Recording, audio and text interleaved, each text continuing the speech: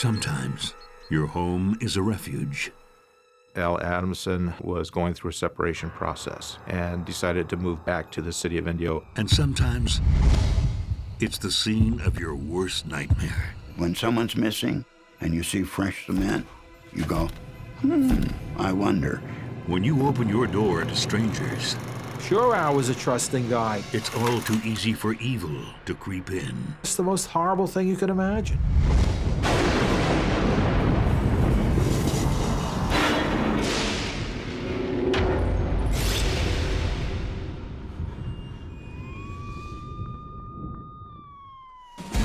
In July 1995, police detectives are investigating a missing person and are summoned to a quiet ranch home in Indio, just southeast of Palm Springs. The property probably was maybe 4 to 5 acres. There were 2 residential homes on that property. The main house was occupied by Al Adamson. Al is the man police are looking for. We couldn't find Al. And I said, you know, where is he? Where's he at? Is he in Texas? Or is he in Vegas? Thanks for coming down, Mr. Adamson. His brother's been trying to reach him for weeks, with no luck. The report was that Mr. Adamson had left and just not told anyone about it. I really started to get panicky. We wanted to trace any movements that he had over the last 6 to 8 weeks to see if we could possibly locate him. The first person they meet is Guadalupe Garcia. She was a caretaker who lived in a mobile home on the property of Mr. Adamson. And she explained to me that she would clean Mr. Adamson's home on a weekly basis. But Guadalupe tells police that she hasn't been in the house in weeks. Pasan unos días, yo me voy para Mexicali con mis padres. Entonces se me ocurre y voy a agarrar las llaves y voy a querer abrir la puerta. Porque yo tenía permiso de entrar en cualquier momento en la casa. Y había cambiado la chapa. Pues, ¿qué está pasando?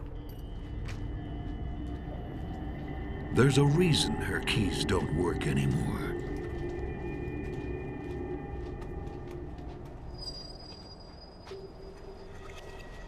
Lupe, you're back.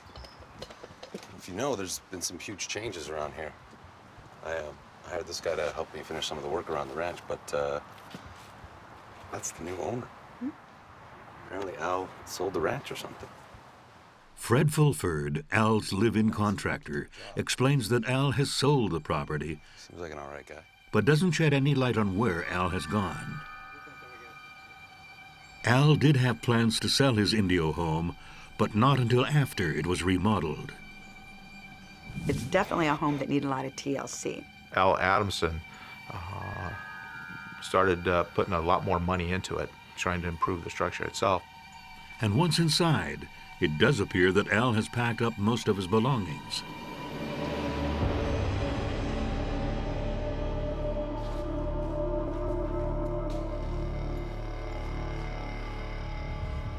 Todos los cuadros que tenía Mr. Adamson ya no estaban. When we walked through the bedroom, she pointed out that a lot of Mr. Adamson's clothing was missing, as well as several suitcases. Al's clearly not there, but he does have a long history of moving around because of his job. He's in the movie business. Hollywood is in his blood. He's born there in 1929 to Hollywood staples. His dad is Denver Dixon, a silver screen cowboy. Al and I used to go with him and watch him make the movies. And his mother, Dolores Booth, a star in her own right. His mom was actually a silent film actress in the old Oregon Trail. Unlike his parents, Al can't sing or act, but he desperately wants to be part of the show. Al liked to perform, and we used to give shows out of the garage. Al always told me he wanted to be a dancer, but he said he had 2 left feet and he just couldn't do it. So Al takes another route. No, I'm telling you. No, I've got this lovely lady sitting in front of me right now who is dying to be in one of your films. He became a manager, an agent of singers and entertainers, and he became an owner of a nightclub. And that's what he really liked. But all of a sudden in 1964, He had an idea in his mind that he wanted to direct a film. It just came out of nowhere. This true son of Hollywood finally finds his place on set in the director's chair. All right, everybody settle. And he's a natural. Action. He had great knowledge, I think instinctively from being with his father, great knowledge of the structure of film. And the structure of film is the key to filmmaking. Al's dad introduces him to Sam Sherman, an up-and-coming filmmaker in New York. Well, we hit it off from the beginning. In 1968, they start Independent International Pictures. We wanted to make musicals. We couldn't get anywhere with that. So I knew a lot about horror pictures. Al said, well, if you think that'll make some money, we'll do it. So we got started on horror pictures. Al is liked by his cast and crew right away, even if they find him a bit square. My impression of Al Adamson was he belonged working in a hardware store in Fresno, California. He just did not look like a film director. I thought, gee, he's not glamorous, he's not hip, he didn't do drugs, he didn't drink really at all. No, thank you. But he had this ability to get people excited about the project. This is going to be great. This is going to be a great movie. Okay, cut. It's not long before Al's movies develop a cult following.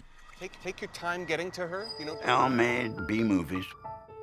Whatever was going on at the time, whether it was blaxploitation or whether it were biker films or horror films, he would sort of squeeze himself into that genre and do it. Al and Sam both gave the people what they wanted. Al Adamson was smart enough to listen to Sam Sherman and to know you give the people what they want. You get a few nude girls, you get a little bit of action, you know, you have kind of a cool hip movie and the people will come. He's had some great successes. Dracula vs. Frankenstein, as a little child, you're watching at midnight and it was the movie you wanted to watch. He made one called Five Bloody Graves. Satan Sadist. They developed a huge following. They became these cult filmmakers. Al Adamson was the king of the drive-in. But eventually, life will imitate art, and Al will find himself in the middle of a real-life horror story. It was horrifying, horrifying. Movie director Al Adamson has been missing for weeks, and his friends and family have grown frantic. But back in the 70s, the only drama surrounding Al's life is on screen. Okay, cut. Al is king of the drive-in. Excellent. And from the beginning, his undisputed queen is Regina Carroll. Al used Regina in almost every movie he made. He never looked at another woman. It was like one of those once-in-a-lifetime loves, the kind of love we all hope to get in our life. They marry in 1972. They had similar interests, they were theatrical personalities, and I think they were genuine people. And I think they shared a genuine love, and I think the living together, the working together, the getting married, it all went hand in hand. The 70s are hugely productive for the couple, but once the 80s roll around, the industry changes. A lot of drive-ins were shutting down. So the changing environment in the entertainment industry, the changing culture, it just kind of boxed them out at that point. Ever resourceful, Al takes the money he's made from filmmaking and tries his hand at a new game. Okay, which one do you prefer? Oh, definitely that one. He got into real estate because he could make money at that, doing that. I seen him make 30 grand in 2 months. Al was very successful in real estate. But in the midst of this success, Al and Regina are hit with devastating news. Babe, you okay? What? Let me get you some water, okay? Regina had cancer of the brain. Al had this great ability to believe everything, if you just prayed and worked hard enough, would work out. He devoted himself to Regina when she got ill, so that he was always at her side, holding her hand. After a long battle, Regina dies in November of 1992, at just 49 years old.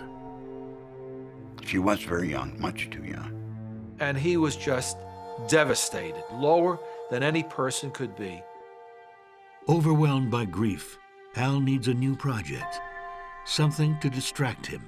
Al, it's Sam. I got a perfect project for you, okay? Brilliant script, you're gonna love it, and it shoots in Australia. And Al said, great, I need to find an actress. Enter a new leading lady, both on screen and off. He was in Las Vegas trying to recover from this terrible loss when he met Stevie Ashlock. How lucky did I get? I mean, he was just a card character. And I came down to audition for a movie he was doing. So, you had a chance to read the script? What? Oh, yes. Yeah. Yes. The character's good. It works for you. Yeah, I mean, I'm just gonna sort of. Oh, a couple weeks go by and I didn't hear anything. And then finally I get a phone call. And the next thing I knew, they had a romance going. The movie soon wraps, but the romance doesn't. Back stateside, the couple is ready to start a glitzy new life together in Las Vegas. He said, I want you to go home and pick out a house. I said, okay. It was a gorgeous house. It was an English Tudor house and just looked like a little something you'd find in Cinderella. It needs a little work, but they figure it can be done while they're jetting around the world. Al and I traveled most of our time together. And no more get home from one trip and had to unpack and hurry up and scurry and pack up for the next trip. And so we were constantly on the go. Their newfound love is like something out of a fairy tale. But most fairy tales have villains. I had left the gate open that day because we were expecting the gardener to come.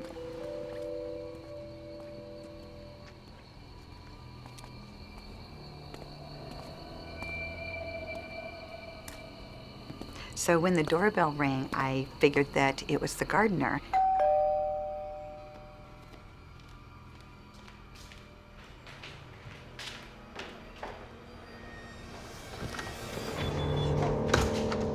Hey, that was rude. Why did you slam the door? I don't know who that was, but it wasn't the gardener. You're just being silly. Hey, excuse me. Can I help you? Yeah, I'm Fred. Hi, Fred. Come on in. Thanks. Hey. I was just doing some work down the street. I've been taking care of this place for the previous owner. Oh, okay, I really? put in the pool and I've done all the yard. Fantastic. When Fred Fulford shows up unexpectedly, Al is quick to give him work. Great. Well, good to meet you, Fred. I'll see you tomorrow. Fred was in the right place at the right time. And as long as somebody was willing to pay him for something, he stuck around and he did it. Al was always about working a deal with somebody, you know, that was his nature. I'll work a deal with Fred, he'll fix the things, it won't cost me as much as I hired, you know, a construction company to come in to do them. Mr. Fulford came to work for them to do some rock work around their swimming pool. It wasn't unusual for Al to adopt strange people as his buddies or pals, you know, and put them on his films or hang out with him for a while or go into business together. He would hire the Hells Angels instead of hiring actors because he said authentic was believable. Before long, Fred is working out so well that Al makes a grand gesture.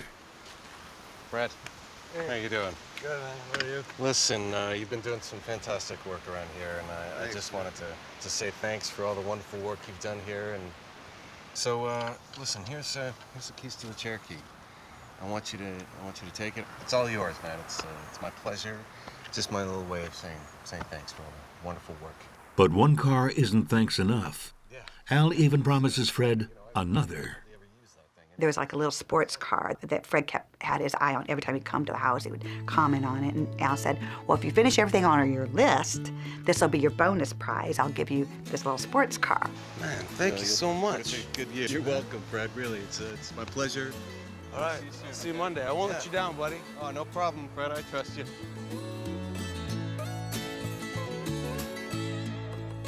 When Al's brother Ken comes to visit, he meets the star contractor for the first time. And over here, I mean, he did all this too. He did the put up the tent. Isn't that nice? Nice dinner's there. He introduced you here, Fred. Hey, this is my brother Ken. Hey, nice to meet you. Ken, Fred. nice to meet you. So you guys make movies together, or? No, Fred's my guy. This is the guy who. Ken quickly learns that things are not as they appear with Fred. That's the best one. All right, guys. Duty calls. Yo. Women. Yeah, right. Can't live with them. I can't live without them. Say that again. Yeah. Wife? ex-wife. Spoke with her lawyer on the phone just a little while ago. $800 a month.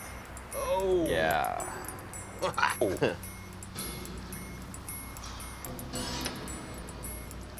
I might be able to help you with that. What do you mean help? Desperate times call for desperate measures, Ken. What are you talking about? Yeah, I know some guys in Arizona. Fix that right up. Fred, I'm just not that desperate, man. I mean...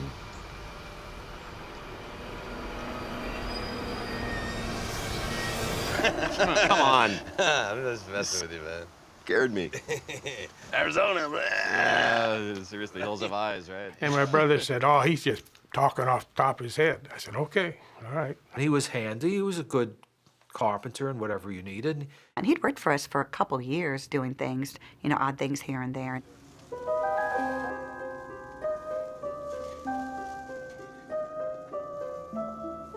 Hey, Fred, come on over, grab a burger. Here you go, man. The longer Fred works for Al, the more he comes to admire him, even if he gets a bit carried away sometimes.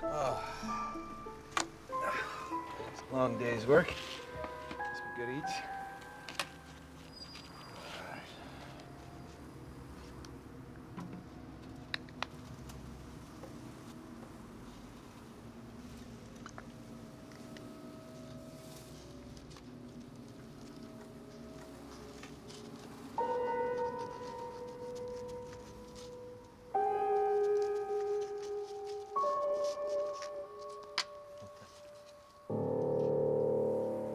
The most interesting thing that happened one day, I saw a man at the end of the driveway, which I thought was Al.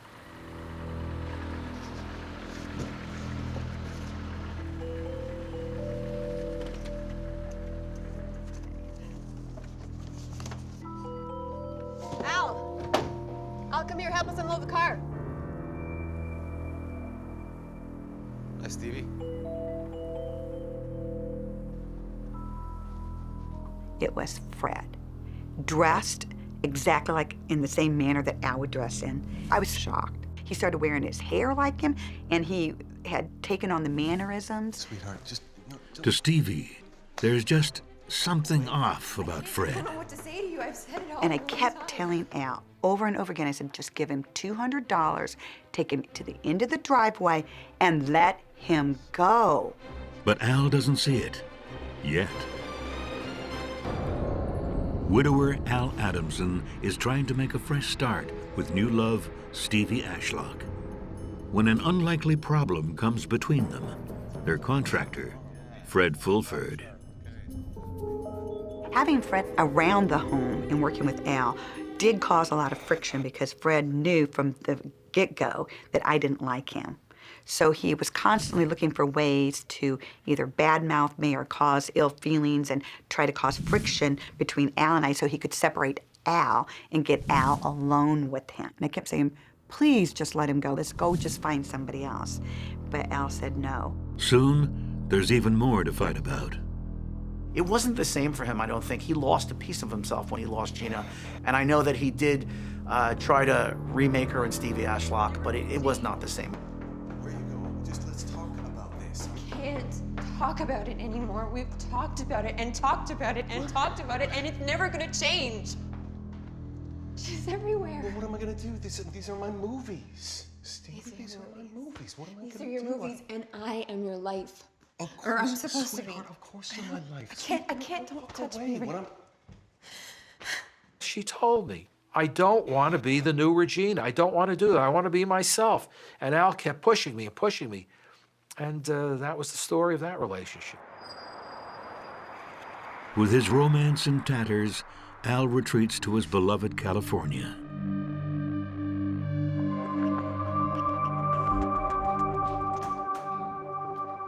Lupe, how are you? Oh, it's good to be home. He had no place to go except back to Indio. He's depressed, but he finds a distraction. Big changes to his Indio home. So he called Fred Fulford in from Las Vegas to live at the house and fix it up so he could sell it.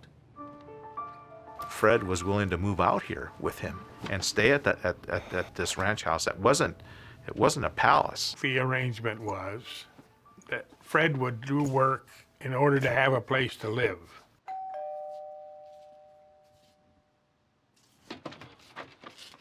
Hey, Fred. Hey, buddy, how you doing? How's your trip? It's great. I got the right car for it. Fred's not the only employee with this kind of deal.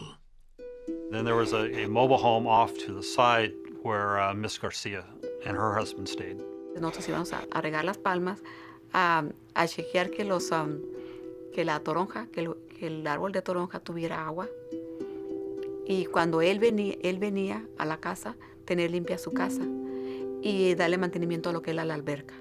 Entonces, ese era mi trabajo, en nuestro acuerdo. Y por ese acuerdo no íbamos a pagar ni luz, ni agua, ni el parqueadero donde estaba la trailer.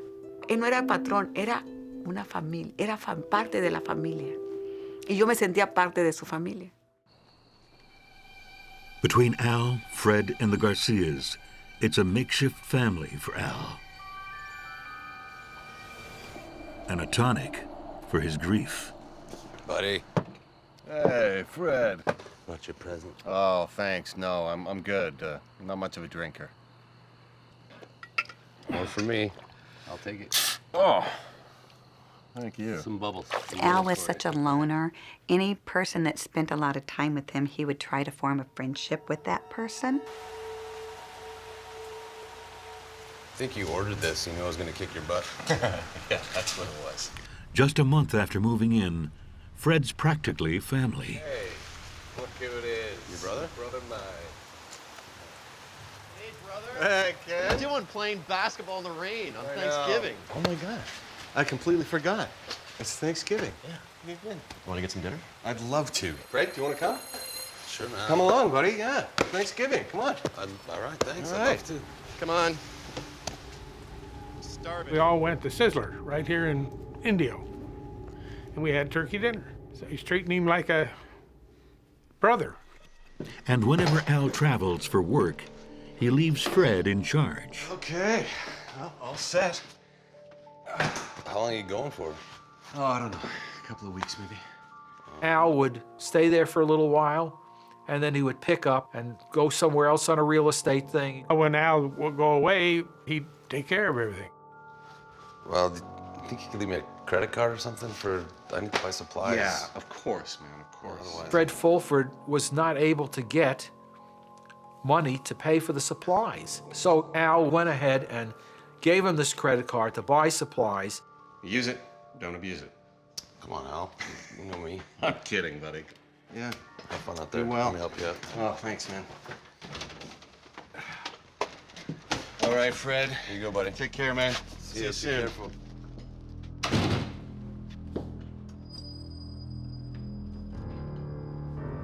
And apparently, Fred has hired some workers on his own.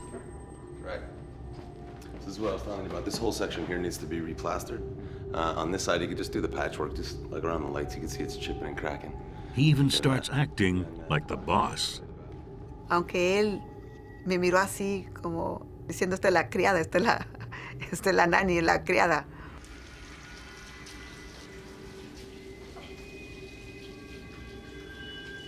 Miss Garcia, she never seemed to really get along with Fred.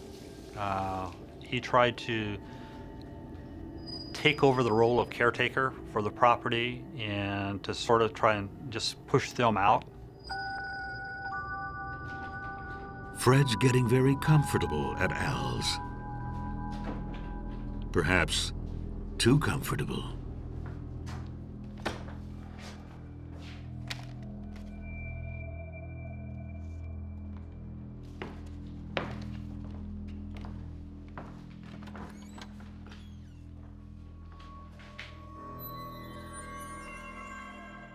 Fred? Lupe?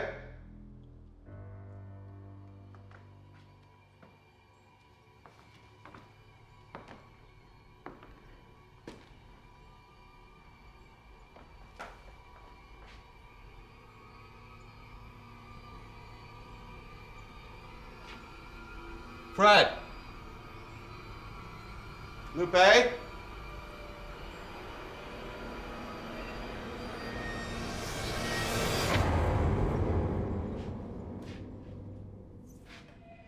Al told me, I leave money on the table. Fred helps himself to the money and takes a credit card and goes, fills up his car with gas and comes back and throws it back on the table.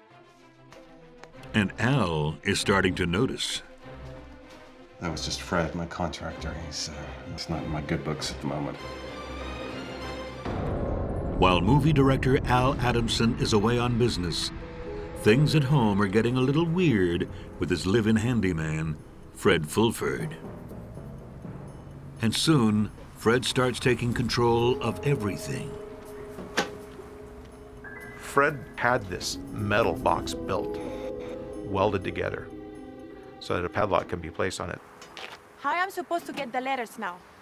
You're just gonna have to find someplace else. You're not gonna be getting mail here anymore, senorita.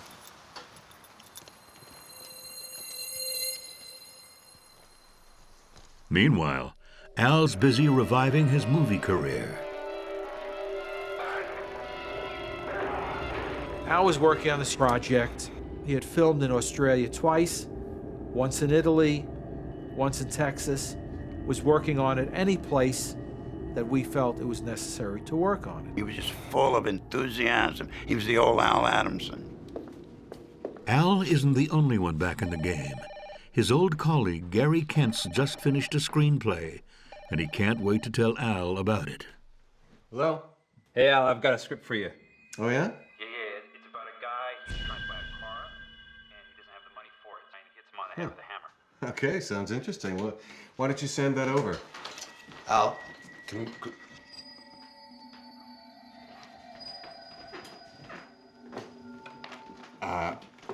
hi, Gary. Sorry about that. That was just Fred, my contractor. He's not in my good books at the moment. Anyways, continue. Al had not been extremely happy with the work that Fred was doing. While some of the work was okay, there was other things that were done that he did not like and he wanted redone. Here's another example right here. Look, what's this here? I think it was more that he did not know how to do it properly. And much of that was done below the current building code standards. And that's not all. Hello, this is Al Adamson. Excuse me, what do you mean? I haven't received any letters. No, I haven't received anything. He was borrowing from my brother for a long time. And Al says a couple $100 here and there don't mean nothing.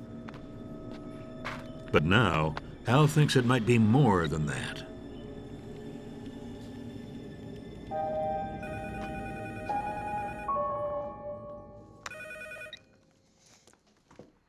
Yeah, hi.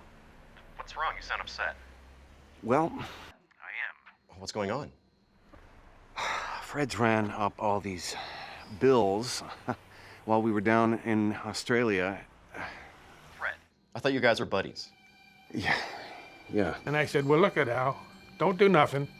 I'll come down there tomorrow and we'll sit down and discuss how we're going to get rid of Fred. Ken was able to convince Al to wait so he could drive down and be with him there when Mr. Adamson confronted. Hello, yes, this is He Al agrees Adamson. to wait to dismiss Fred, but he calls his bank right away. I would like to remove a name from my credit card. Yes, that's correct. Fred Fulford. All right, thank you very much. Thank you, you too. Al. Is there something you want to tell me? Are you stealing from me, Fred? Are you really asking me that question? Listen, I just need a straight answer. No, I would never steal from you. Well, there's a lot of charges on my credit card racking up, and You gave me the credit card. You told me to buy what I need to fix the house. There's no need to get heated about this. I didn't tell you to charge everything and rack up thousands of dollars on my credit card. The bank called me. So can you explain these charges? I show you all the receipts. I keep them in the truck. Great, I would love to see them. Okay, all you have to do is ask, though, Al. Okay, please, I would love to see the receipts. Yeah, okay, fine. Thank you. Can you let me get back to my work, please? Yeah. Work it up.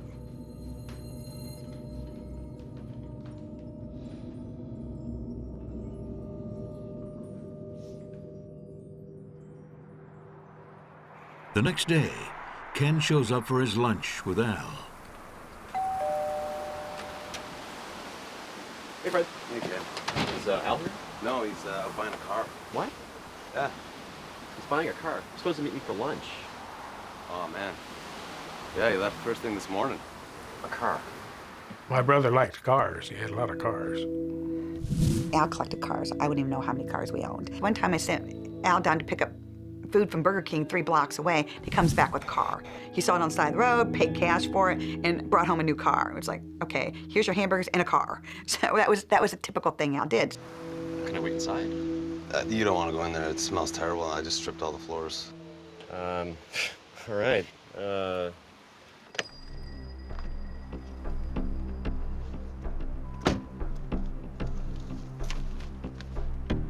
Ken waited around for several hours, and when Al still did not return, he left to head home. He did stop along the way and call to try and get a hold of his brother, but Fred Fulford again told him that he had not returned yet. And when Ken calls the next day, it's Fred who answers once again. Hello? Can I speak to Al? Yeah, sorry, Ken. He's already gone on a trip. Did you tell him I wanted to speak with him?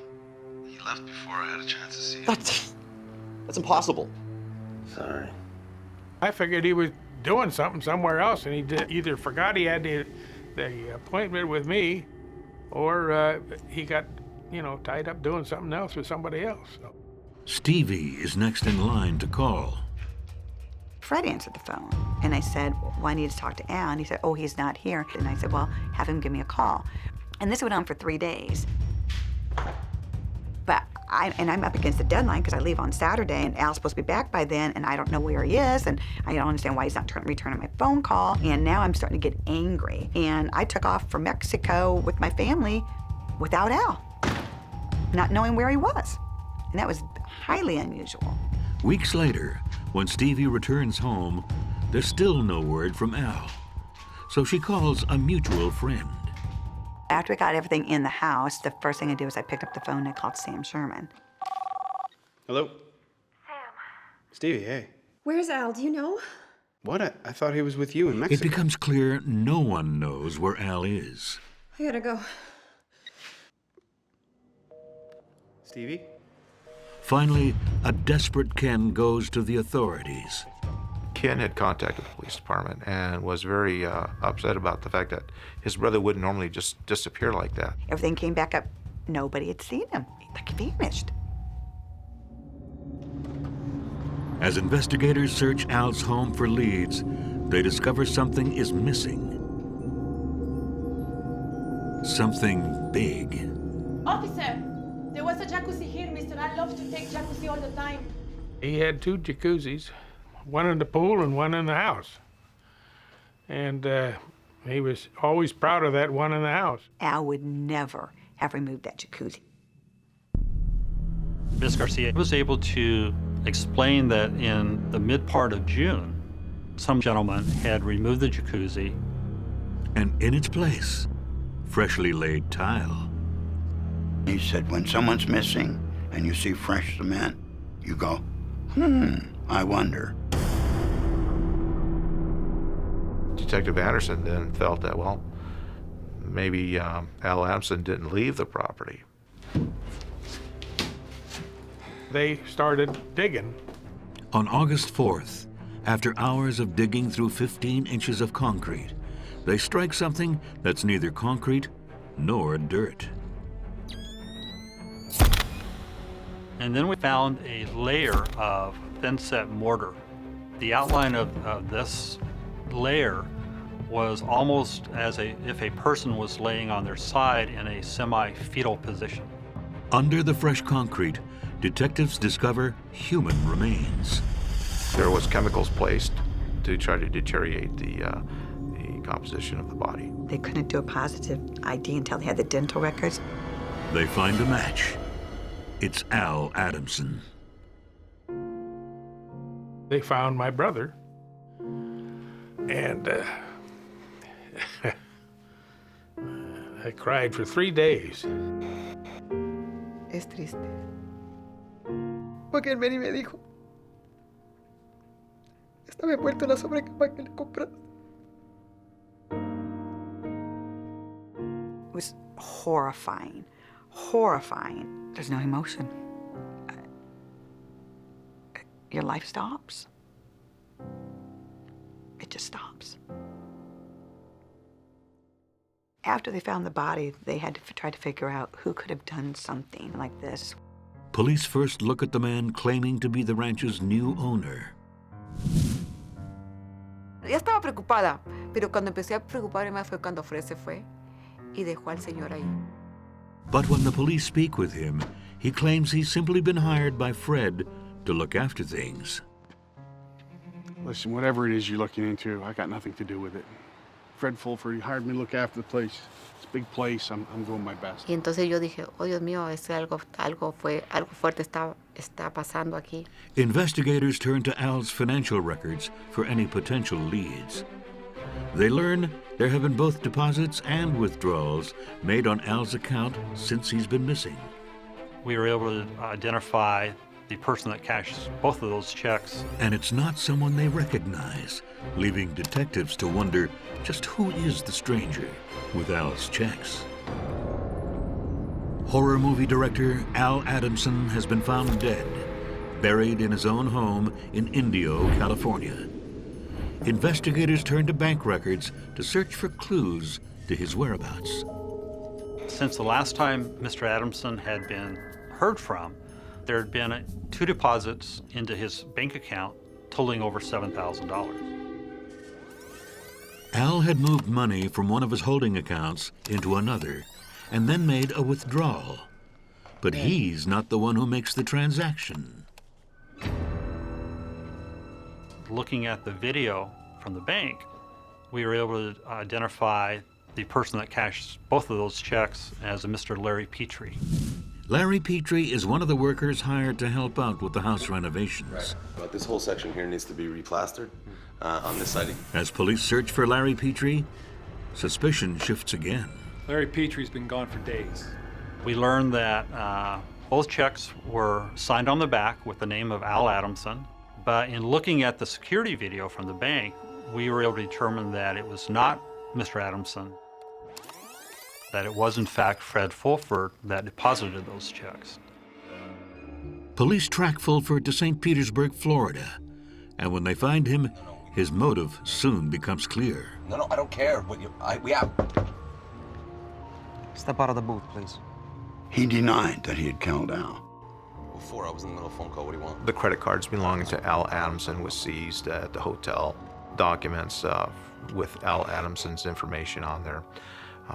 The cars that belonged to Al Adamson, high-end cars like a Mercedes, was located there in Florida and being sold through a relative of Fred Fulford. He tried to explain that the cars that he took, he had paperwork showing that Al had given those cars to him in lieu of payment for the work he had done.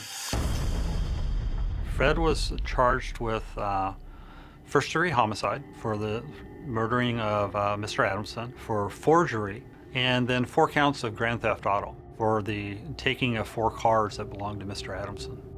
Fred was in denial a lot of this time. It's not like as if he had a guilty look on him. He just was frustrated that it ended this way. Larry Petrie is eventually cleared of any wrongdoing. When we were able to get a hold of Mr. Petrie, he explained that Fred Fulford had written the checks to him and wanted him to cash them, allegedly because he did not have the appropriate ID to cash them. Fred Fulford was going to the mailbox and getting the mail so Al wouldn't see the receipts or the bills from the credit card company. Fred's extradited to California in November. On the journey back, Detective Lopez notes yet another odd thing about Fred. I flew back to Florida to bring Fred back to California. As I looked down the hallway and I saw Fred wearing a suit, but it was very saggy. It was Al Adamson's suit. Fred really thought that he could step into Al's life. Having worked more than 1,000 murders, I've really never encountered anybody who would do something like that. Do I think Fred Fulford was trying to emulate Al? Al had been a movie director, and movie directors are attractive to people, and I think he got a respect or attention that Fred Fulford could never buy for himself, and I think he kind of liked that. When the case goes to trial on October 5th, 1999, the prosecution paints a picture of what happened that night.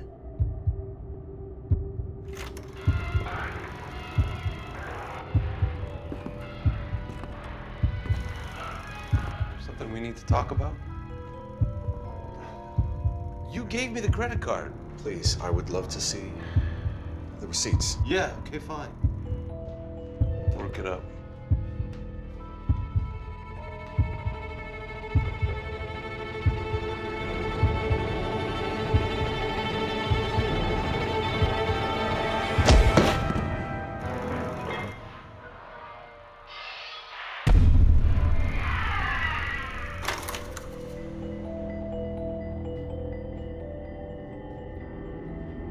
It's all strangely familiar. It's very eerie because the script I'd sent Al, the lead character in that film had been killed the same way. And that script was on Fred Fulford's nightstand in his bedroom because Fred was always getting the mail. Fred knew he was going to be fired and was going to lose it all. When people murder somebody, they will generally use tools that they're most familiar with. Fred had to make a decision, walk away or try to take whatever he could, and the only way to do that was to kill Adamson. Fred then hires 2 men to dig up the jacuzzi, then covers Al's body with 42 inches of cement before laying down fresh tile, where it will stay buried until the excavation weeks later.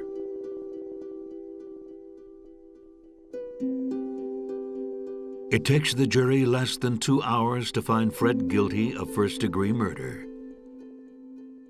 He's given 25 years to life. I would have liked to see him hung or shot. Not overly happy about that whole situation. I wanted the death penalty. I never believed in it before this happened. A lot of people have said Al Adamson was murdered because he made all those horrific films, horror films and angry films and films about lust and murder and pillage. Al wasn't that way at all. What do I miss the most about Al Adamson is his love of life. The last person I expected to be murdered was Al Adamson. And I've not overcome it. Yo pienso que todos los que hacen una película dejan una parte de su corazón y de su vida. Although he was kind of, I'd say sort of a straight arrow, he was still full of magic, and he brought a lot of magic people together for his films. And I miss that very, very much. I'm still not over it. I don't even, I can't get too close to too many people anymore. He was such a unique person. You always felt like you were a better person when you left him.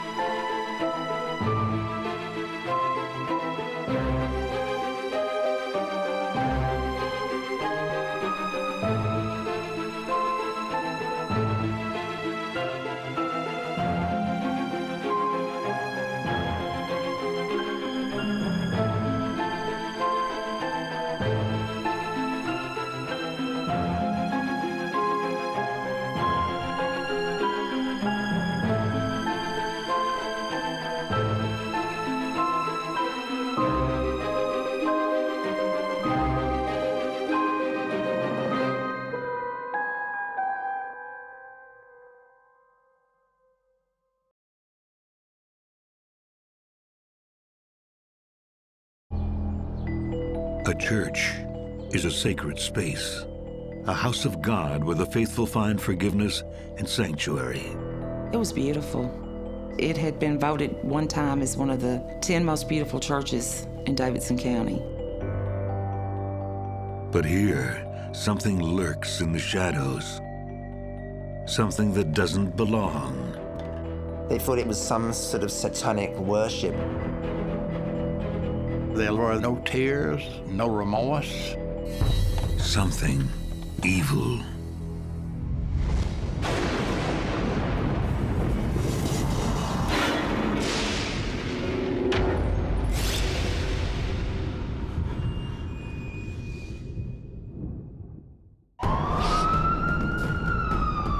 Firefighters race through the streets of Nashville as a Pentecostal church erupts in flames. My knowledge of the entire incident came when I received a phone call in the early morning hours in June. And I was told that there was a fire at the church located on Woodland Street.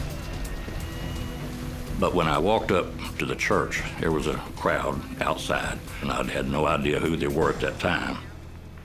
There was quite a few members of that congregation that was standing around on the sidewalks and in the parking lot. By the time they got there, Church of Emmanuel was burning pretty fiercely. It was so sad just to see this beautiful building totally just destroyed. But strangely, the shepherd of the flock isn't there.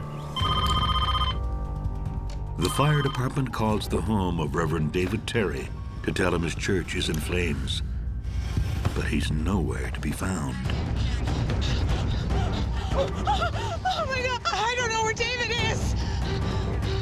As firefighters move into the burning church, they make an alarming discovery. What do you think? Well, it sure looks like arson.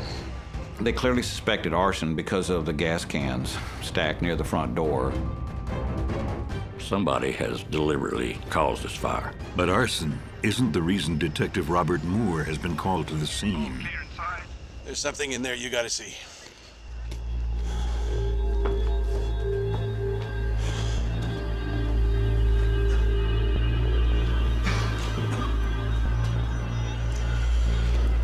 When I opened the two doors, there's the sanctuary, and I can see everything is charred or smoked.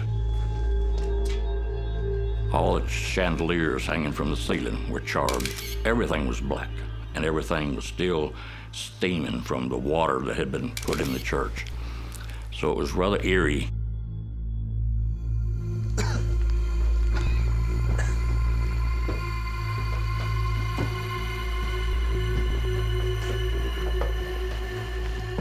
The real surprise is waiting in the attic. Here. There it is. There was a pile of 2x4s on top of a green outdoor type carpet. There was something under that carpet, and it was obvious that there was a large body. Is this what it looks like? Well, you tell me.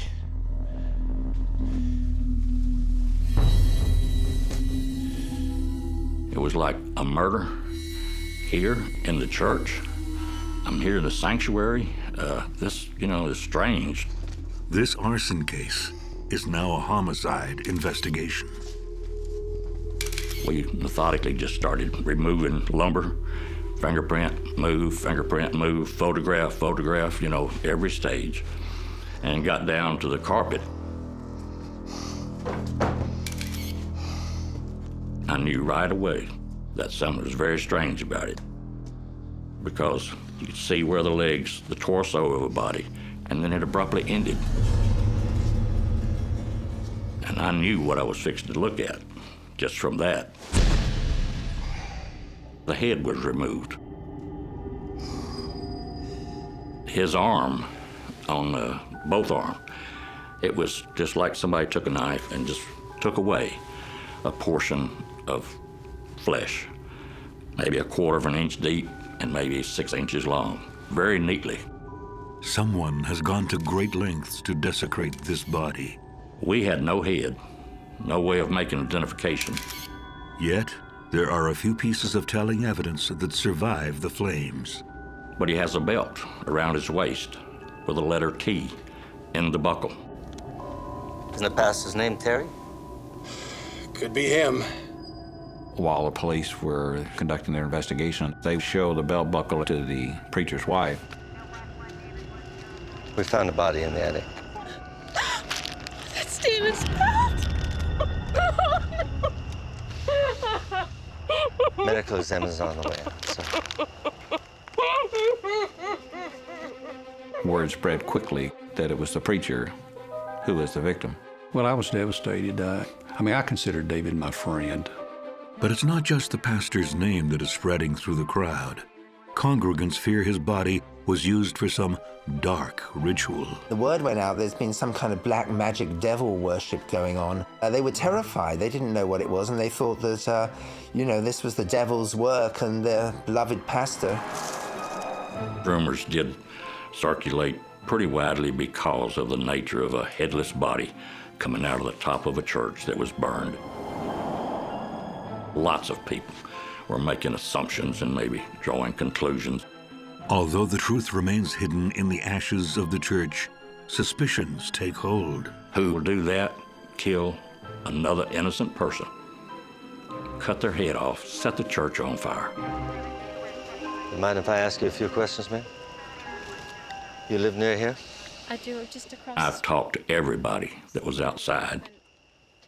We had witnesses that saw a person leave the back door of the church and get on a motorcycle and drive away somewhere close to midnight. With no idea who drove off, police look to find out more about the victim. Welcome. Brother, welcome. Great to see you. Reverend John David Terry has been leading this small Pentecostal congregation of 80 people for about 15 years. Sister Teresa, wonderful to see you. He was a really good pastor. He was very charismatic. Everybody really liked him. He was very dutiful. He was very, very pious. He was married. He had 3 children. And he was very well respected and beloved in the congregation. So beloved that police are baffled. The pastor seems to have no enemies. Lord, we thank you for your blessings. The horrific crime leaves police with 2 questions. For the nourishment of our bodies. Who has murdered David Terry? And why has someone taken his head? Someone has killed Reverend David Terry and left his decapitated body inside his own church.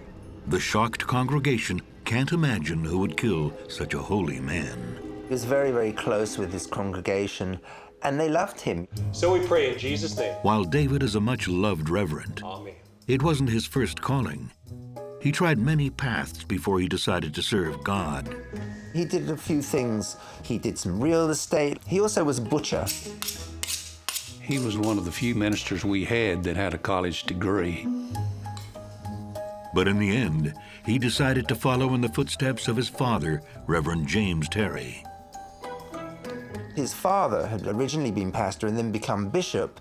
It was seen that it was kind of an easy way for him to get into life if he joined the church. There was a ready-made job for him. But he had a problem with his father because his father put him down a lot. David worked very hard to earn his father's respect, but it's not his dad who truly guides him. He was incredibly close to his mother. His mother was his confidant, so he really looked to his mother to give him the support and the confidence which he lacked because his father was always putting him down. She was a very sweet lady, just a sweetheart. But as upright as David is, he's also quietly ambitious. He was really looking to become bishop of all the churches in Nashville. His father had been bishop, then a friend of his father's became bishop, and as he came up to 65, which was retirement age, Reverend Terry expected to take over the job. This meant going from about $40,000 a year, what he hoped would be about 80 plus, and doubling his salary. Abel was a very good man. His brother Cain was not so good. Until then, David is more than content to tend to his small but devoted flock. Praise Jesus. Hallelujah. Among them, Teresa Matheny. He seemed to really love and care about the people there. You know, we called each other brother and sister, you know, like Brother William, Sister Teresa. A lot of the people there felt like that. They felt like family. But in 1983, it's David's immediate family that suffers a real loss. David's mother ended up getting Parkinson's and died. That had a huge impact on him. He lost his confidant. He didn't have anybody that he felt he could trust. Despite his loss, David remains strong for his congregation. But after his death, they are lost and confused, especially his wife, Brenda. When's the last time you saw your husband? He picked James up from the boarding house today. She told me that David Terry was scheduled to go fishing with James Matheny. Wonderful to see you, sister. James Matheny, parishioner and Teresa Matheny's husband, is a special member of David's flock. Though it took him a while to find his place. How are you, Sister Teresa? Always better after your sermon. How's Brother James? Not good.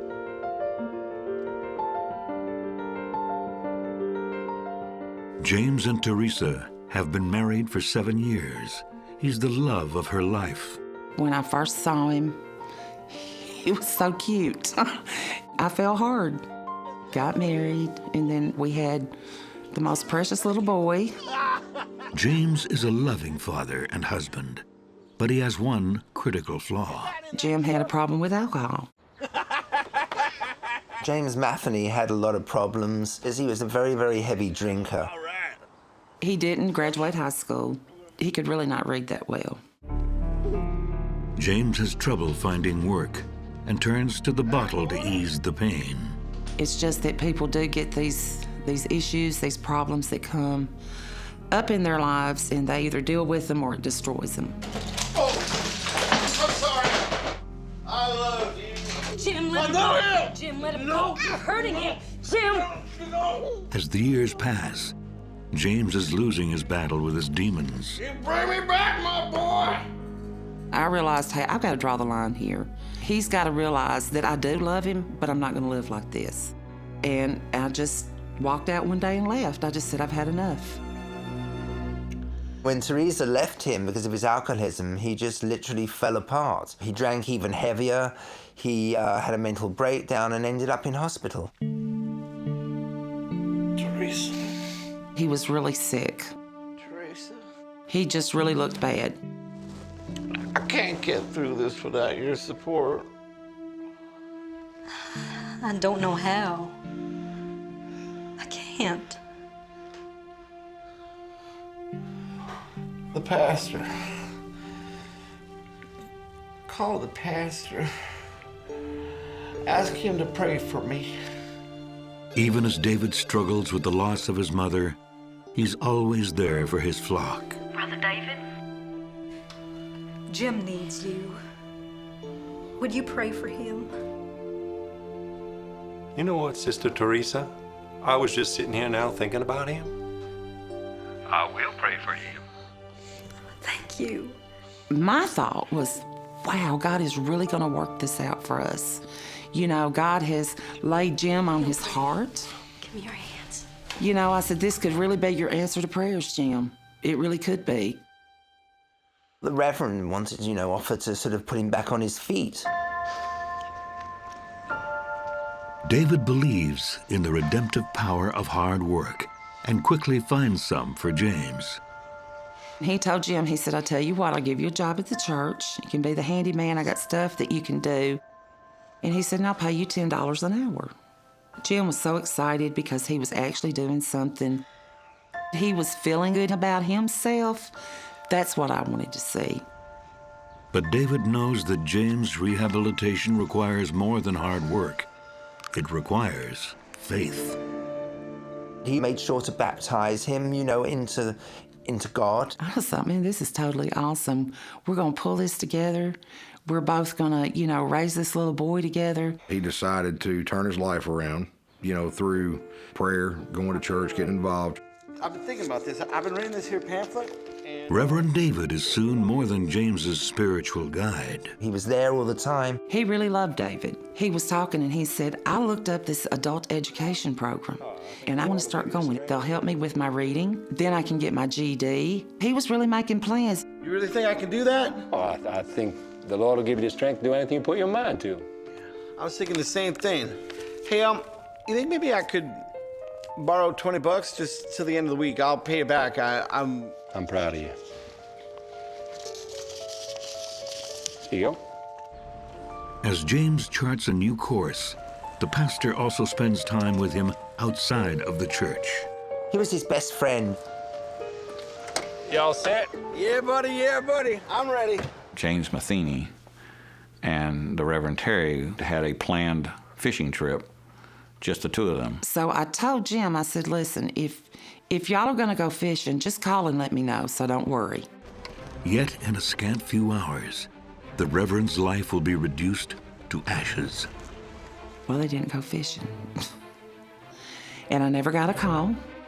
And the faith of an entire community is shaken. Is somebody that cold and that cruel? It's like your world stops turning. Reverend David Terry's decapitated body has been discovered inside a burning church. Police have a lead about a man who fled the scene on a motorcycle, but little else. And we put out the fact that a person left that church on a motorcycle, hoping to stir up more interest and maybe gain some more knowledge. Police also hope they'll get precious information from the victim's best friend. Yeah, pardon me, ma'am. Detective Moore. But there's a problem. They went to check at the rooming house, and James Matheny was not there. He left with David Terry.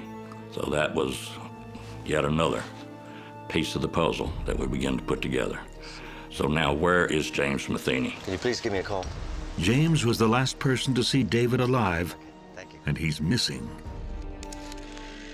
Teresa is worried that her husband may have met a similar fate as David. Hi, would Jim be there?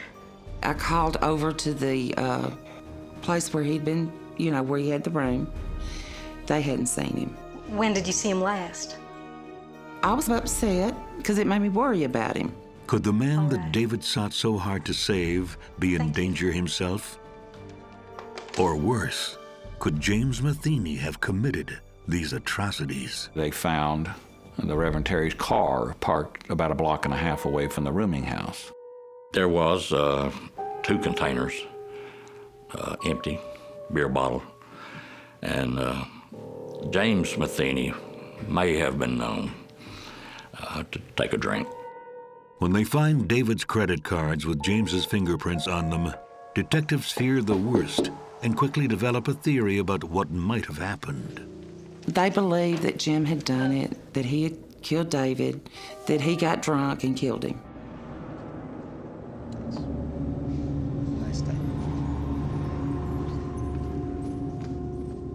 There was a robbery gone wrong, and he'd killed Terry in the church and then tried to escape. They told me that they had put an APB out on Jim. I was like, there is no way that Jim killed David. He loved him too much. Detective Moore also remains unconvinced. In fact, he's about to turn this investigation on its head, and it all starts with the headless body. Something was very strange about it. Here's a man, a large man, who has on white jockey shorts, but he has a black belt around his waist with a letter T in the buckle. And why would they take the filleted meat off his arms? Moore suspects that this is much more complicated than a robbery gone wrong. Through the medical examiner, you can get concrete evidence about the wounds, and part of his procedure is to x-ray. He's looking for possibly a bullet inside the body, something that we haven't observed. So the x-ray immediately brought the fact out that there was a medical problem in his chest area. Let me just take a look at his file again. The x-rays show evidence of obstructive pulmonary disease. Only David Terry has no such medical history. I don't know who this is, but one thing I can tell you, it is not David Terry. If it's not David, Detective Moore has a hunch who it might be. Can you please pull the records for James Matheny? James Matheny had been treated for certain chest diseases, and they were able to identify it positively to the x-rays. We've had a break in the Within case. 24 hours, the story makes a violent 180. James, the alleged killer, is now the dead man. It flip-flopped around. It was kind of crazy. You know, it's like, how does this happen? And why did it happen? I mean, there was just so many questions running through my mind. But I just saw him last. I thought, how am I going to explain this to a 3-year-old? And if the preacher's not dead, where is he? We've got a missing preacher. And as word spreads, so does fear. If it's not his body, then where is my husband? Unfortunately, I don't have an answer for you. We're going to do everything we can. At that point, everybody, you know, they just figured, well, they killed Jim, made it look like David, and took David off somewhere. Police take a closer look at David in their search for clues and motive. David had testified as a character witness in a murder case here in Nashville that pertained to a captain of the fire department that had murdered his wife.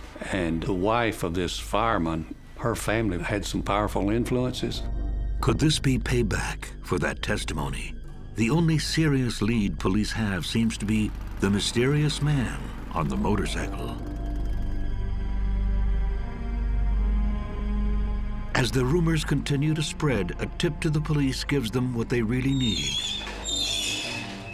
evidence. I received a phone call that I could find a motorcycle at a storage warehouse. The motorcycle matches the description of the one seen fleeing the church. I opened the compartments, and inside that, there was a driver's license that belonged to James Milam. More surprisingly, Malam's photograph on his driver's license looks strangely similar to David Terry. We researched to find out who is James Milam. Found out he was deceased. He died in 1st or 2nd grade in a boating accident. And the grave marker has a sad little drawing of a boy in a boat with a fishing pole. Police wonder how a dead child is connected to the murder of James Matheny and the disappearance of David Terry. The answers soon come from an unlikely source, David Terry's lawyer. When they first put the story out, I recognized the name as having been an old client of mine. I just said, well, you know, it's a tragic situation. And that remained so until we got a phone call. And it was David Terry. I need to talk to the police. You make it happen. He did not tell me his exact location, but from what I gathered, he was somewhere in North Mississippi. The beloved pastor is alive, but is he still in danger? He thought that was amazing. He thought it was actually a sign from God. He felt it was a first resurrection.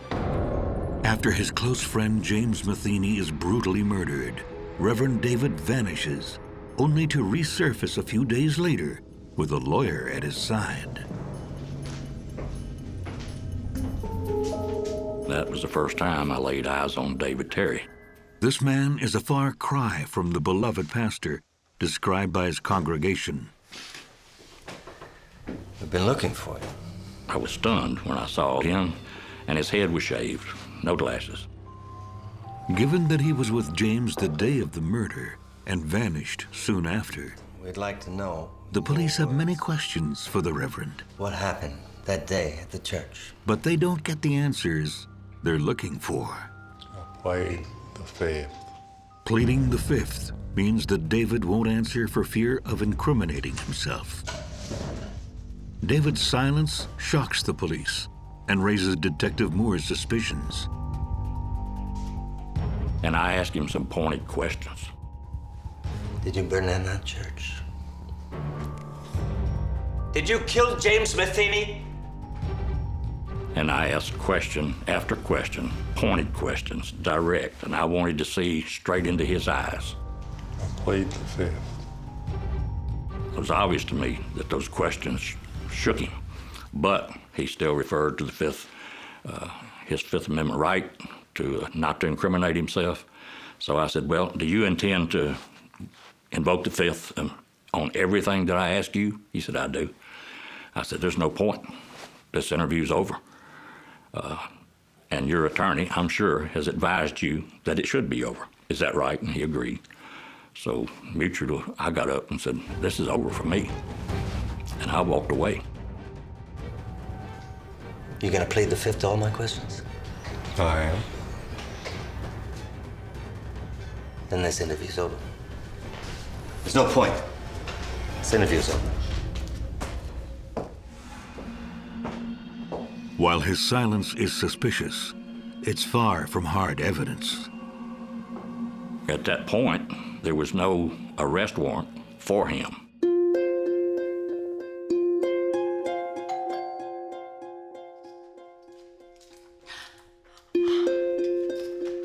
The community rejoices that David has been found alive, and none of the faithful believe that David is really to blame for James's death.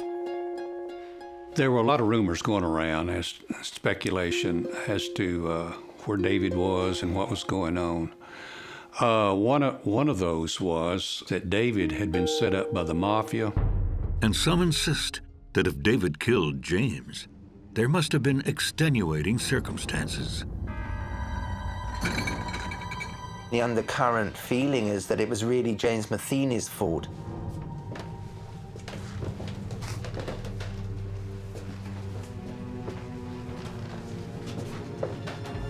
They were saying that Jim had been drinking. Damn it! James, no. Please don't swear in the house of God. No, They thought he and the victim got in an argument. Oh, I need to borrow another 20 bucks. To spend it on alcohol? Yeah, alcohol. Tired of you always trying to act like you're better than me. Oh, better than you, I'm trying to help you. Don't touch me. Hey, don't touch. No, James. I want that money. And he must have provoked Pastor Terry into this horrible action. Maybe there had been not a fight, but maybe shoving back and forth or something. Give me that money. James, no. Where's going? James, give me that. This put David probably in a panic mode.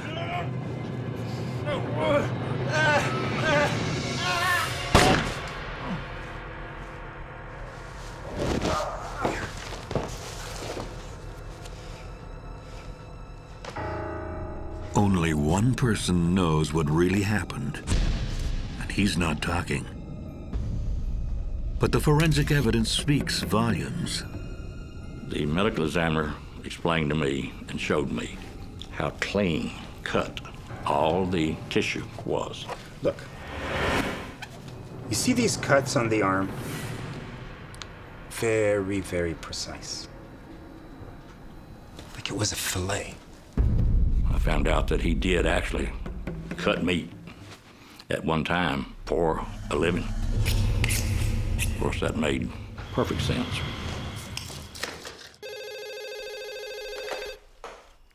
Yes. When they track down the previous owner of the motorcycle, police find another piece of the puzzle. You're absolutely positive.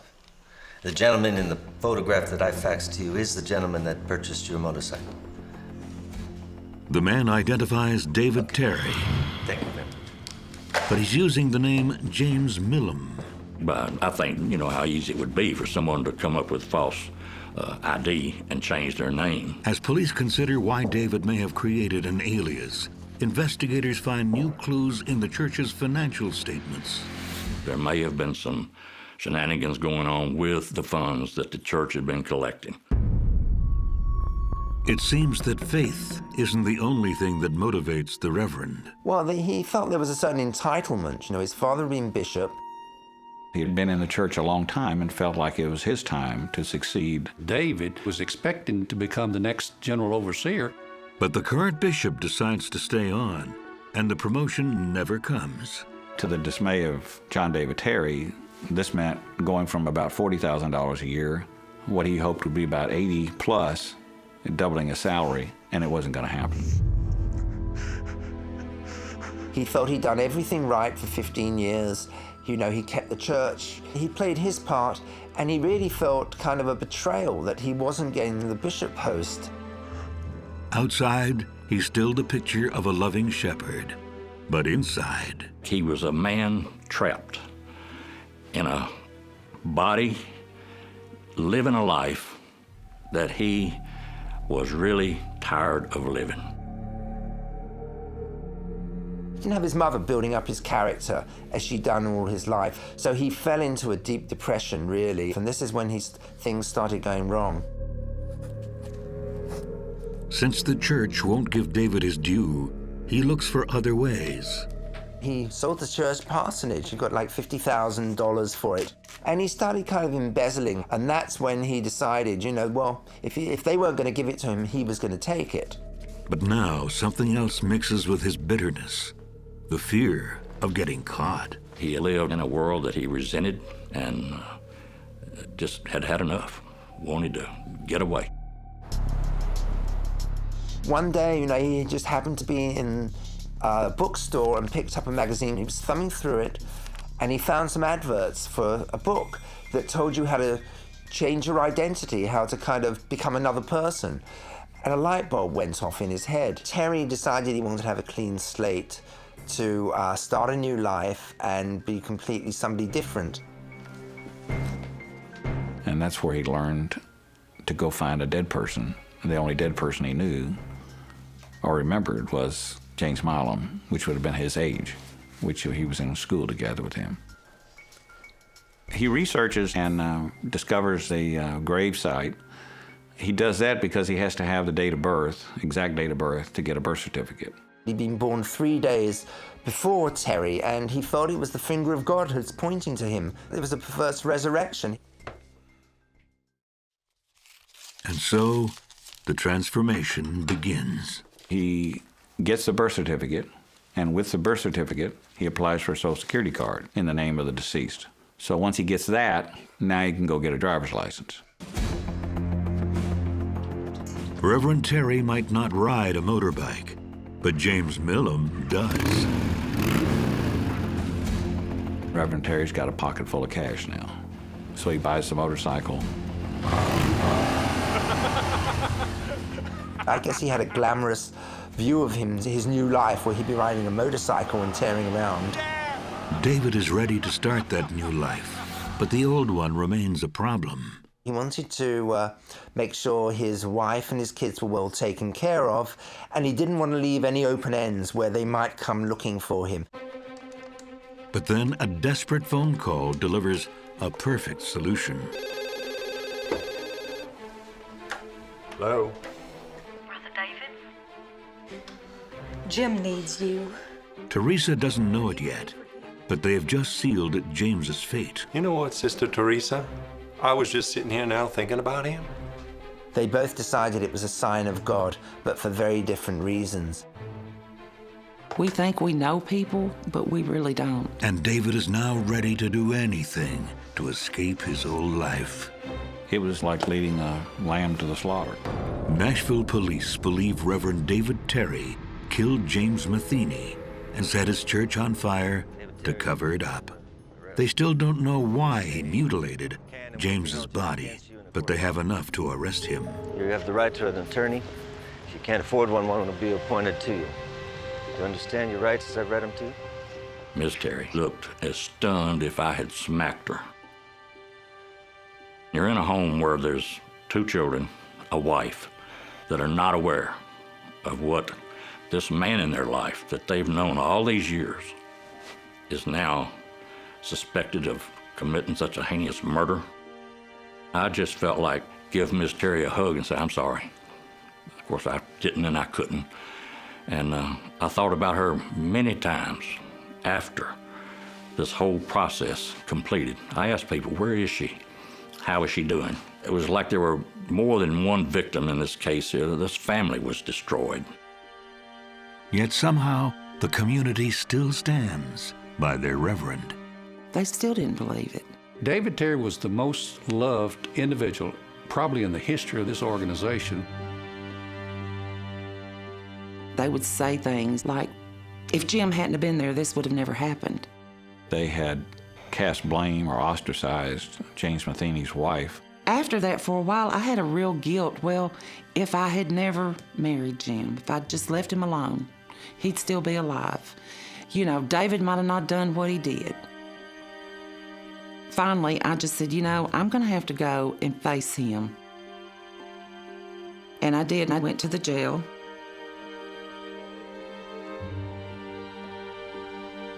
I've known you for so long, David. I need an answer. We all do.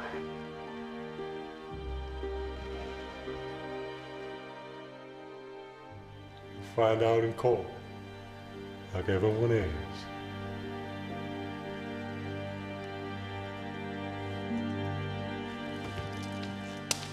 David is true to his word. Once in court, he pleads guilty. That's all I ever wanted to hear out of his own mouth, that he was guilty. And the truth about the crime comes out. He wanted everybody to just think that he died, you know, in a terrible, tragic way and not come looking for him. And for that, he needs a body. He would do a switcheroo and use James Matheny as the scapegoat. It was clear he had selected him to be the one to be the victim. They were about the same size. He also trusted him absolutely. He chose him because Jim did have those issues. I think he felt like he was superior to him. David sets out to earn James's trust. He baptizes James Matheny and pays so much attention to him that James Matheny literally worships him like the big brother that he never had. Somebody important is taking it, giving him attention, making him feel special. And so on this day, he's set in motion money for his family. He's divested himself of church historical tapes. The last thing he does is plan the finance for his escape. On a hot, humid morning in June, Reverend David Terry gets up before dawn and makes his final preparations. He had an envelope with $10,000 which he left for his wife to find, and he also left a $100 bill for each of his sons.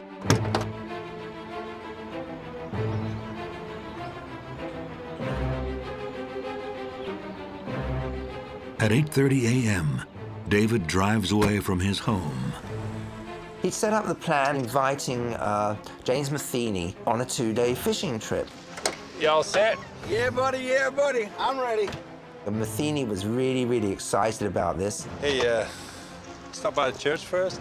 I need your help with something. Yeah, sure, no problem. The fish are still sleeping anyway. Like leading a lamb to the slaughter. Reverend Terry asked him to help him get a few things down from the attic of the belfry, and of course he willingly obliges.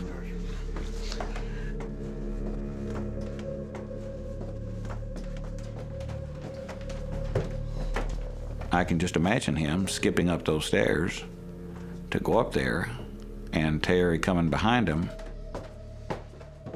They were friends.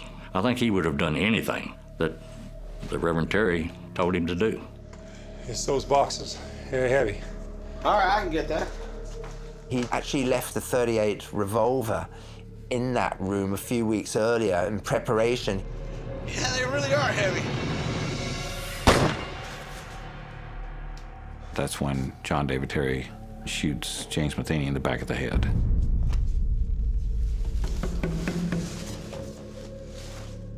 He said later when he was testifying that he saw his face in Matheny's face when he killed him. But David's day of work is only beginning. Well, first of all, he sort of undressed Matheny's body. He bought a belt that his wife had given him for Father's Day the previous year with a big T on, so he could set up the identity. A belt buckle won't be enough to sell this story. he has to take a grisly step. He then got some butcher's knives, which he'd brought along, out of a canvas bag, and he started cutting the head off. Without the head, there are no dental records and seemingly no way to ID the body. Because he was a butcher, he knew exactly how to do it. It was a very, very clean cut. He picked it up by the hair, he put it in a sack. Rented a boat, went out in the lake, and dropped James Matheny's head into the lake. That evening is when he returns to the church building. For David's plan to work, not only does he need a body, he needs a killer. And James can play both roles. James Matheny was the perfect patsy for his plot. He knew Jim had a criminal record, was an alcoholic. He was trying to set up Matheny to show that there was a robbery gone wrong and he'd killed Terry in the church and then tried to escape. To reinforce the robbery scenario, the pastor makes sure that James's fingerprints also end up on his credit cards. He dropped those in the car so it would be found near the halfway house Matheny was staying. But before that, David realizes there's a little more work to be done. He noticed there was a tattoo on Matheny's arm. So he got out the knife and he actually sort of stripped them off very cleanly, picked them up, put them in some paper, then went down to the toilet and flushed them down the toilet. With the body dealt with and the evidence planted, it's time to go out in a blaze of glory. He was trying to create a heroic death, you know, for his congregation and his wife. You know, here was the Reverend Terry that had perished in these terrible circumstances, and it would really be sort of legend that would live on. In his frenzy, David douses the church with gasoline and kerosene. The accelerant that burns the fastest is the gasoline, of course. And that's what he should have splashed around the body and throughout the church. And the fuse that you would dribble out to where you're going to light it, so you're outside the church building, would have been kerosene. It's a slow-burning substance. So it would slowly burn like a fuse until it got to the gasoline, which would go off like a bomb. He reversed the two. Maybe he thought the fire would be hot enough that it would destroy all evidence of a body up there, except maybe the belt buckle. At around midnight on June 15th, David turns his back on Reverend Terry. He leaves Nashville with the church burning in his rearview mirror. But David's misuse of the accelerants leaves the firefighters enough time to preserve part of the building. It took so long for the fire to get going. And more importantly, James Matheny's body. The first water that went in the church actually fell on the body. To the right was burnt, to the left was burnt, but the body was not. And that's almost like, gee, somebody was speaking here that you don't commit a murder in this church and you don't have this type of crime to happen in a church. There was yet still a miracle in it because the body was not burned. The body would have been burned. There would have been no way to tell who it was. My son would have grown up thinking his dad was a murderer.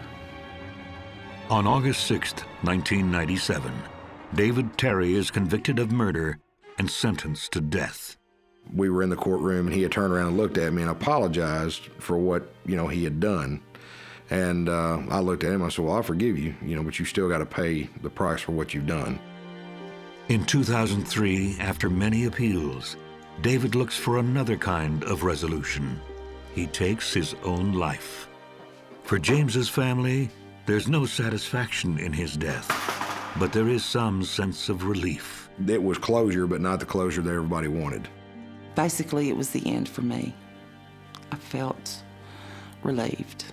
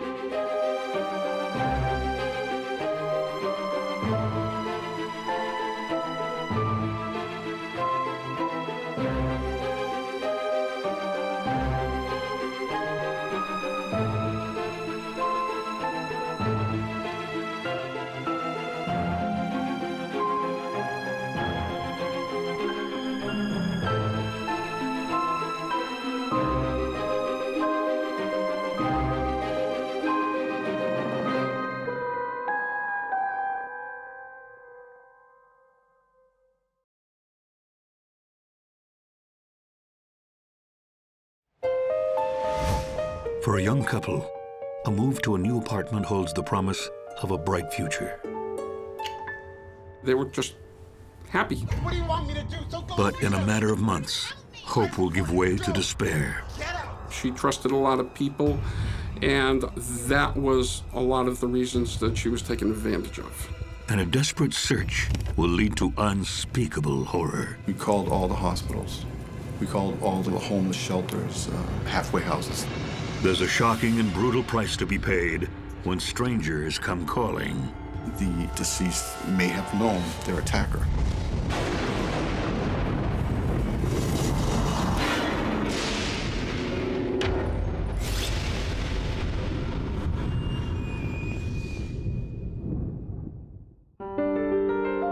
January 2009. It's a new year in Worcester, Massachusetts, just 45 miles outside of Boston. It is the second biggest city in New England, and it's vibrant. It's a hustle bustle kind of city. There's a lot of blue collar people here, and a lot of people from different races and creeds. The new year ushers in a new chapter for 23-year-old Darlene Haynes. She's moving into a second-floor apartment on Southgate Street. It's in the poorer section of town.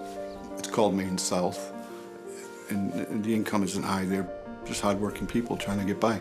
It's a little rougher than what you see in some of the other neighborhoods in Worcester. What do you think? It's nice. Yeah? Darlene, her boyfriend Roberto Rodriguez, and their 18-month-old daughter Christine are excited to be in a new home. Mm-hmm. The couple is especially looking forward to their latest addition. Darlene's pregnant, due mid-August. Darlene and I were dating for about 4 to 5 years. The first second I laid eyes on her, it was beautiful. Come on, baby. Take a bite from mommy, okay? Darlene stays at home with Christine, while Roberto is a personal care worker. You like it? Money's tight, but they're hopeful for the future. Darlene already has 2 children from previous relationships, 5-year-old Jasmine and 3-year-old Lillian. She's the first to admit she started too young.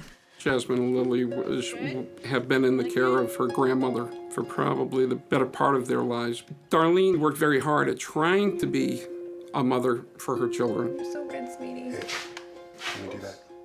Okay. Give me a break. Okay, I'll unpack some boxes. Nothing has ever been easy for Darlene. Darlene was usually bullied throughout her childhood. So when she met somebody, she would absolutely just about do anything to gain that person's trust and respect. I love you, baby. I really do. I love you too. Things are gonna work out this time. Darlene had a trusting nature in life. She trusted a lot of people, and unfortunately, that was a lot of the reasons that she was taken advantage of. What were you looking for? I just wanted to get the photo in your wallet. Don't lie to me! What were you looking for in my wallet? Life with Roberto hasn't always been smooth sailing either. I'm sorry. I don't care if you're sorry. Doesn't matter. Just don't do it. I'm sorry, baby. It won't happen again. It was a difficult relationship. She was always trying to get her bootstraps up. She was the type of gal that was always struggling in life, but always trying to forge forward. But now on Southgate Street, things are looking up. Darlene was working towards a better future, and at this point, she was doing an excellent job with her daughter, Christine. Oh, hey. You're Julie and Alex. She was a very caring, devoted mother. I'm Darlene, and this is Roberto. Hey, how you doing? Shortly after moving in, the couple bumps into Alex Dion and his 34-year-old girlfriend, Julie Corey. My daughter, Christine. Hi. Roberto and Darlene have met them before through a client of Roberto's and a regular poker game in the building. My client would go upstairs frequently to play poker. Julie and Alex were living in an apartment as well at the time, so I would go upstairs with my client, and that's how I met Julie and Alex. The poker games were definitely a kind of meeting place for everyone who lived in that apartment. I will speak to Alex sometimes upstairs and sometimes in the streets. Even though Julie and Alex no longer live in the apartment, the poker game continues. Alex still comes by to play. Julie tags along to be with him and visit friends in the building. Hey, there's a poker game next week. Yeah, I'll tell my client. All right. There was definitely a lot of, mixing and mingling. Good. Yeah, where's your daughter? Oh, she's with Roberto's mom. Oh, okay. All right, well, have a good day. Have a good day. If they saw him on the street, they were friendly and they'd talk for a minute like most people do, and then that was it. While they might not have been best friends, they definitely, would have seen each other and talked a bunch of times. Hey, little chickling, how's it going? 6 weeks after their move, Darlene and Roberto again encounter Julie. Only this time, something's different. End of June. For Darlene, Julie's pregnancy makes her a kindred spirit. Darlene, she was very excited. She was really looking forward to being a mom again, and that's something that she wanted to talk a lot about. And Julie being pregnant at the time, she would have been very psyched. So, your second child, huh? I actually have 2 more. No kidding. They live with my grandmother. I've had some issues. That's nothing. You want to talk about issues? Julie had 5 children. I don't believe any were actually in her custody. They were all kind of scattered about throughout the country, either with their fathers or with other relatives.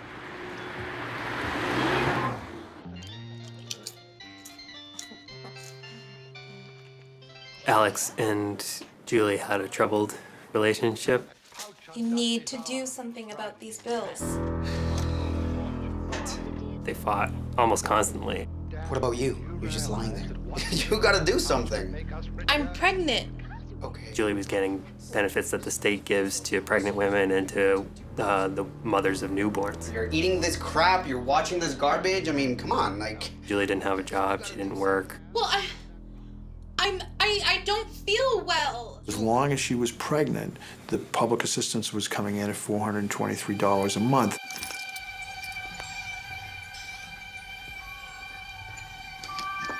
Alex and Julie's relationship was kind of on the outs.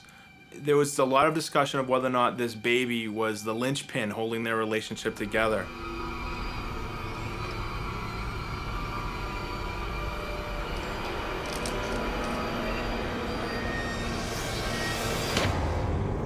You just killed me. Where were you? What? What's her name? Oh, no, not again. I know you're cheating on me.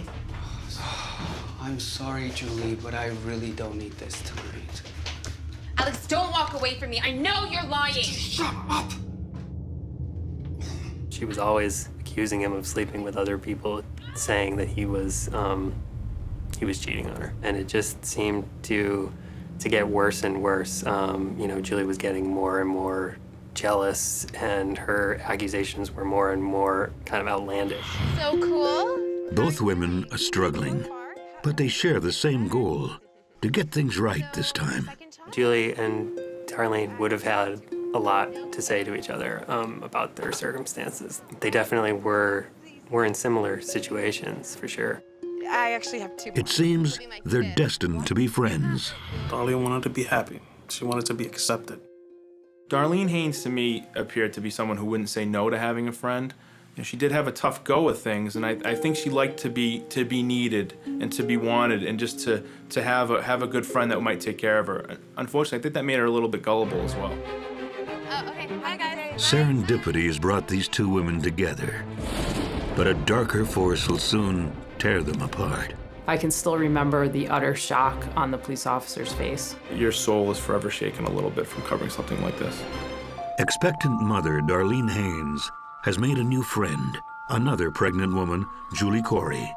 With Darlene in her 20th week of pregnancy and Julie around her 28th, they bond over shared hopes and struggles. Thanks, look at you. Yeah, coming along. Darlene really, at that time, really just wanted to be able to talk with somebody, be friends with somebody, just have somebody around. Hi, have a good day. Thanks, good to see you. The mother-to-be could use some support right now. Her relationship with Roberto is faltering. Their fresh start is falling apart before her eyes. Oh, this is absolutely ridiculous. Why don't you go? We started having problems. I'm just saying that you are the one that wouldn't go. So now it's my fault. That was the beginning of the end for her and Roberto. Darlene begins to fear for the safety of her toddler, Christine, and her unborn child. There's a lot of fear, confusion. There was a lot of apprehensions, concerns. So excited. At least Darlene's pregnancy is moving along nicely. She makes going in for checkups a priority. She was a very concerned and very caring individual in regards to the baby she was carrying. She made it to all the appointments. One day, Darlene, because she had to walk, didn't have transportation, she strapped a car seat to a skateboard, and she pulled the skateboard all the way to the clinic with her daughter Christine in the car seat so that she could make her appointment, and that kind of really summed up who Darlene was. Nearby, at the University of Massachusetts Memorial Medical Center, Julie also gets good news. Is that the heartbeat? Oh my God. She went in and she saw the doctor, and the doctor heard the baby's heartbeat. Julie Corey's due date was in approximately mid-June, so she was, by doing the math, about 32 weeks pregnant in early April. Darlene? Roberto, go away! Darlene! You alone, Roberto! Open the door! Despite her efforts to stay happy and healthy, Roberta's outbursts make Darlene's days extremely difficult. I heard things about Roberto that weren't, at all flattering. You know, I'm mostly alone with Christine all day, and I'm really lonely. Money is tight, and because of her past reliance on welfare, Darlene has been assigned a social worker. Darlene, did have a difficult life, so unfortunately, the state had to step in from time to time and keep an eye on her. And then when Roberto comes home, he's always on me about something or other. I love him. I want this to work. He's a good man on the inside.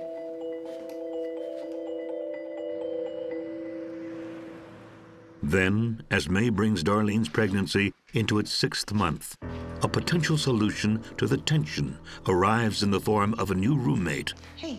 William Davio. Davio seemed to be Roberto's acquaintance. He was kind of subletting the apartment. Hi, I was making some lemonade. Do you want some?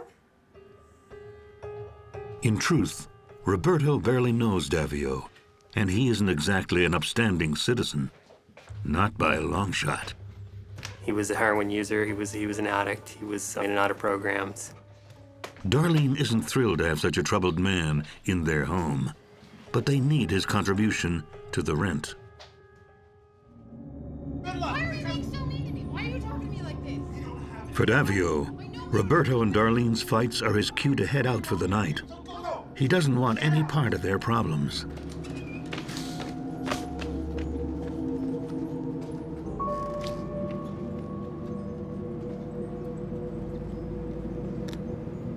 But this deeply troubled man has the potential to cause problems of his own.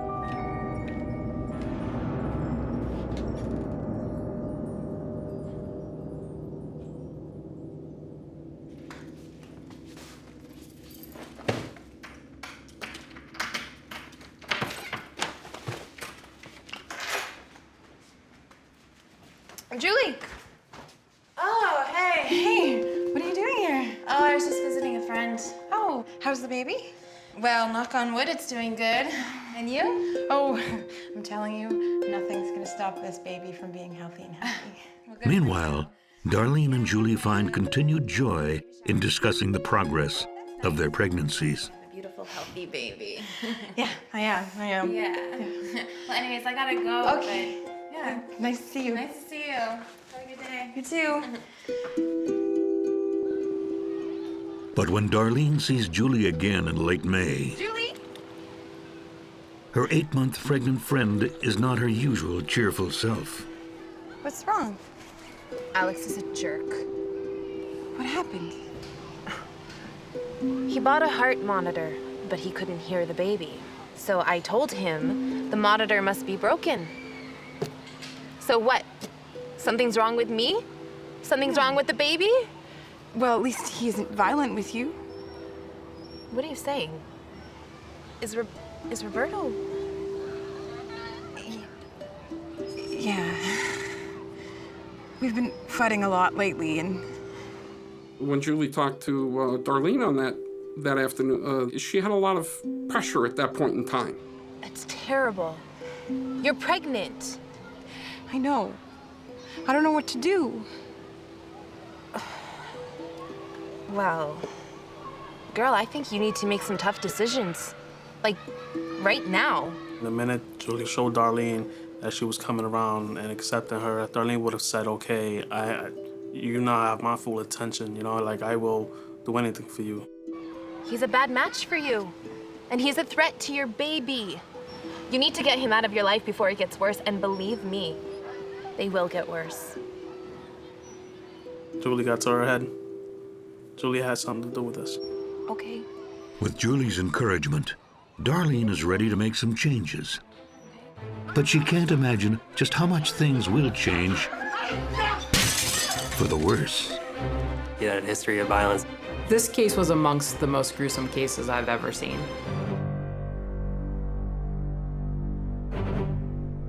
Look at me.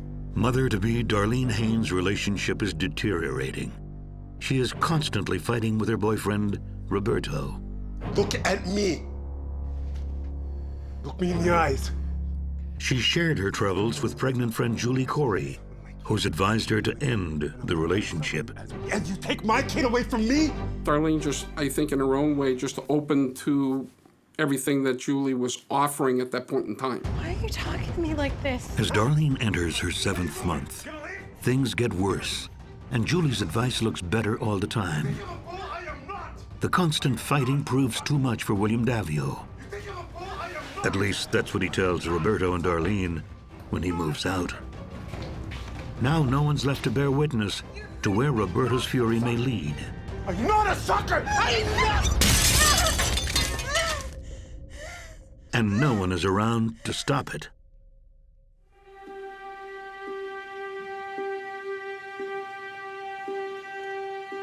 Things between Darlene and Roberto finally reach a breaking point. In June of 2009, there was an incident with Roberto Rodriguez and Darlene Haynes.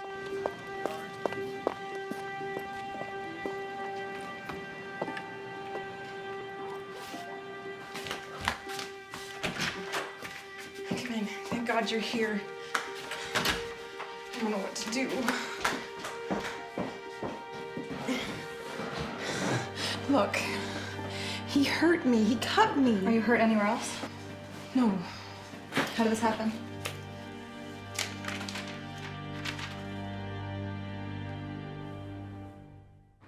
After she confides in her social worker, Roberto is hauled in for questioning.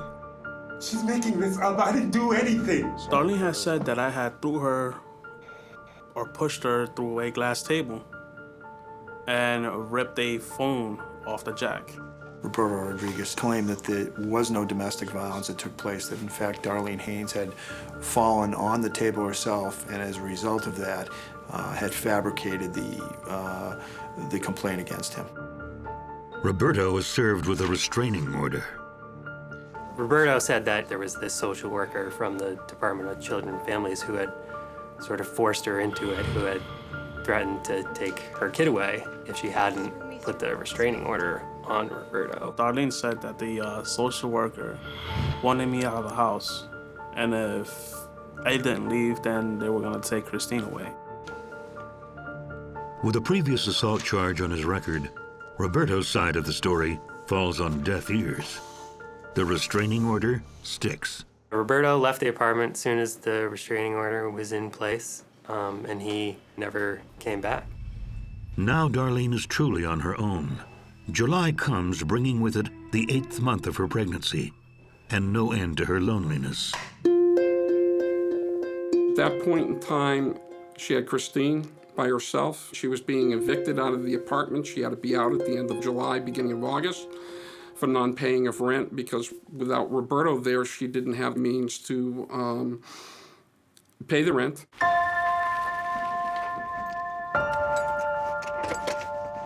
It's been almost 2 months since Darlene has had any contact with Julie Corey. Suddenly, out of nowhere on July 23rd, Julie shows up at her door. Julie! Hi, what are you doing here? Yeah, well, I was just in the neighborhood, so I thought I'd stop by. Can I come in? Darlene was probably excited that Julie was taking an interest in her. Would you like some coffee? No, I'm good, thanks. Hold on a second. Weren't you due last month? Oh, God. Well, you wouldn't believe it. First, the doctors told me that my due date was June 23rd, but they got it wrong by a month. I mean, can you believe it? That's crazy. I know. When her initial due date came on, she told everybody that it was going to be pushed ahead. I got an idea. Why don't we hang out tonight? Just you and me. Really? You and me? Yeah. I mean, we could take Christine, drop her off somewhere, and, you know, have a girls' night. Come on, hey, I have Alex's car. Yeah, that would be nice. It would be nice? Come on, I need something more than that. Fun. Okay. Yeah. Julie drove Darlene and her child to Roberto's house around 4 o'clock or so.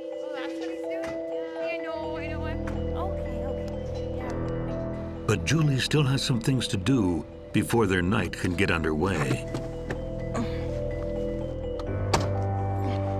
Hey, you know what? I just remembered I have some errands to run, so I'll be back in like 2 hours. Okay, that's cool. I'll wait. Okay. I'll see you soon. Yeah. While waiting for Julie, Darlene texts an old friend. She said she was real excited that she had a friend coming over. There was question as to who that friend might be, but it was clear that she was very excited to have a friend.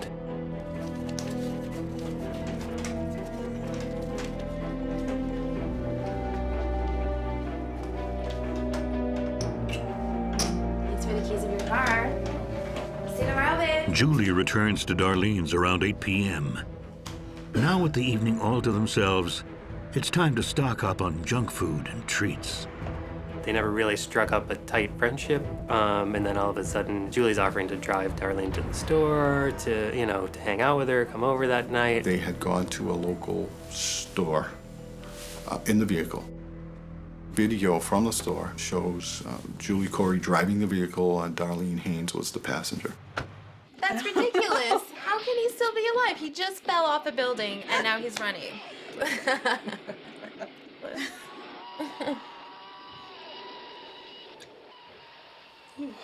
Are you getting tired?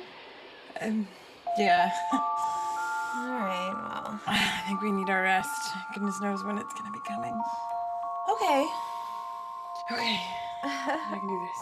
Yeah, you can get up. Are you good? Yeah, I think I'm good.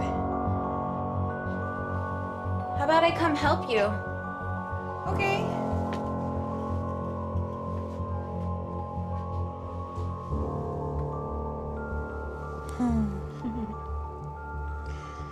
Thanks for the nice evening. Fun. Oh, fun. Fun, I mean fun evening. I'm really glad we got to connect for real. Yeah, me too. I really like you, you know?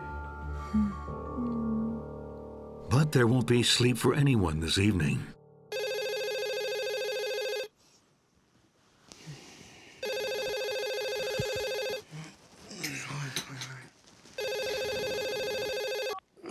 Yeah. Julie? What? At 2 a.m. on July 24th, Alex Dion gets a life-changing call. Hello? Julie told Alex, look, I've had the child. Alex is thrilled, but a second call from her confuses him. And then the phone calls turn into, well, I don't like the way that the nurses are treating me. I don't like the way the nurses are treating the baby. I'm getting out of here. I'm not staying at this hospital. Don't bother coming. I'm coming home. As the sun's coming up, Julie introduces Alex to their brand new daughter. Little baby Alita. For Julie and Alex, it's a joyous day. beautiful, isn't she?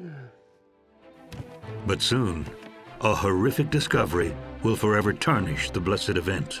The odor in the air was very apparent. The police indicated at the scene that it had been a very violent crime. After a girls' night in with Darlene Haynes, Julie Corey goes into labor and gives birth to her baby Alita. Now it's time to celebrate. Everybody come and meet our precious little baby Alita. Calls go out to family and friends, and by the afternoon, a crowd has arrived to greet their bundle of joy. Julie didn't waste any time showing off the baby. She showed it around to all of Alex's family and friends at a cookout. I think that family members were surprised she was out of the hospital so quickly. It was unusual, for sure. It's a joyous occasion, but conspicuous by her absence is Darlene. Not that anyone here has ever met her. Still, Julie had gone into labor at her place. And some at the party find the baby's appearance a little unsettling. The baby had an umbilical cord was still attached, and there was a ribbon tied around the end. Other people talked about seeing dried blood, still in the baby's ear or still in, other parts of the baby. Other things seem off. Alex's brother notices the baby is wheezing, and to him, she's light as paper. Julie told me that it's normal, I was worried too. I was freaking out a little bit. There were some unusual things about it. Alita's birth isn't the only news the new parents share with the gathered crowd. The couple announce that they're ready to restart their life somewhere else. She said to Alex, let's go to New Hampshire. My father lives up there. He works for the state. He can get you a job. Julie definitely sold Alex on going to New Hampshire as, this was how we were going to turn our lives around. You'll get a new job. We'll live with my parents. Everything will be great. Less than 48 hours after welcoming Alita into the world, the couple is on their way.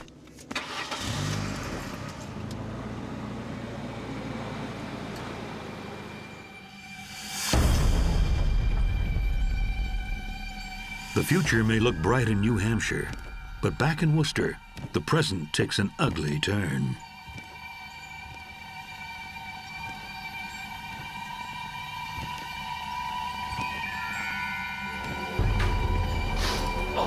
There was a strong odor coming from Darlene Haynes' apartment. People noticed that odor, but Darlene Haynes had a number of animals, and the thought was that she hadn't taken her trash out or that she had allowed the feces from the animals to be inside. So the landlord went in to investigate and just found an overwhelming smell. And initially he thought it was the trash, but he soon realized that the trash wasn't the problem.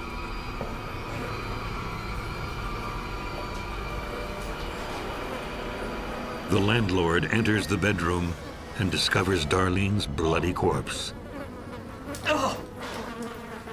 Darlene had been dead already for a couple of days.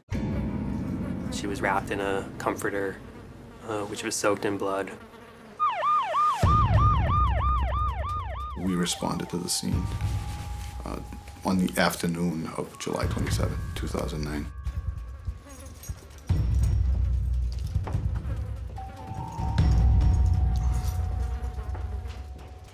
It's down there.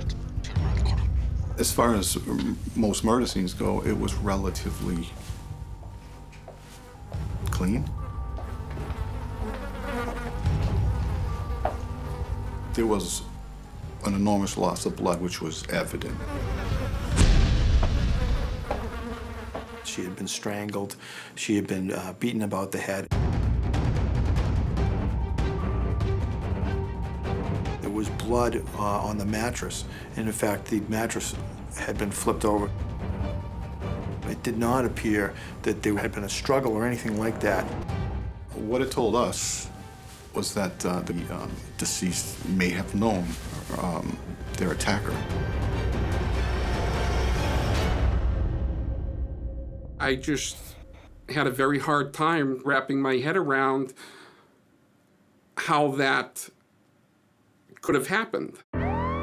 Darlene's body is sent to the morgue as police process the crime scene, talk to witnesses, and start the hunt for suspects. They know exactly where to turn. We wanted to speak with Roberto because he is the ex-boyfriend with a volatile past. He's the first one you're going to look at. Let's try this again. You realize how serious this is, right? Given your past history, you know we're looking at you. I didn't do anything. I didn't know what to believe. I didn't know what to think. The interview with Roberto revealed that he had not been around Southgate Street in a while. He was living with his mother. He also allowed us to interview him several times and offered up his DNA, his saliva, his buccal swabs, fingernails, his sneakers, and the jeans he was wearing. Can you tell me about William? What about him? As police grill Roberto, another suspect surfaces. Former tenant and drug addict William Davio. The police were interested in speaking with William Davio because he lived at that location. So it only made sense. We needed to find him and speak with him, which we did. One of the neighbors said they saw him with Julie and with Darlene on the porch outside Darlene's apartment the day of the murder. He had been seen around that night. Some people report they'd seen him lurking around a window.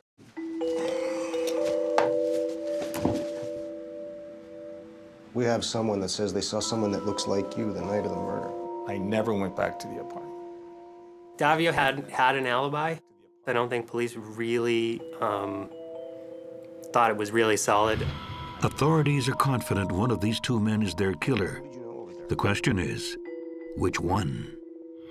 What they did was they went out and tried to interview everybody who had any connection whatsoever with Darlene Haynes. As alibis are evaluated, Darlene's body is examined. I became involved in the investigation of Darlene Haynes on July 28, 2009. The body was in a state of rather advanced decomposition. The injuries that I see on Darlene's body at autopsy are blunt force injuries of the head, the sorts of marks that the end of a claw hammer would make, evidence of ligature strangulation around the neck, as well as an incision of the abdomen. Just 20 hours into the investigation, the case takes a shocking turn. I learned that Darlene was pregnant prior to starting the autopsy. With this in mind, we had taken x-rays of the body, and upon looking at the x-rays of the body, I could not identify any fetus. And it was at this point where I suspected that there was a baby possibly alive outside of the body. I can still remember the utter shock on the police officer's face. My reaction was disbelief. He's missing. We couldn't believe that that was the case. Could someone really have murdered Darlene Haynes and cut her baby from her womb? And if so, where is the baby? This was amongst the most gruesome cases I've ever seen. You're looking at someone who was murdered possibly by a friend, boyfriend, husband, and now you have two scenarios. One, they took the child and the child is still alive, or they murdered Darlene Haynes and murdered their child, but also took it with them. Now police not only have to catch a killer, they may have to save a baby, and the clock is ticking. Mother-to-be Darlene Haynes has been found brutally murdered and her baby stolen from her womb. Police don't know if the child is dead or alive. As word of the crime spreads, Worcester is horrified. Roberto Rodriguez has not been cleared as a suspect. Neither has William Davio, but both are genuinely shocked to learn that Darlene's baby is missing. They ripped the baby out of the stomach. Yeah, it's messed up, man. Yeah, it's very messed up. We started the canvases. speaking to neighbors, friends, family, acquaintances. What was developing was the fact that Julie and Alex were the only ones we couldn't contact. I kept sending detectives to speak with the Dion family to find Julie and Alex. Look, last time I saw her, she was on her way to New Hampshire. They learned that Julie Corey had had a baby that weekend and had left for New Hampshire. Once they learned that there was this woman who used to live in the apartment who suddenly had a baby and was leaving the state, all of their focus went to Julie. Police contact local hospitals and discover there are no records of Julie Corey giving birth in the past week. And then they learn something else. Somewhere between the beginning of May and her actual due date and June, she had a stillborn and lost the child. Once we learned that Julie and Alex were in New Hampshire with an infant child, there was a new sense of urgency. So the next step was for our department to send people to New Hampshire, contact New Hampshire State Police and local police, and try to find Julie Corey and Alex Dion. After issuing an APB in New England, investigators immediately reach out to Julie's father. Alex thinks that they're gonna stay there. Julie's father says they never even asked to stay. Julie says, oh, well, they don't have any room for us. Let's get out of here. We called all the hospitals, some of the homeless shelters, halfway houses. Just 48 hours after the discovery of Darlene's body, police get a call from Penley Bridge House in Plymouth, New Hampshire. There was a very astute employee there who took a look at the child and thought something looked a little off. The baby still had some blood on her, and the umbilical cord was tied with a ribbon, and it just didn't look right. Julie Corey and Alex Dion are taken into custody by local authorities. You're not taking my baby. You're not taking my baby! I'm not taking my baby. Baby Alita is rushed to the hospital, where doctors are shocked to find her in good health. I was in my mother's house, watching the news, of course, and a picture comes up on the screen of a baby, and then it read, baby rescued in New Hampshire, baby found alive in New Hampshire, Julie and Alex in custody. And that's when I found out the baby was okay. Julie demands a lawyer and clams up. Julie has never spoken with the police about what may have happened. She was unclear about a lot of things. But Alex Dion has plenty to say. She would just tell me I went to the hospital, or I went there, I would ask her about ultrasounds and stuff, and she wouldn't really give me details. She would just say, yeah, I went, and everything's fine. The police looked at Alex Dion as a potential suspect, and even after Julie Corey was arrested, they looked at other people, individuals that could have participated, that would have had a motive to assist Alex Dion or Julie Corey in getting a baby of her own. He explained to us that Julie had told him she was pregnant. He had his doubts. She had gone to the hospital without him to have the child. You didn't think it was odd that she left 2 hours after she gave birth? Yeah.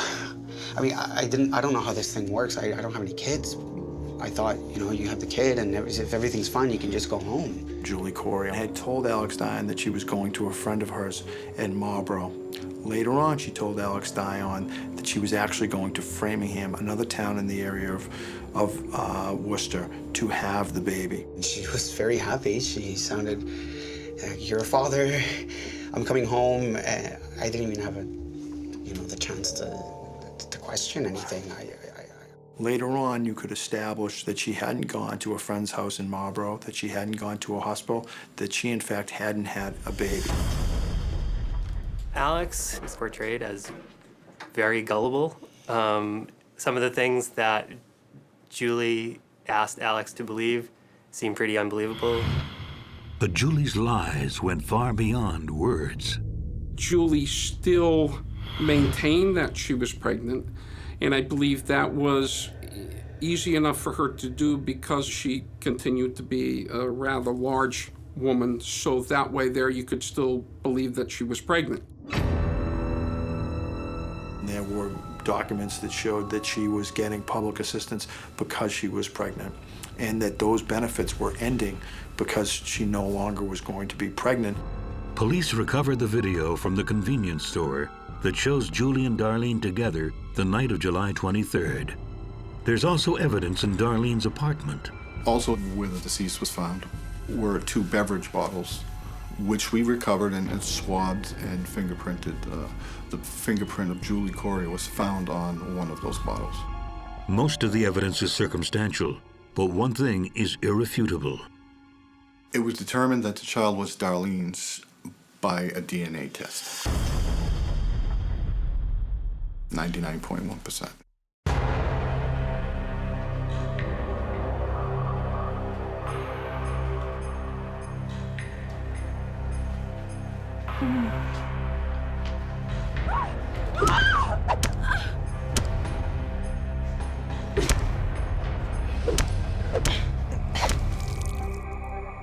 For authorities, there's no question.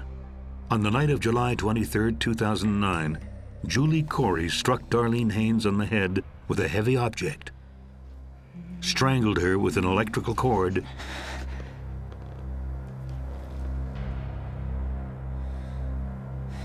and cut her baby from her womb.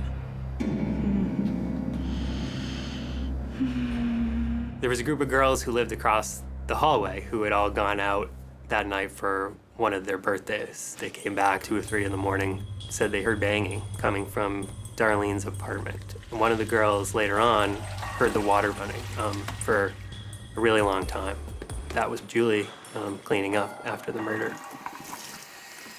I was in shock. I was in a state of shock that, wow, you know, this person who I thought wasn't that type of person that'll be capable of taking a life. I couldn't believe it. I couldn't believe somebody was capable of doing something like this. The crime rocks the town, the state, even the nation. Julie maintained her innocence through the whole thing. She said she got the baby through lawful means, but wouldn't tell anybody who gave her the baby. That was the thrust of the defense's argument, that it was in fact Roberto Rodriguez that had killed Darlene Haynes. The jury renders its verdict on February 12, 2014. Julie was found guilty of first-degree murder. When the jury said that she was guilty, Julie screamed and broke down. It was just a piercing scream in the courtroom. She is sentenced to life without parole. Justice was served. You know, I mean, I was happy about it.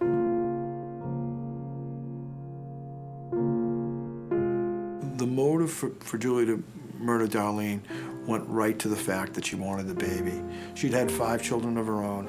All had been taken away from her, and that she wanted a child of her own. The second reason, she didn't want to lose Alex Dion. She knew the only reason he was staying was because he believed that she was carrying his baby. And the third was, she was living off the public assistance and benefits. Those benefits were going to end because she had not had a child, and the time of her pregnancy had gone long past. I do believe that Julie was planning this for quite a bit of the time. I still try to make sense of it, and I just can't. I mean, if I could ask her, I would ask her why. What could have Darlene possibly done to deserve something like that? You know? Unless Julie says something, I don't think anybody will ever really know. It was just a very hard tragedy for everybody. And it's going to be very difficult for the rest of our lives. Darlene's baby lives with her sister and her father, Roberto Rodriguez, who's doing his best to right the wrongs of the past and raise his daughters to feel deeply loved and safe. She was just a beautiful person, you know, and I believe that now her church is going to be carrying her legacy, you know what I mean? Like, her name still lives.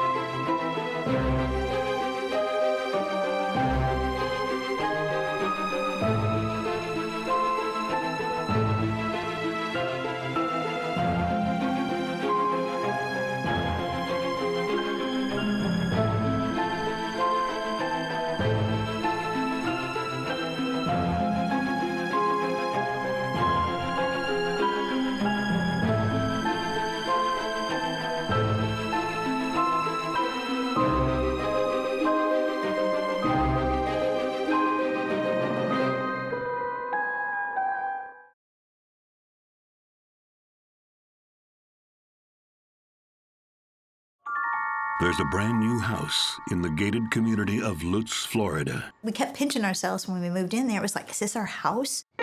But in just a few months, this sunny home becomes the scene of unspeakable horror. Oh my gosh, it was horrific. It was horrific. I couldn't believe it. It was just surreal. Sometimes evil worms its way into our homes. It's like a moment in a dream. You said, this can't be real. This cannot have happened.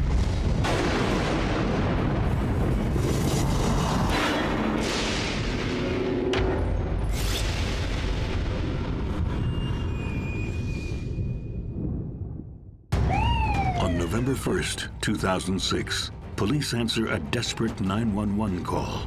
As I'm walking up the driveway, I can see what appears to be blood from the doorway to the center of the driveway. There's actually drag marks of that blood going from one area of the house to another area of the house. You want to think the best, but we were thinking somebody was hurt really bad. What police quickly find is that 2 people are missing. There was a big urgency in trying to locate them immediately. What could have led to a bloodbath in this quiet neighborhood?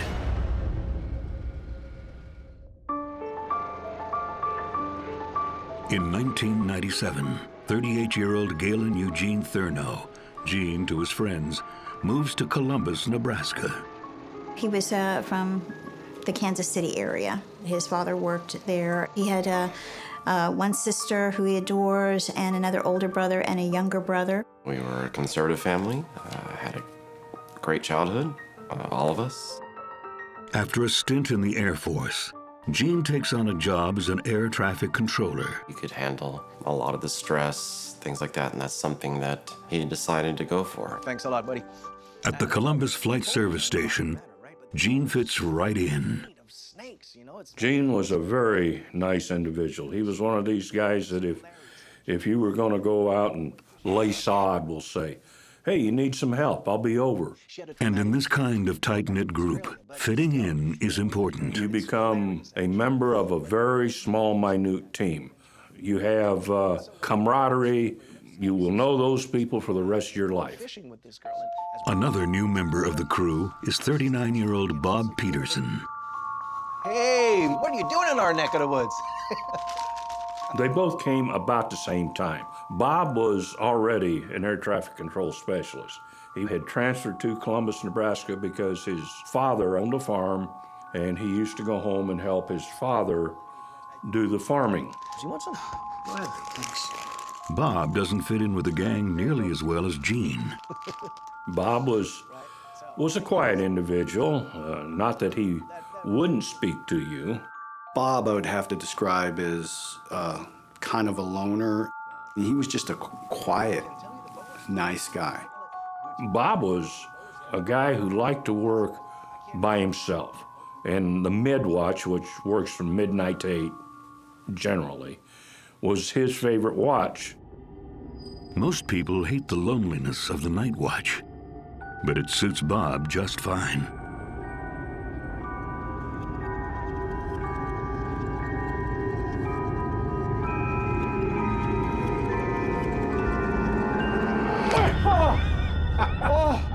You scared the living daylights out of me. Should have seen your face.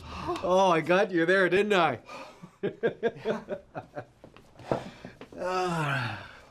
look at this. Got a picture of my family here. Oh, wow. Oh, I love that breed. Introverted as he is, Bob bonds with Gene over their love of dogs. The pretty one there in the middle, that's Princess. She's my youngest one. Gene had Dachshunds, and he bred them, and they had puppies. Can I have one? If you're a good home for my puppies, I'm more than happy to give you one. He loved puppies, too. He was always talking about his puppies.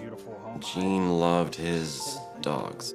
They didn't eat out of a bowl. They didn't, have their dog food. He had plates for them, and they ate whatever he ate. And they were his babies. He loved them to death. Gene's easy for Bob to get to know. He was one of these guys that would sit there and talk to you during the free time at work. You come over to my place, I'll introduce you to the mother, and you can pick a puppy. While things at work are going well, Gene's home life isn't quite so happy. His marriage to wife Sherry is headed toward divorce.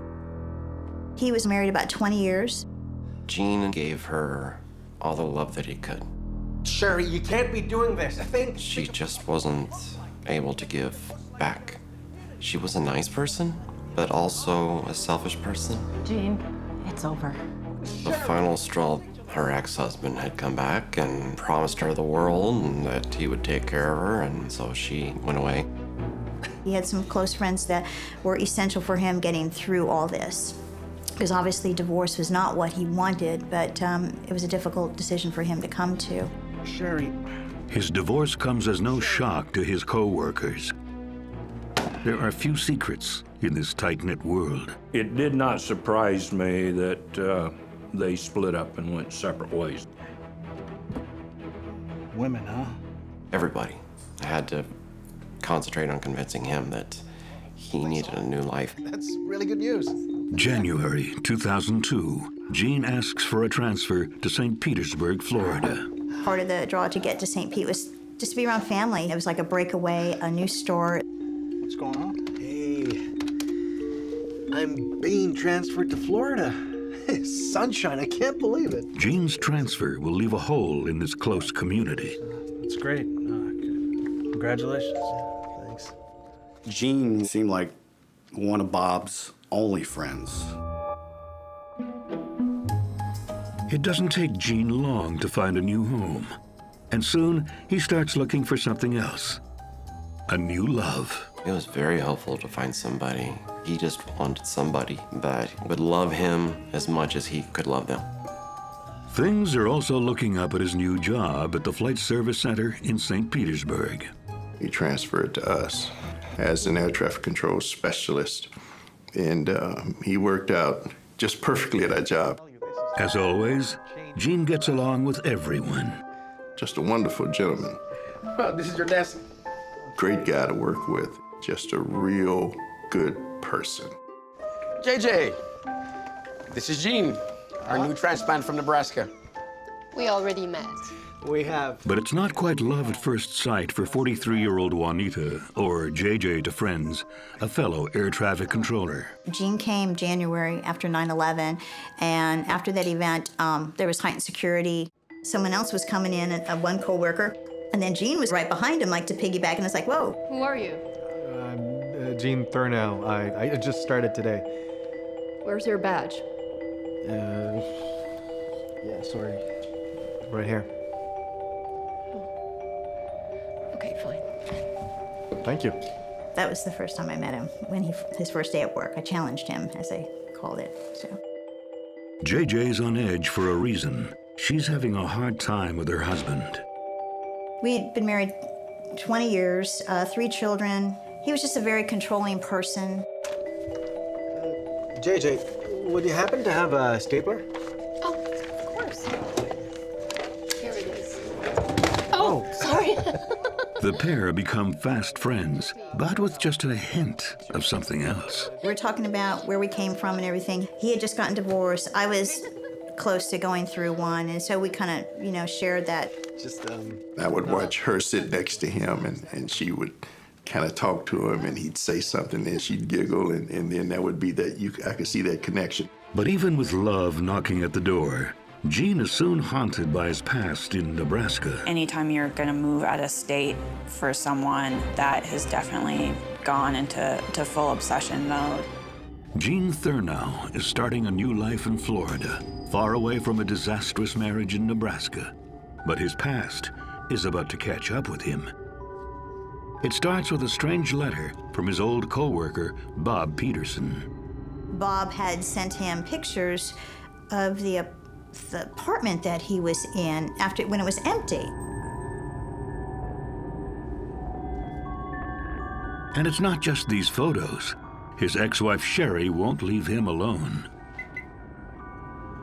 He was starting to get a little tormented because now she was talking about coming back or coming to move in with him, and I felt he was feeling a lot of pressure about that. But Gene is resolved to start afresh. He starts building a new house in Ellendon. Very nice community, I would say, middle to upper class community. The homes in that area were in the $300,000 to $400,000 range. I'm sure you'll find everybody friendly. During the construction of his new home, the past becomes the present when a familiar face appears. Bob! Hey! How the heck are you doing, buddy? Good. When Bob got a transfer to St. Petersburg, we did not think it odd at all. We figured he was doing it for his career. A freshly minted Floridian, Bob needs a place to live. His timing is perfect.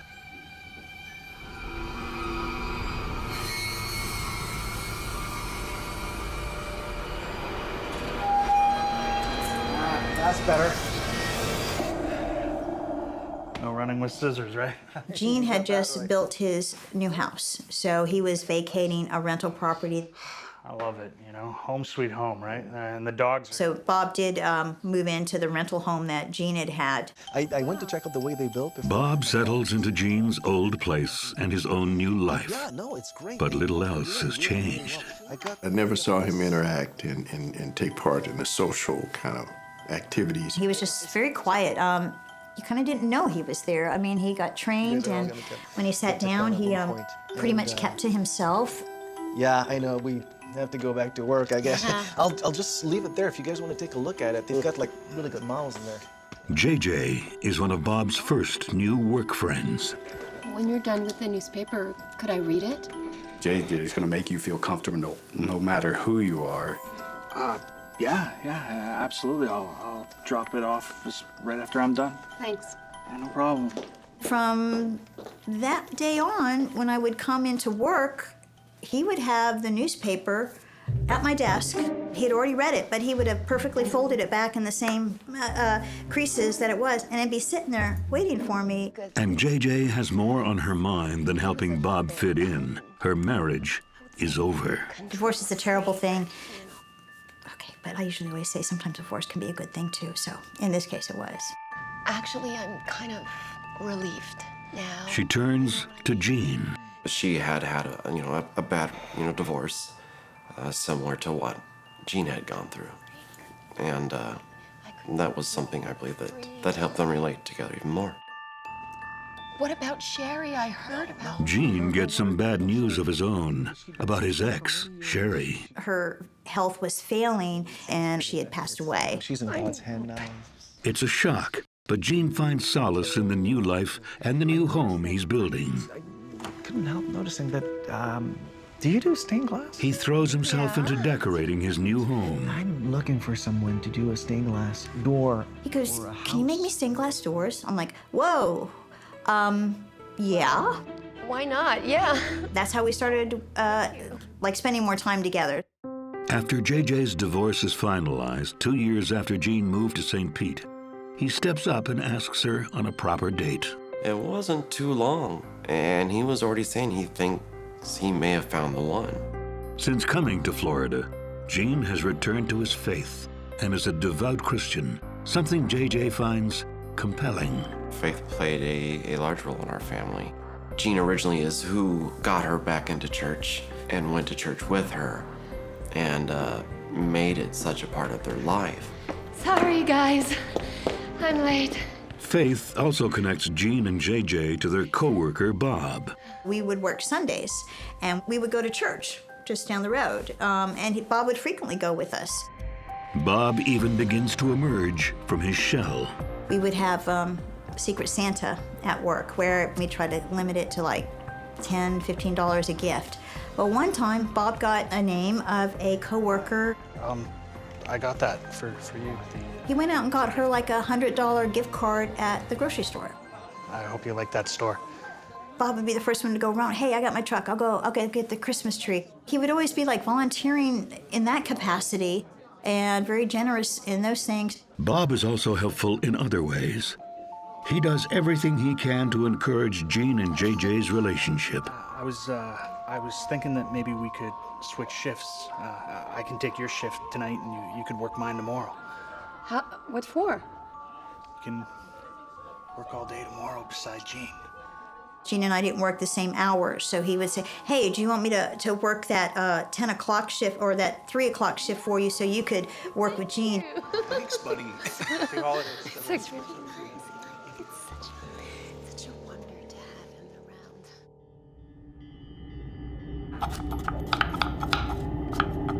Oh! You should have seen your face. It's absolutely priceless. Hey, look what you got. Around this time, Gene gets a card, but not from JJ. Look at this. It's so funny. He had gotten a card from Bob denoting a anniversary, and it could have been, you know, when they started working together, and it had some very nice, sincere writing on it, thinking about you, best friend or whatever. It wasn't just like a guy kind of slap on the back kind of thing card. It was a, you know, just, yeah, it did not make Gene feel very comfortable at all. It's just so... The card is curious, but Gene and JJ are preoccupied with their own relationship issues. Gene's religious awakening has redefined his dating habits. JJ, no, JJ. This man loves me, but he stopped dating me because we're having physical relationships, and that's not God's way. That's not the Christian lifestyle that he wants to have as a part of his future, because the other ways didn't work before. Gene decides to break it off, but he can't seem to stay away from JJ. Bob notices. Hey, Gene.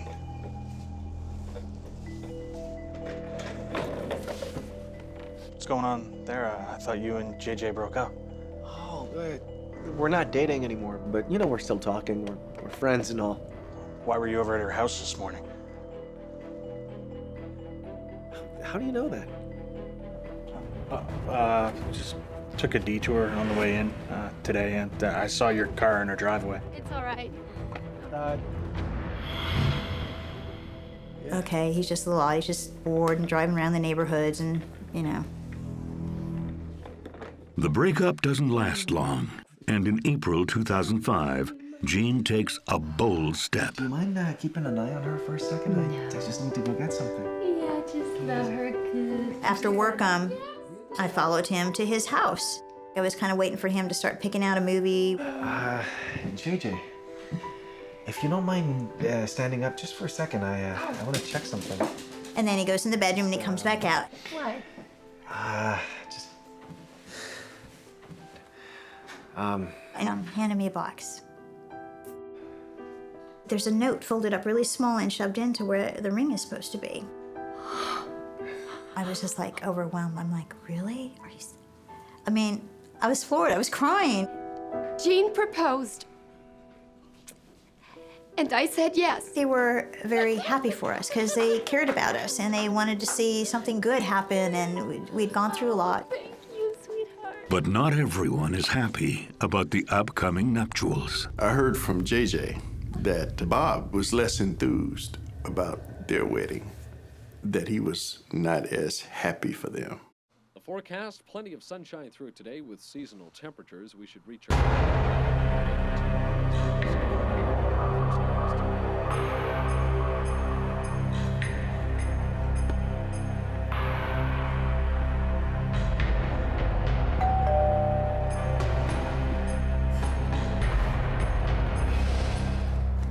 He gave us this beautiful vase. It was a crystal Waterford vase. It was a limited edition, and I think the value was like $600, and it was like, whoa, okay, thank you, Bob. So by the wedding day, any ill feelings are swept away. We did it at Jane's house. It was just so quaint and beautiful, and then the next day we went down to Key West for our honeymoon. With the knot now securely tied, Gene and JJ are ready for a new place, together. We decided that we were going to sell Gene's house and my current house and then build our own. They were building a beautiful home, very nice community. That subdivision was a newer subdivision at the time. Homes were just going in. It was a gated community. It's not just a new house in a safe community. It's their dream home. This is going to be our sanctuary. We're going to raise kids here. We're going to live here. We're going to retire here. We're going to celebrate it with our family. Gene puts his current house on the market. So what's the temperature of the pool now? Oh, it's probably around 78 or something. And Bob's the first in line to visit. Mind if I take a dip? Mind if I indulge? Oh, yeah, why not? Sure, go right ahead. He thought it was going to be like a day lounging around the pool, but Gene and I, we had other things planned for the rest of the day, so he seemed a little disappointed that we weren't enjoying the pool too. Hey, look, you know, I know I already rented your apartment, and would it be weird for me to maybe suggest that I might be in the market for this house? Oh, Bob. Taking it off your hands? Why would that be weird? It's a beautiful house. Bob bought his house at the asking price. And I thought, in that day's market, that's awfully generous of him because, you know, you could get houses much less than what the people asked for.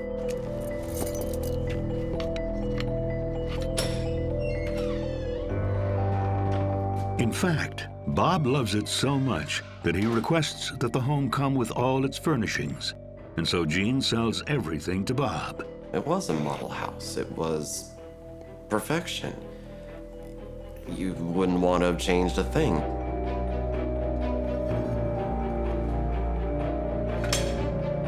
Bob thinks he's bought everything. But when he sees that the bedroom linens and bedspread are not included, he's disappointed. He went in there expecting to get like the bed totally made with pillows and sheets, and it was like, no. It's like, why does he want these personal items, these things that are so intimate? I wrote out, okay, I don't know if Bob's had a house before, you know, maybe he just doesn't get it. And Bob's behavior, already odd at times, is about to get even stranger. It was, you know, such clear evidence that he was keeping really close tabs on them. After months of construction, Gene and J.J. Thurneau's dream house is finally finished. We kept pinching ourselves when we moved in there. It was like, is this our house? As both have had tumultuous marriages, they swear this time and this house will be different. Look what I have. It's the picture. Oh, it's absolutely perfect. Oh. We were not going to have any kind of negative feelings in this house.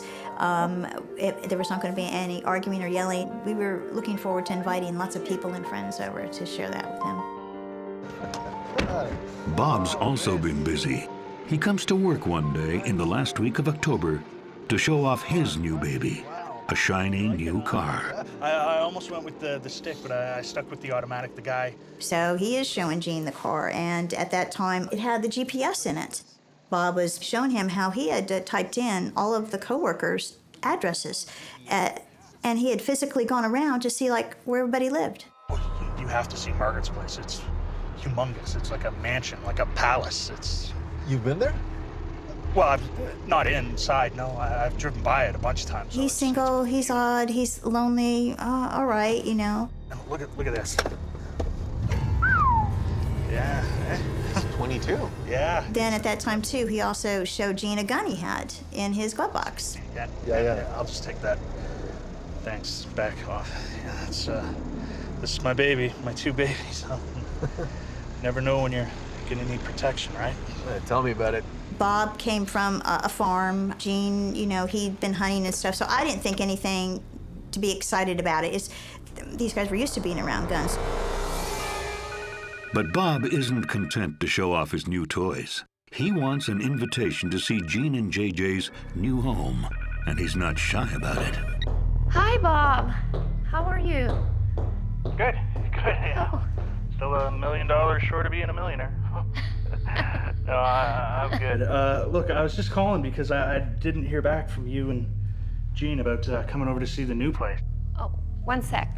I'll check with Gene. Yeah, go ahead, ask him. I don't mind waiting.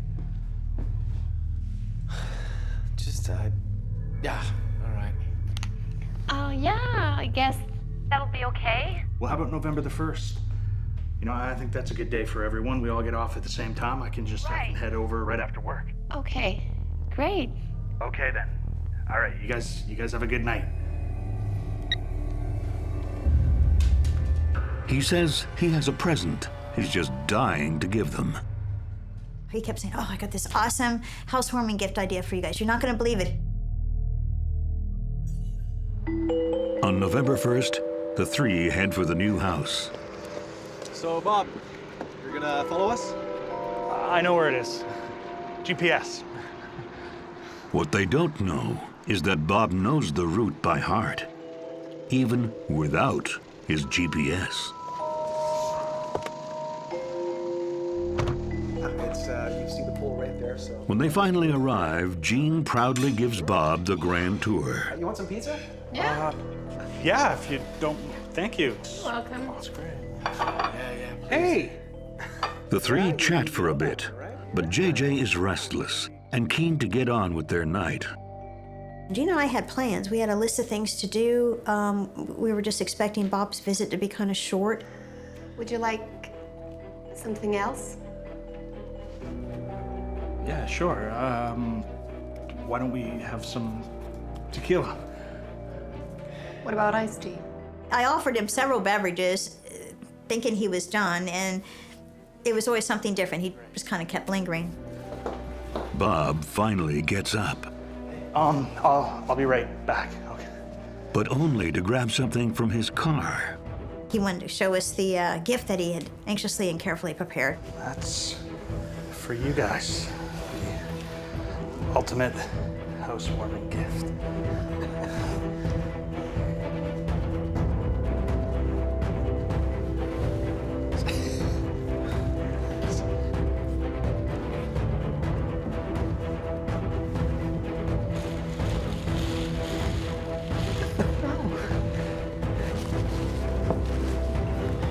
It's a 50-page leather-bound photo album.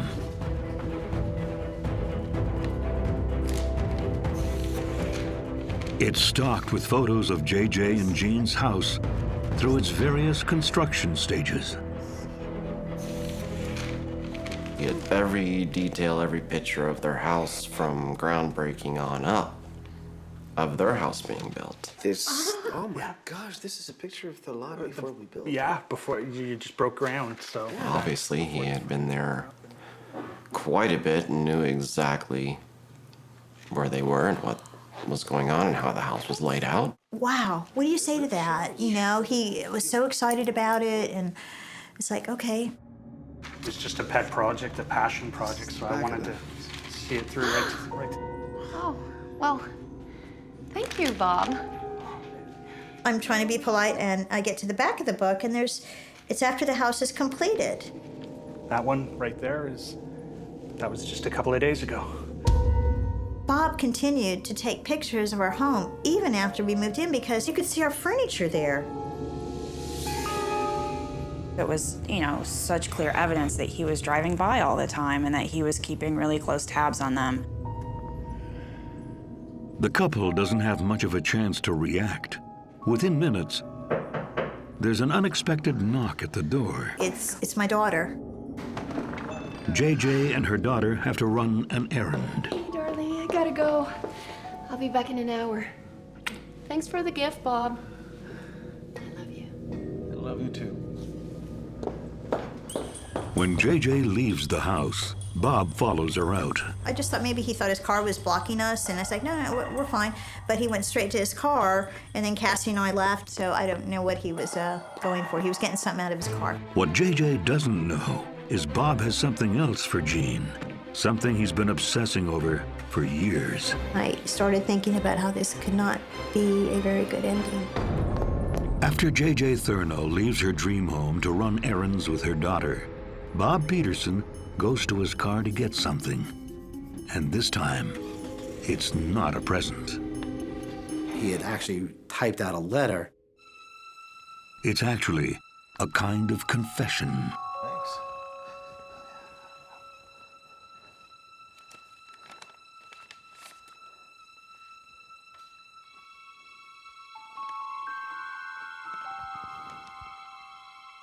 Dear Gene, I have tried to say this to your face, but I always chicken out. I guess I really am a coward. That's why I'm writing this letter instead. I get the impression that most people think that I'm gay. To be honest, I don't know what I am. Gene is stunned as he continues to read. Between the ages of 19 and 25, I had sex with 25 different men, yet I wasn't in love with any of them. Never been in love with another man until I met you. Do you believe in love at first sight, Gene? Bob decided he was gonna tell Jean about his true feelings. I envy JJ. She can see you and touch your naked body every day. Gene, I love you with all my heart and soul, and I only want to bring you pleasure. I know how good it feels. From personal experience all those years ago, I realize this goes against the teaching of the Bible, and I've already asked God's forgiveness, and I know He will forgive you also. Gene's shock turns to anger when he reads, I'm not leaving your home until you let me taste your manhood.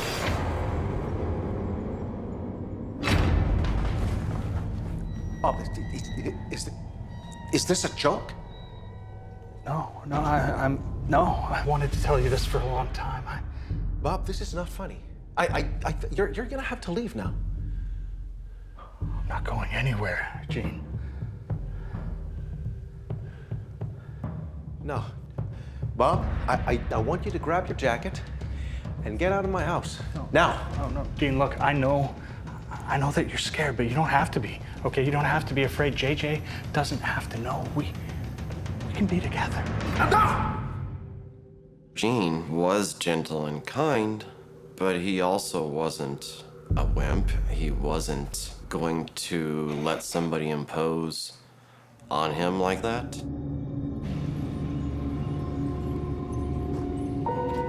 When JJ returns, she's relieved to discover Bob's car is gone. But he's left something in his wake. I see these dark red marks on the driveway that lead to the front door. Well, our front door is maroon. One of our projects was to touch up the front door because chips of paint had come off, and I thought, oh, Gene is starting to do some of our to-do list. The door is unlocked. Honey, Gene? You home? Gene? Then she sees something odd on the floor. It was so wet, and the reflection from the light, it just looked really fluorescent. And I remember reaching down and touching it, and it was wet, and I actually wiped it on my pants. But this wet red liquid isn't paint. What it was blood. The trail leads toward the Christmas tree, where she also sees Gene's shirt. And I see the shirt, and it's bloody, and there's more blood over there. And it's like, it's just so odd how your mind works with you, how it kind of, oh, it's not what you think. No, it's something else. It's something else. Oh, maybe Gene was trying to put in the stained glass doors, and somebody got cut. Oh, maybe that's it, because that was the shirt he was wearing. Maybe, oh my gosh, maybe they're at the hospital. JJ calls Gene's cell. I hear this vibration, and it's coming from underneath the Christmas tree. And I go to look, and it's Gene's pants.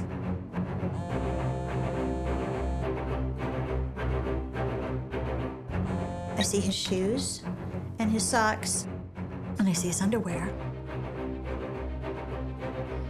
She tries to call Bob, trying to figure out what's going on, what happened. Hi, you've reached the voicemail of Bob Peterson. I'm not in right now to take the call, but if you leave a message at the tone, I'll...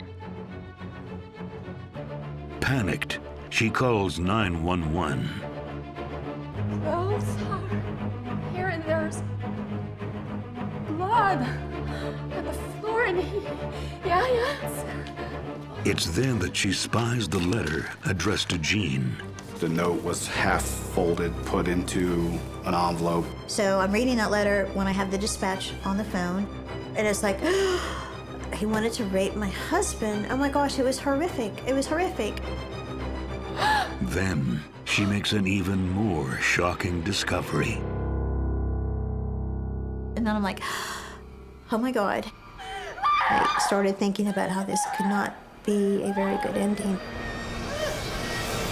Oh my God.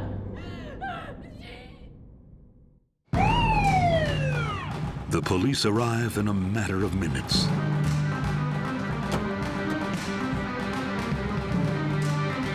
As I'm walking up the driveway, I can see what appears to be like almost a drag mark of blood coming from the doorway to the center of the driveway. We walk into the front door, there's actually drag marks of that blood going from one area of the house to another area of the house. We see an unfired bullet on the floor. The police issue a missing persons alert, but no one thinks Bob and Jean are just missing. You want to think the best, but we were thinking somebody was hurt really bad, not knowing which one. Could have went either way.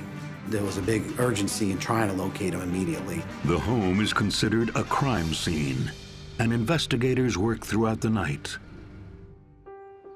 JJ's not allowed back until the next morning. She's not alone long. By the afternoon, she's surrounded by family.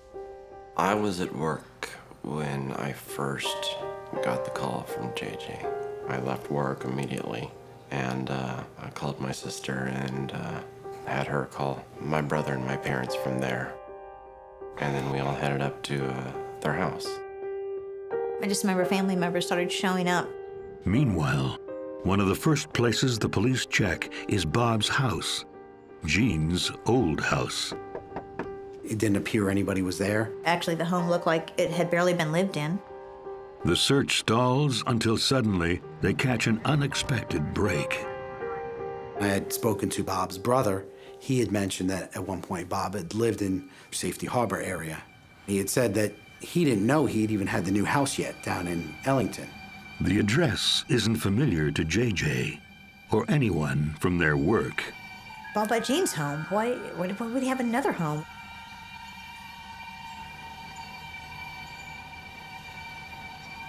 Me and Lieutenant Seltzer went down to check the address. We start looking at the house before we knock on the door, because again, we know somebody was shot. We have to be tactical.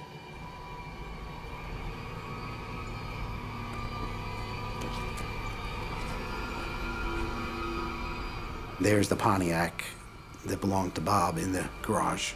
The car door was open, and you could see the blood in the passenger's compartment, and then blood going from the garage door into the house. We went around, we did another check of the home, and while we were checking out the rear of the home by the sliding glass door, there was a smell that was coming from the residence. This house was a lot different than the house in Ellington. You would never know that the same person lived in either home.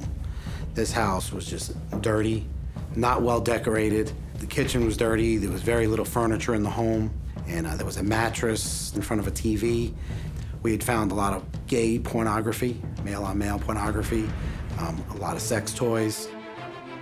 When they enter the master bedroom, they quickly find the source of a horrible smell that pervades the house. Jean Thurno and Bob Peterson are missing, leaving behind a bloodbath. Police head to a secret house Bob has in Safety Harbor, Florida, where they make a horrifying discovery.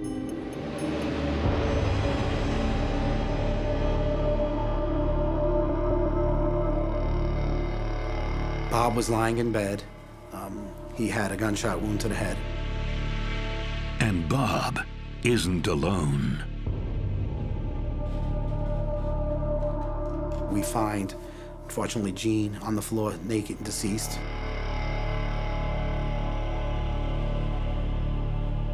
It appeared he had 2 gunshots to the head. That's not his only injury. An inspection of the body revealed that Bob had removed Jean's private parts.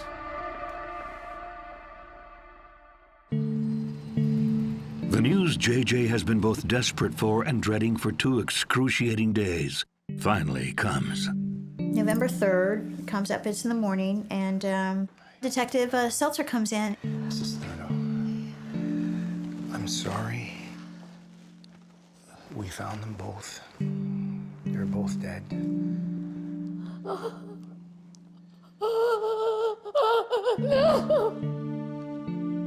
And it's, it doesn't it still doesn't like click, and it doesn't click. I'm sorry.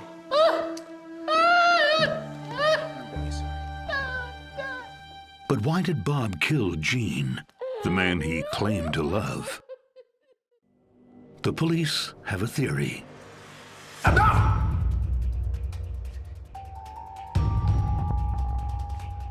Take your jacket and get the heck out of my house! And one more thing. Just stay right there! After Gene rejected Bob, he snapped.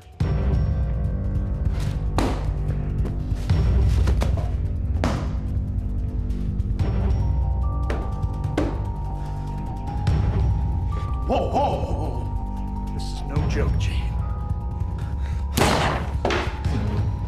He thought to bring a gun with him. He must have played that out, that this may not go well. What am I gonna do if he rejects me? You stop now, Gene, or it ends tonight. Accept it. Stop! Okay, all right. Bob, okay, just relax, buddy, okay? It's all good, okay? Let's talk about it, okay? Listen to me, okay? We'll talk about it, all right? Just lower the gun now. We'll talk about it, okay? Just relax, buddy, okay?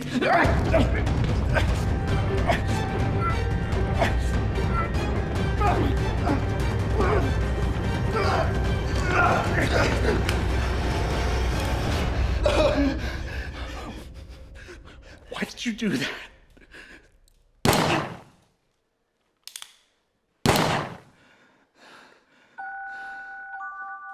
I think Bob loved Gene, but I think he could not deal with Gene loving somebody else.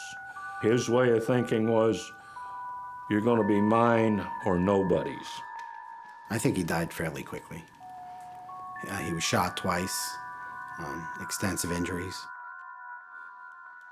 I truly believe if Juanita had been there, he would have killed her as well.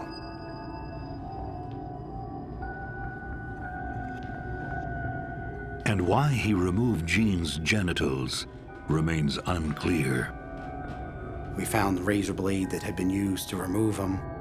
Police search, but find nothing. I mean, we checked everywhere. Even the medical examiner's report, we checked stomach contents, other cavities, wasn't there. There was one drop of blood on the toilet. Whether it was flushed, we don't know. In the end, Bob took the same gun he used to kill Gene to end his own anguish once and for all. He ended his life, which is a sad thing too, because there was a really good part about Bob. You know, it was a little bit odd, but he had a heart, and he was giving and caring. There was just another side to him that was unbalanced that he fought with. Even in the wake of this horror, JJ has found solace in one thing Bob couldn't take from her: her faith. God's strength and mercy has gotten me through it. And that was the only thing I had to hold on to. They did a beautiful job at the house. He took away my future with my husband, my home. How can you hate somebody who doesn't know what they're doing, who is not thinking right? How can you hold him accountable for that? I think that he was just so tortured. For Gene's family, forgiveness remains elusive. I still don't know if I've actually said it myself that I forgive him. There's still no closure to it for me. For JJ, forgiving doesn't mean forgetting. I was ever so blessed at being around Gene, to see that kind of light, to see that type of person, to be exposed to that person. He's still my inspiration as to how I want my life led. Even though he's not here, he's still kind of here, you know. So.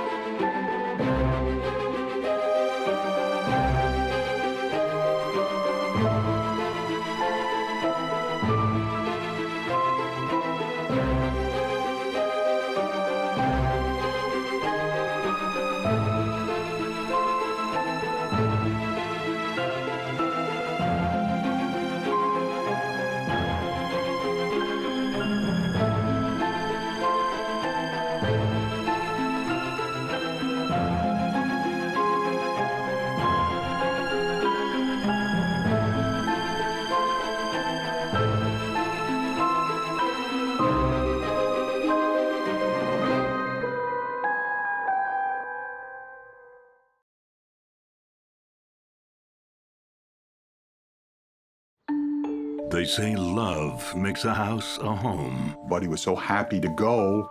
They were going to live on a large property, and it sounds very storybook. But love can be blind. I made a joke out of it, and it wasn't a joke to Buddy. And when strangers are in your home, it can be dangerous. He was basically a hostage. He was being tortured. Even deadly. This was definitely evil with a capital E.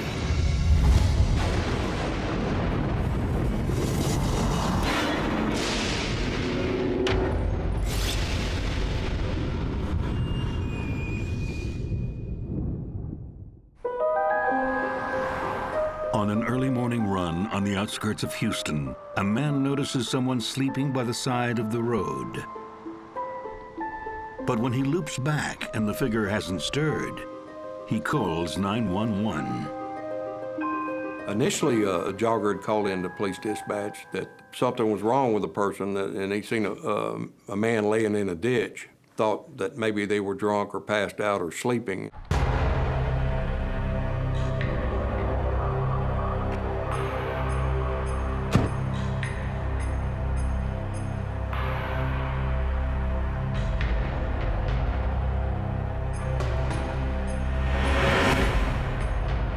We arrived at the scene and observed that there was a body laying off the roadway in some grass. The body had evidence of trauma, cuts, bruises, but the unusual thing about it was the clothes were very clean. You would expect that if it was a hit and run, which we kind of thought maybe that's what it was going to be at first, the clothes would have been tore up.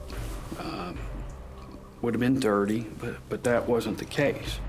Cleaned up, he's been washed up, he ain't got no blood on him. And no blood at all.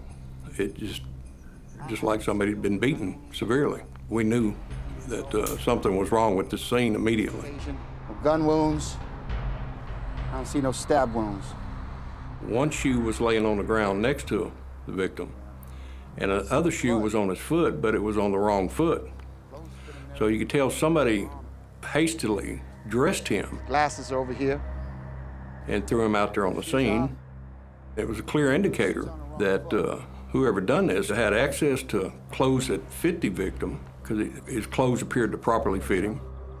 It's quite clear he was washed, bathed, and reclothed, and then dumped on the side of the road. 50 years old, Caucasian.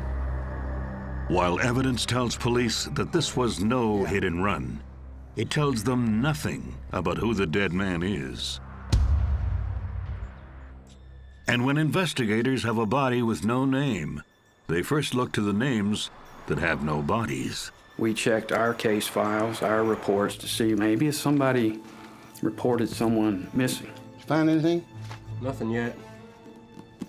That wasn't the case, so we checked the next city over, Jacinto City, to see maybe if someone reported someone missing. Hey, yeah, it's Assistant Chief Pruitt over at Galena Park here.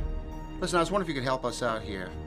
We're gonna miss It was at that time we found out that a woman by the name of Suzanne Basso. I think we got a hit. A Louis Musso. Age is right. Also known as Buddy. Yeah, that had come in to the police station to report a person missing. The cops head over to Suzanne Basso's home in Jacinto City to learn more. Sue Basso lived in a working-class neighborhood east of Houston, and her home was very much like the others. And there was nothing remarkable about it. It was just very modest, working class.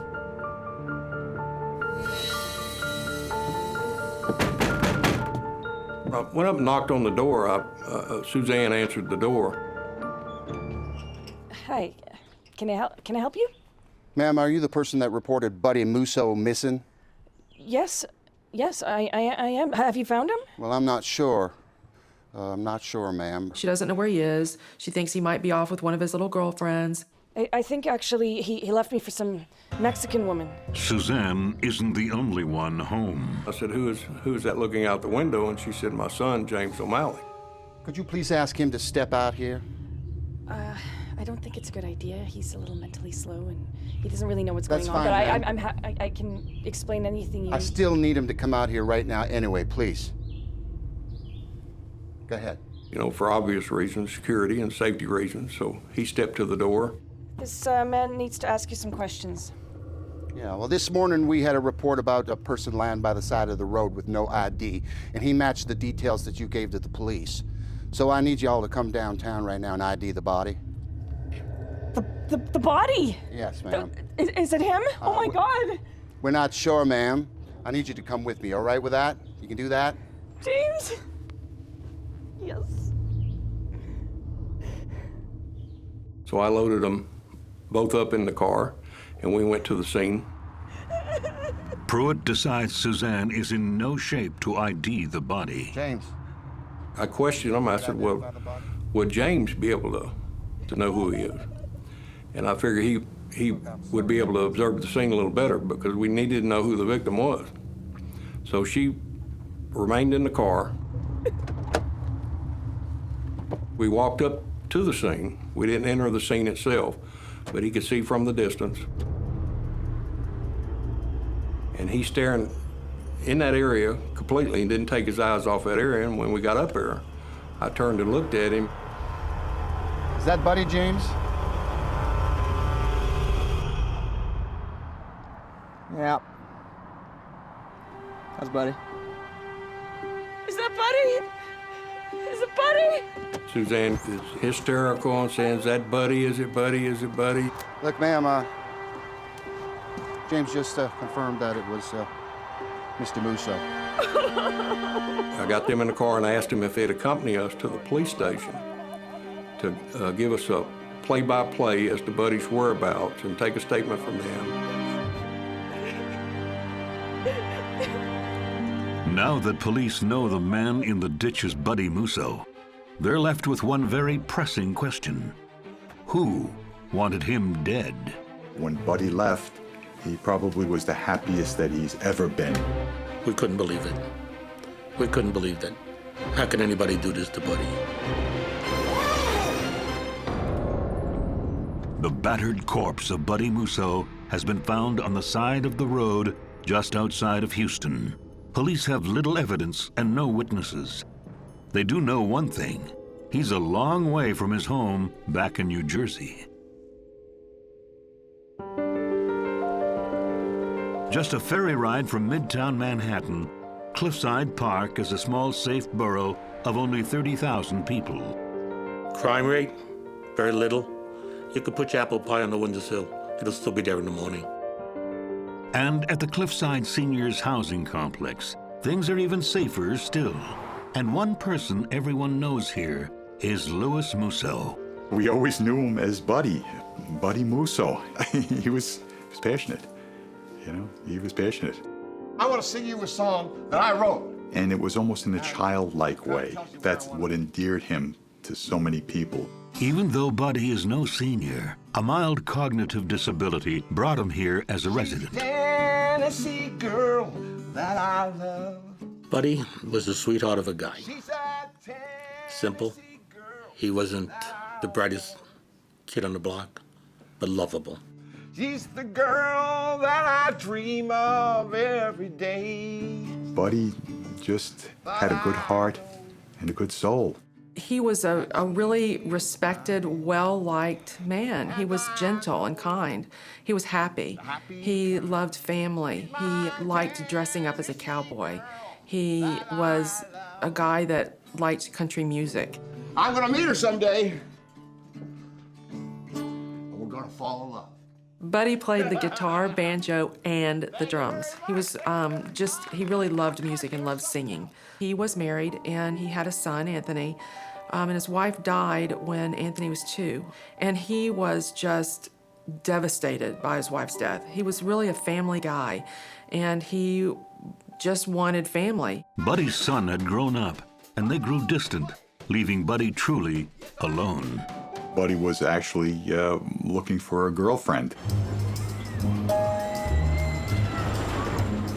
A new love and a new family. It all seems like a pipe dream, till the carnival sweeps into town.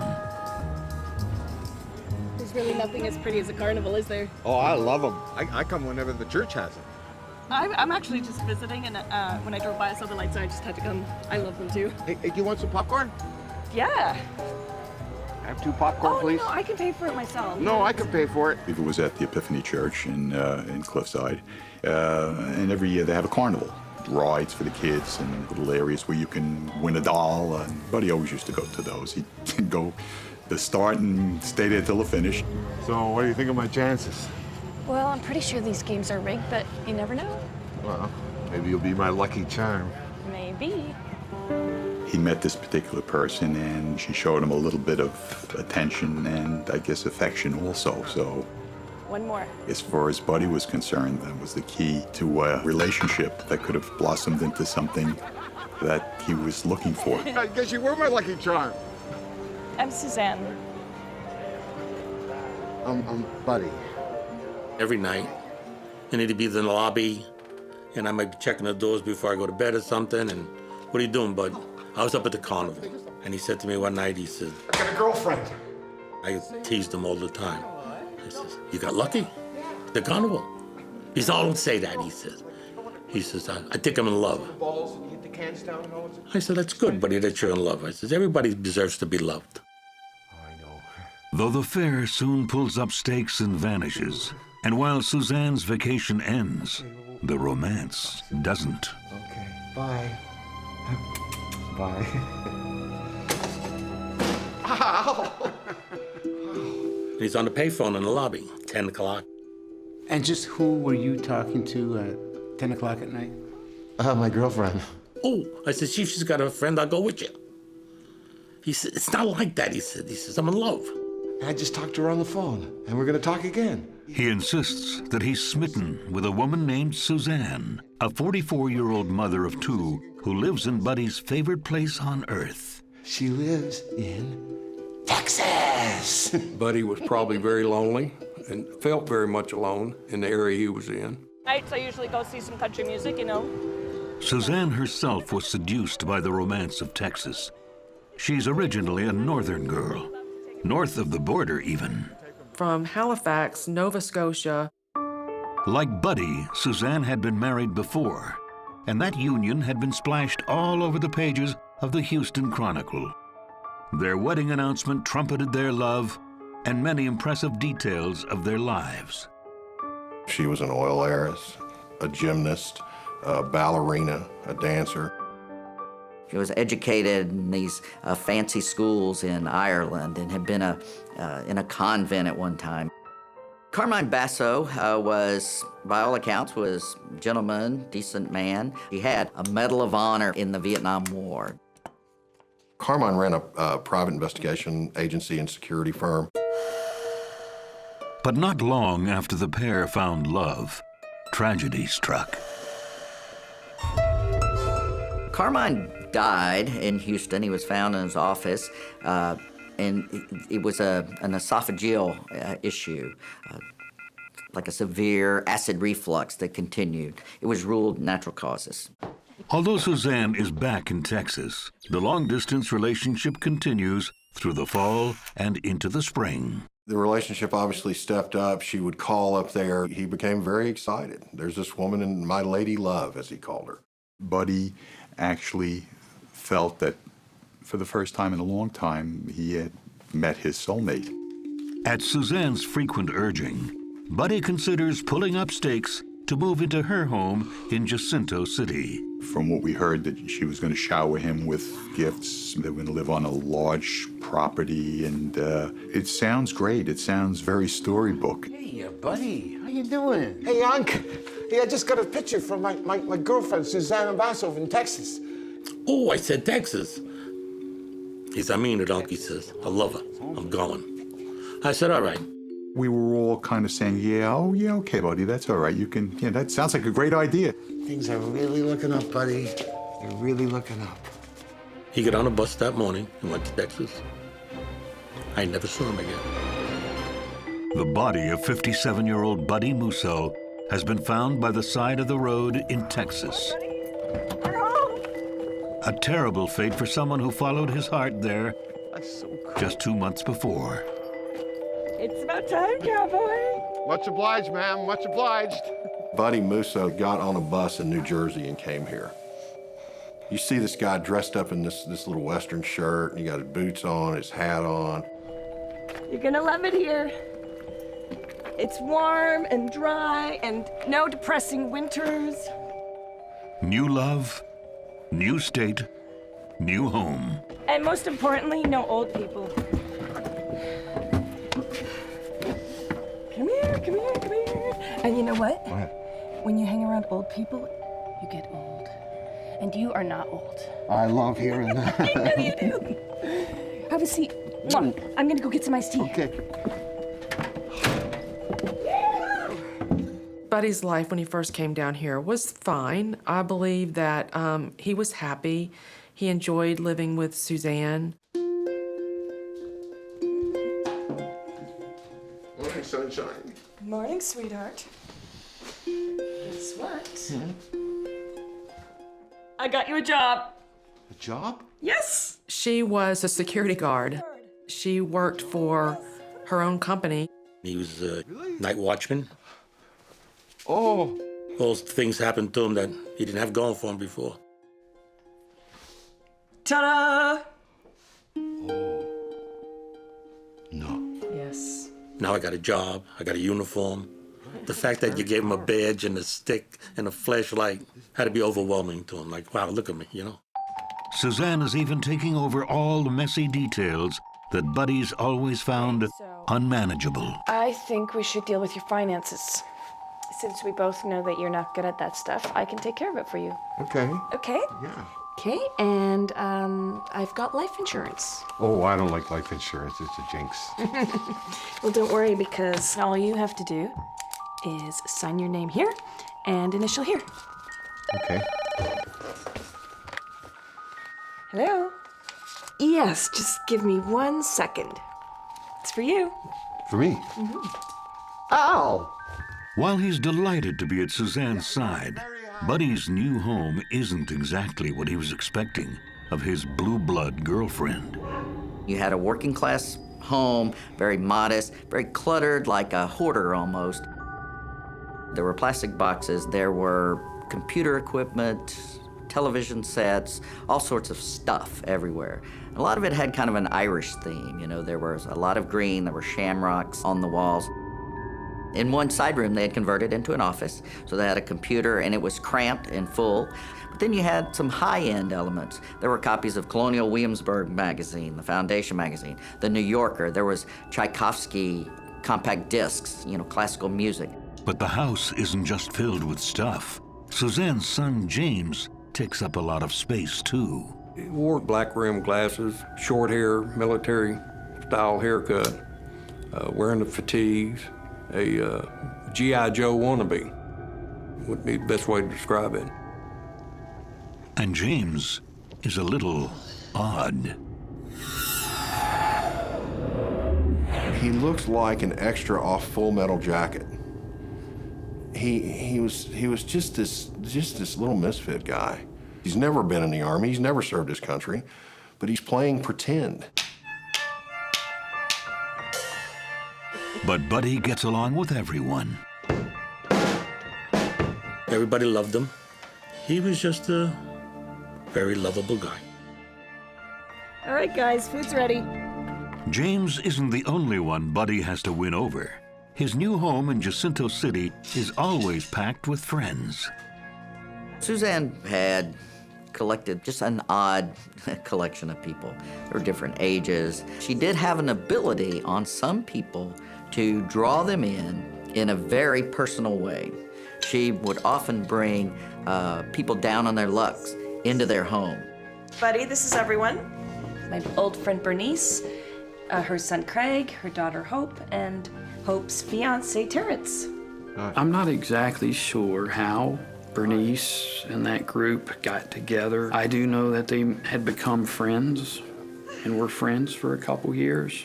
She would visit them at their apartment, and they would come over to Jacinto City. Yes, my love. There ain't enough pants in this house. Understand? Yes, my juicy dream girl. Sorry, I have to work another double today. Oh. Won't last forever. That's just how it is now. Okay. Okay? Have fun. Okay. Love you. Love you too. This crowd is often in Suzanne's home, even when she's working her frequent long shifts at her security company. What you doing, buddy? Nothing. Nothing? Nothing. You want to play a tune? Yeah, come on, buddy. Play some There he song. is. I'll get my guitar. Attaboy. He always wanted to play, no matter what it was, even if it was for lunch. What song do you want me to play? Gold Beards. I don't know that one. Buddy, this is a concert, a one-man show, right? We need some beers here. This is... Oh. Right? I'll go get you some beers. Yes, yes. It doesn't take long before they start asking Buddy to do all kinds of small chores. Here you go. He's a man who was used to doing all of these things for people back when he's in the senior center. Hey, buddy. What is this? The beer's not cold enough. Oh! Not cold enough. Helping people out, getting things for people. Hey, buddy. Yeah. It smells really bad in here. I think maybe you need to empty the ashtray. Well, you heard the lady. What are you looking at me for? Now here he was made to be almost in servitude towards them. Over a period of weeks, Buddy began to experience abuse. Buddy! Be quick with them clothes, yeah? Yeah. And don't go talking to them Mexican ladies. This group would go to a Chinese restaurant. They would be eating. Everybody would get big plates of food, and except for Buddy, and not allow him to eat.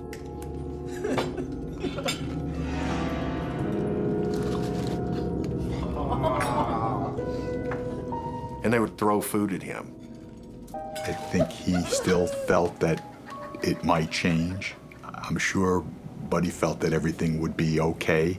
He could probably win those people over. It's a Southern thing. You're gonna cook frog, throw it into the water. If the water's already boiling, the frog will jump out. Put the frog in the water, slowly turn up the heat. Frog's not going anywhere. And the heat is being turned up. And they would go into the restaurant, they would leave Buddy out in the car handcuffed so that he couldn't get away. This is a guy who was turned into a prisoner. He was basically a hostage. Faster, move them legs, move them legs! There was a field outside of Bernice Aaron's apartment. Oh, now finish, finish, finish! And the police officer arrived. Buddy was out there. He was huffing and puffing, and he couldn't run, but he was trying. The police officer kind of took Buddy off to the side to find out what was going on, because Buddy was obviously older than those two. He wants us to make him do this. He likes doing it. They told me I had to run. I just want to go see Suzanne. The police officer walked Buddy, along with Terrence and James, to Bernice's apartment, knocked on the door. Suzanne answered. Buddy, what happened? Oh. These boys were making that man run sprints. Sprints. Ugh, James, you know boys will be boys. Are you okay, buddy? Let's go inside. The what's with those eyes? Oh, it was a terrible thing. He was jumped a few days ago by 3 Mexicans. It was terrible, but he's fine now, aren't you, buddy? This is where I want to be. I want to be with Suzanne. Yeah, come on. People wondered why Buddy didn't leave. Buddy, being the type of a person that he was committed to his relationship. While the policeman feels that things are amiss with this odd collection of people, he doesn't know the half of it. This was a very, very dysfunctional group. Very dysfunctional group. They can beat him, they can torture him, they can belittle him, and nobody will stop him. James. Nobody can interfere with what they're doing. Nobody can stop their plan. Buddy Musso is theirs. Buddy Musso has moved from New Jersey to Texas looking for storybook love, but the fairy tale has taken a grim turn. A neighbor saw him one day, the 2 black eyes, and said, "Man, you need some help? You want me to call an ambulance?" Buddy's like, no, don't call anybody. It'll make it worse. But inside the bungalow that's supposed to be Buddy's love nest, it's even worse.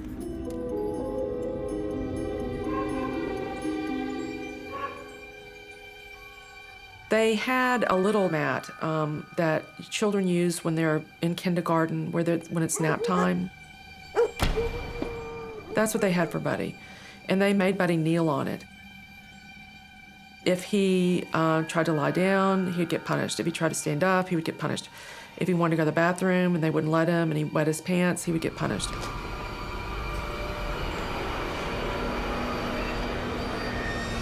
What you doing, buddy?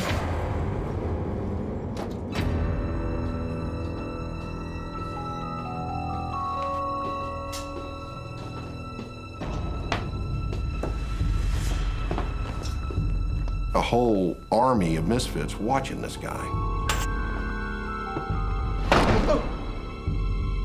Torturing him, beating him, keeping him in line.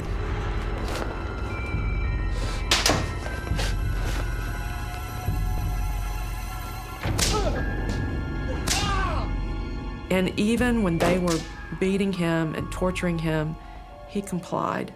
He just wanted to get along, just wanted to be liked, just wanted to be part of a family. James, please.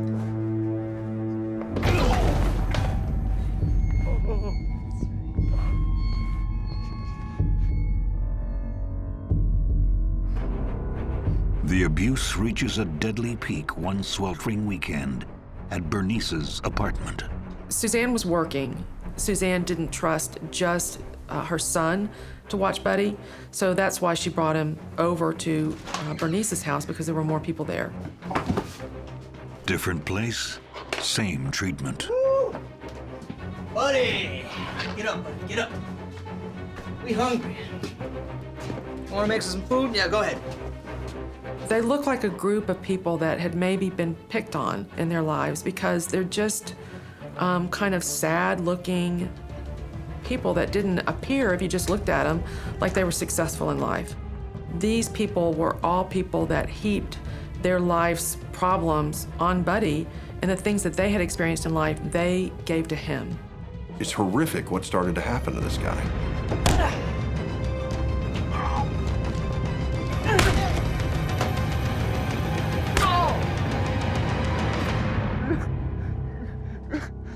He was tortured, and it escalated to that. Here's this guy, gets off a bus, wearing a cowboy hat and some cheap cowboy boots, and she introduces him to this family of hers. It's like, hey, it's the Adams family.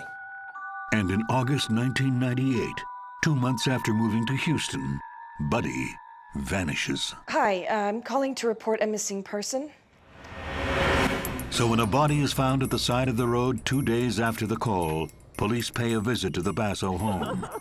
Suzanne and James go to the scene where James identifies Buddy's corpse.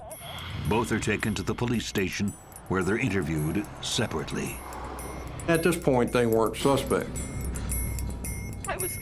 Suzanne was hysterical, crying, very upset. Suzanne went into giving her statement, saying that she last seen Buddy the day before. He didn't come home. She thinks that he went down to visit some Hispanic women at the washateria. I thought maybe he left me for this Mexican woman. In the other room, James is telling a very similar story. Look, I think he ran off with some woman, all right? Some Mexican woman, probably. I remember him doing laundry. Still, Pruitt suspects James knows more about Buddy's death than he's letting Go on. back to his hometown, New Jersey. I don't know. And without a doubt, it appeared to me, and again, with my experience and suspicion, that he knew what he would find prior to him getting there. Yeah. There was no great shock. It was almost an immediate answer and said, yes, that's Buddy. And the position of the victim and all would have made it almost impossible for him to make that determination without almost walking clean up on the victim. From that distance, you couldn't tell if that was a man or a woman. And in short order, the story comes flooding out. We didn't intend to kill him. All right? We didn't know he was dead. When I left him there, I could come back, he didn't open his eyes. Yeah, we killed the guy. We killed him. He pretty much had confessed that they'd had Buddy over at the Bernice Aaron's apartment and that he misbehaved and they did this. Looks like we got a bunch of people to pick up. To flesh out what happened, the others are quickly rounded up. The story they tell horrifies the officers. They were just aghast. They were amazed at this brutality. Cops see brutal stuff all the time. This was a whole new level. And James has one last shocking secret. It was quite obvious that Buddy was brought down here for a reason. After the murder of Buddy Musso, James O'Malley delivers a sudden and shocking confession. Yeah, we killed the guy. We killed him.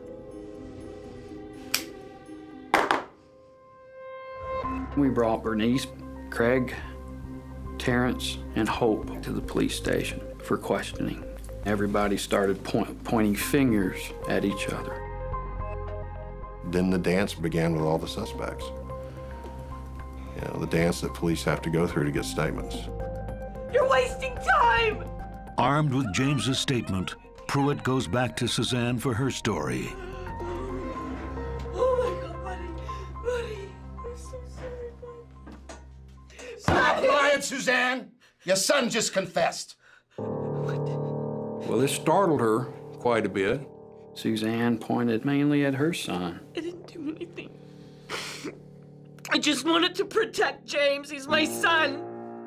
He's not right in the head. Don't you know that? She was Buddy's benefactor and his protector. I was working doubles. I had no idea what they were doing. I had no idea what they were doing. And I just kept seeing marks on his body when I came home. And then she immediately started the blame game. All these other actors were there to harm him. She wasn't there when he died. But the rest of her family offer a very different version of events and drop a bombshell on the cops. Suzanne, my mother, she was there. She told us to do it.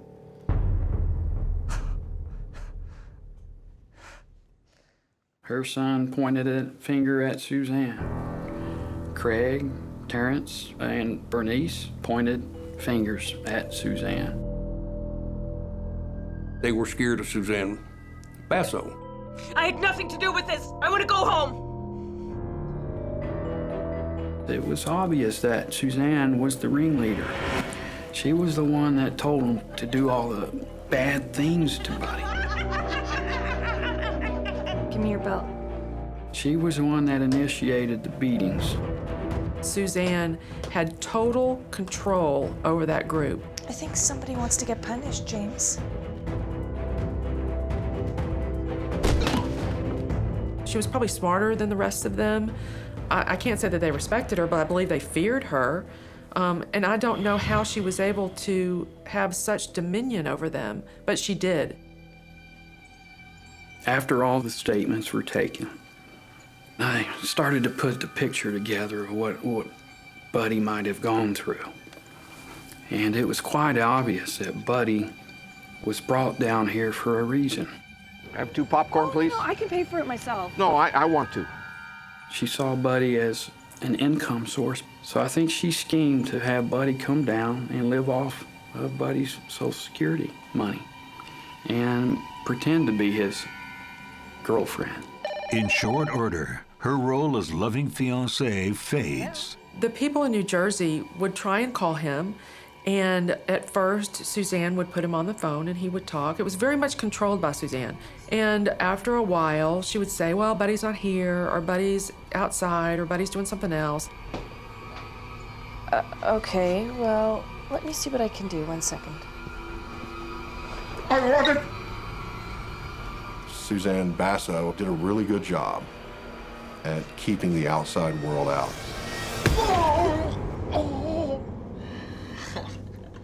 Because if the outside world was kept out and she was all that mattered to this confederacy of misfits, then it's all about control. Nobody can interfere with what they're doing. Nobody can stop their plan. Buddy Musso is theirs. Suzanne types up a will stating that everything Buddy owns would be hers when he dies. It's like, leave everything to Suzanne, even the drum set. Nobody else gets anything, not his family members. Says I Then there is his insurance policy. Buddy initialed it, every page. It was his initials, L.M. Louis Musso. It had an escalator clause in it from 15 to 60 grand, I believe, if he died a violent death.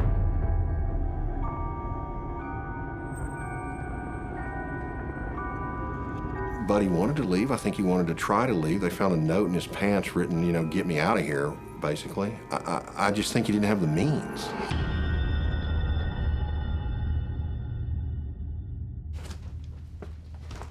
What do you think you're doing? James! Hammer and nails, now! For Suzanne, Buddy is worth more dead than alive. Buddy became a problem for Suzanne. He was an irritant to her. I just believe that she just wanted it over with. She's just tired of dealing with it. Sit down. Down. Lie down.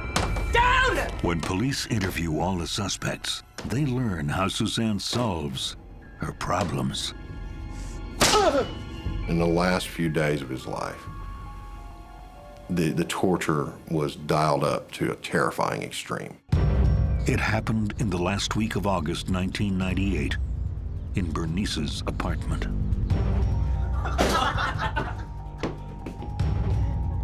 Come on, let's go. Craig, Bernice, you're up. There was no one that did not hit him.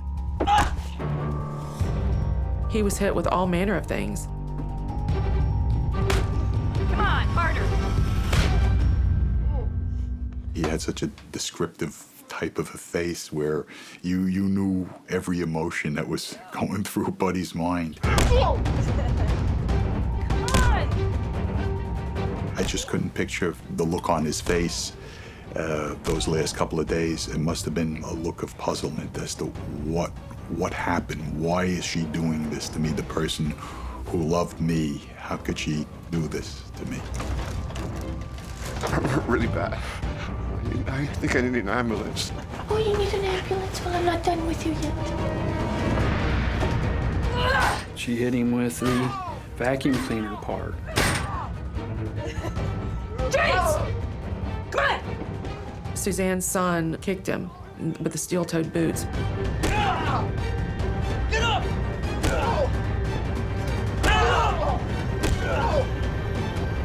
Come on, buddy!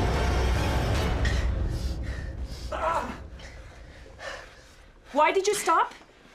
Let's go!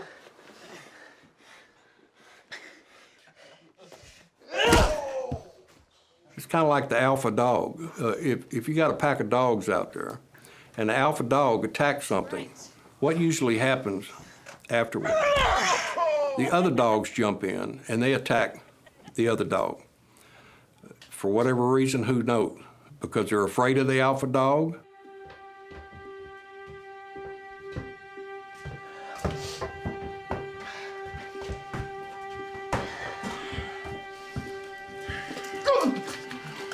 This guy, his body was a roadmap to torture. He was scrubbed with a wire brush and this skin-peeling mix of cleaning fluid. They turned the shower on to rinse him off because he was all bloody. And left the shower running and just left him in the bathtub.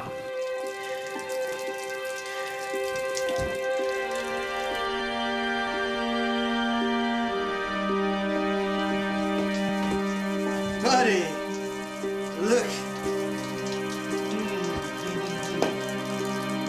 Oh, it is Buddy. James said when he returned to the shower, he noticed Buddy was dead. Buddy?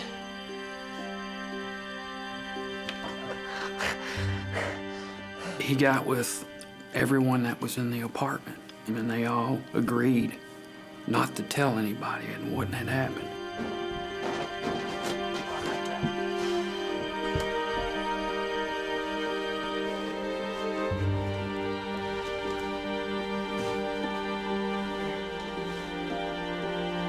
One, two, three.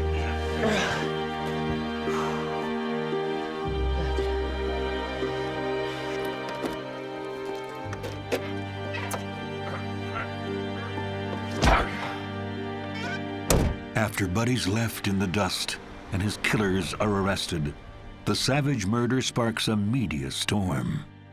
It was a big news story because it was 6 capital murders in Galena Park with a horribly beaten up man. When the name Suzanne Basso hits the front page, it rings more than a few bells, thanks to Suzanne's wedding announcement from a few years before. She called herself an oil heiress, and she had this big long name that had probably 8 names to it. It's absurd. Nothing about the wedding announcement added up. It just didn't make sense. In fact, Suzanne had grown up on the east coast of the U.S., not Canada. And there was no oil money, no gymnastics, no endless names or private schools. From all accounts, she was a lovely little girl. She was the youngest daughter in a family of 8. But the little girl had herself seen the face of evil. Suzanne Basso was an abused kid, sexually, physically. Her parents were apparently some pretty brutal folks. She was, in turn, brutal with her kids. She carried it on to the next generation.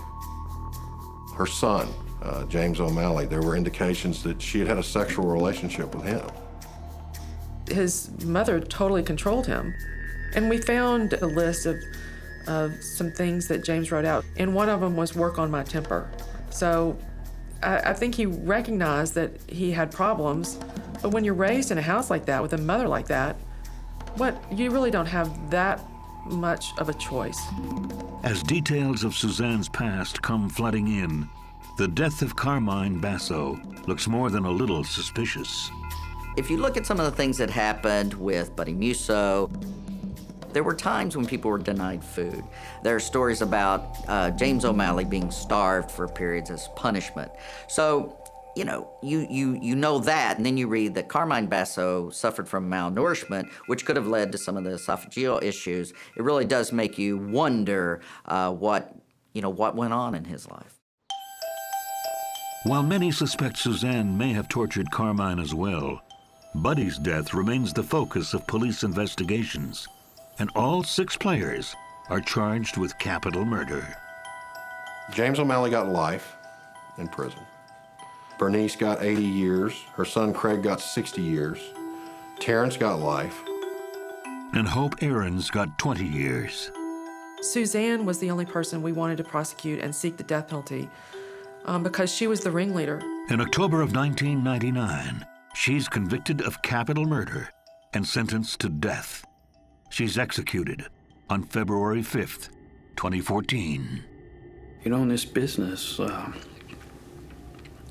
you see evil with a small e and you see evil with a capital E. And this was definitely evil with a capital E. That woman, Suzanne Basso, was evil. Buddy Musso was looking for love. He was looking for someone to share the rest of his life with. Suzanne Basso was looking for a victim. She was looking for somebody to play. She was looking for somebody to torture. She wasn't looking for love. She was looking for a payday. Back in New Jersey, the loss of Buddy still haunts his friends. To think somebody would do something like that to a kid like that. You're not even a human being. They were animals. To do that to another human being. I think we've gotten to the point right now in the world where you need more buddies, you need more people, to look at the positive side. You need more people with love in their heart. You need more people like Buddy. I have regrets that I didn't try to stop him from going, but I never thought he would do it. But he did. And I feel so bad that happened to him.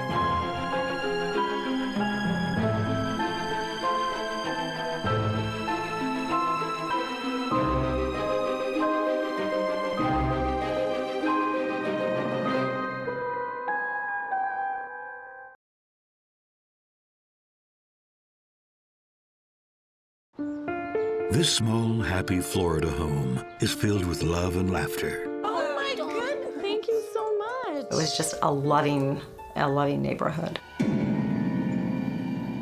But sometimes, pretty things are rotten on the inside. It was someone that they trusted, that they let come into their home. And when you let a stranger into your home, evil may not be far behind. They were completely taken advantage of in the worst, horrible way that a person can imagine. That sweet smile with the evil behind it.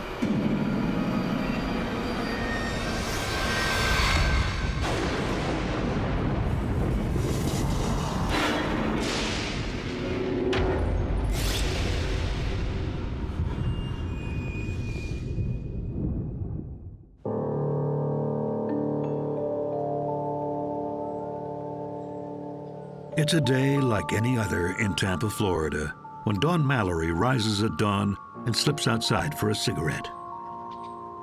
He's careful not to wake his wife, Jana, or their elderly neighbor, Peggy Merman, who's staying with them.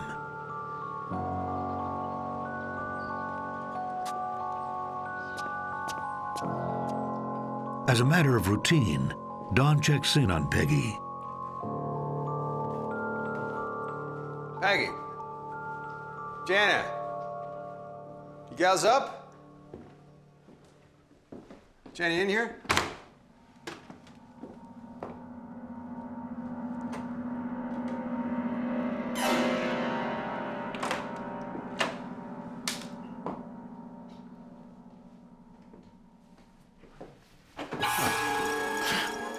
Oh there, cowboy.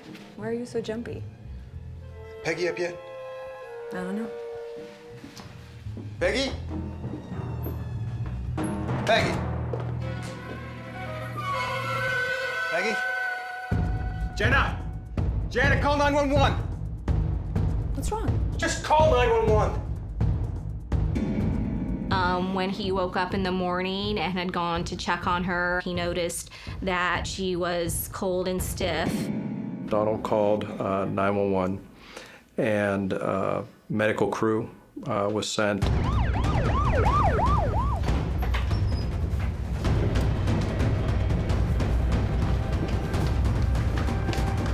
The paramedics try to bring Peggy back from the brink, but there's little they can do.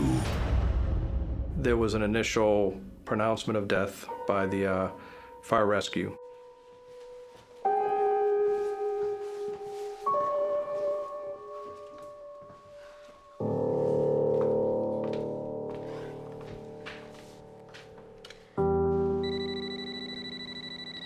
Jana breaks the news to Peggy's family.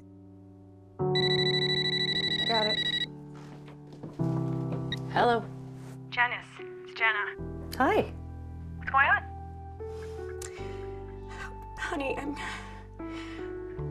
I'm sorry, but your mother's passed away.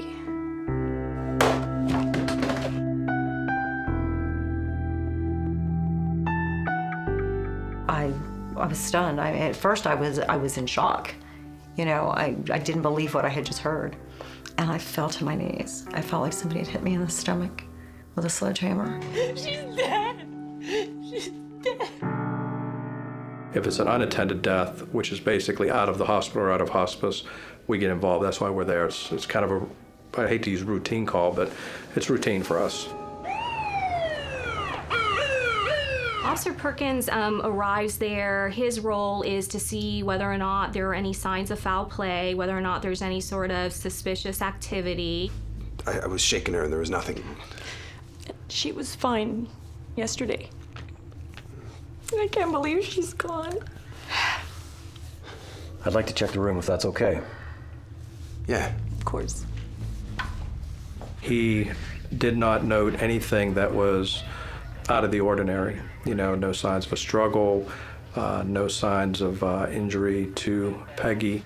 She had significant health issues. She was old, she had a heart condition. She also had issues with her kidneys. I believe she had diabetes. And it looked like more of a common circumstance we run into in Florida where people pass away. It's a tragic day in this small community in South Tampa. Her neighborhood was a South Hampton neighborhood. A lot of close-knit people. She'd lived there quite a few years. Everybody knew everybody. It's a community. It's not just a bunch of houses stuck there. A community where neighbors help each other out. Take Peggy, for example. She's been living with Donald and Jana Mallory for the last few months. She had degenerative bone disease. She couldn't care for herself. She couldn't bathe herself. She couldn't feed herself. It appears as though she went in her sleep. I guess that's a blessing. I'm sorry to bother you with this any further, ma'am, but there's still a few details I'd like to get about the state of Mrs. Merriman's health. Well, she was on a lot of medication for pain. She had a hard time walking, some kind of bone disease. So I would make her a protein shake every day.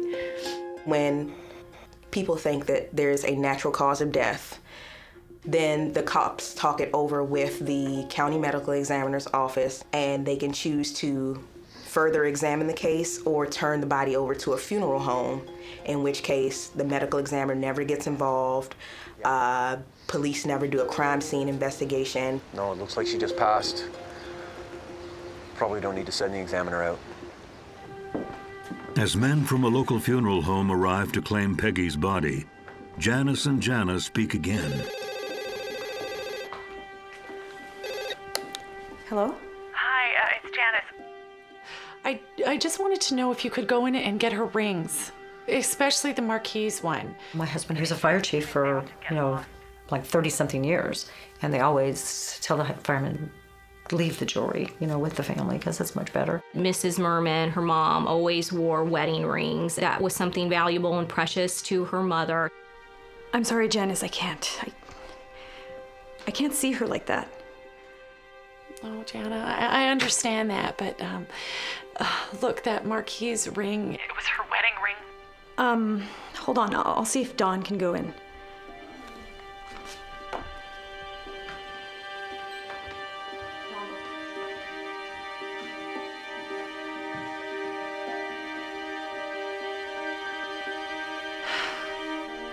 They're going to look for it. Janice, the rings are gone. What do you mean, they're gone?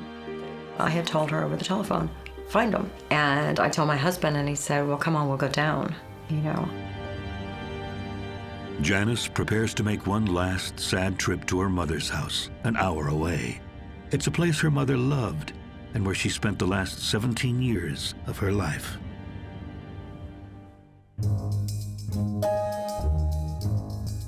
Peggy was a neighborhood icon, well known for her lively sense of humor and her style. My mother was a character. She truly was. She had a great sense of humor. Well, Peggy, she was outgoing person. She was very funny. When I first moved over there, she made me welcome me into the neighborhood. The barbecue? Good. She knew everyone in the area through the convenience store she ran with her second husband, Don. How's the store today? Do we make millions? If we did, I wouldn't tell you. They'd been together about 15 years. Her neighbors would often visit the loving couple. Now, Jackie, I know I owe you something. So how much did this cost? You don't owe me nothing. The only thing I want is this ring on your finger. Oh, no. From my cold dead fingers, this is going to my grandchild. I've told you that before. Not going to take it, don't you worry. When Peggy undergoes a minor heart procedure, it's clear the elderly couple needs help. But there are some options she won't consider. I'm so sorry you can't stay with us, Mom. Oh, sweetheart. That's an impossible situation in your condition. It's all right.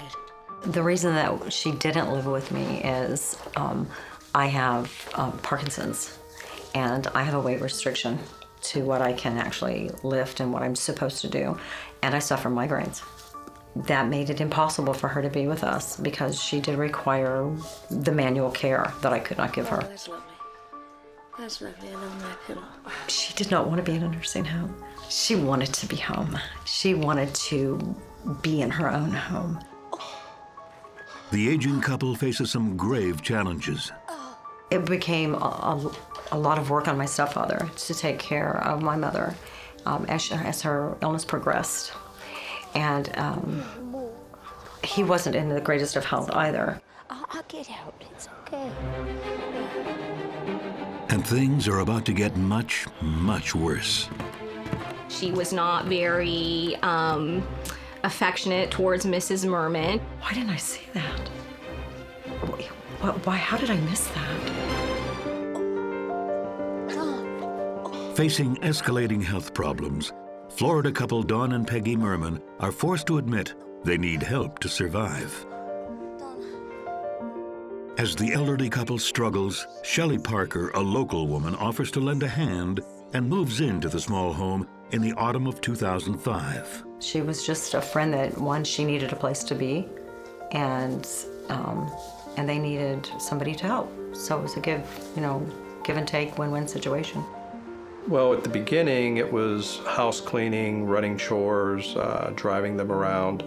As Donald got sicker, and then as Peggy got sicker, she became really more of a formal caregiver. Shelley was a sweet lady. She truly was. She was an older lady. She was small in stature and size. As Don and Peggy's needs escalate, the situation is barely manageable when tragedy strikes. Don Merman dies suddenly after a stroke in March of 2007. It was devastating to my mother. She was hurt because he was her company, We're gonna manage without him. My mother became more demanding. She became, I believe, fearful in a lot of ways. I got it. Yeah, okay. In time, and with Dawn's absence, Peggy's physical problems become overwhelming for Shelley. Oh, Shelley. Do you think you could go and get me some of those crackers that I like so much? Oh, thank you. You're a darling. Oh. She was depressed. In fact, she took medication for it.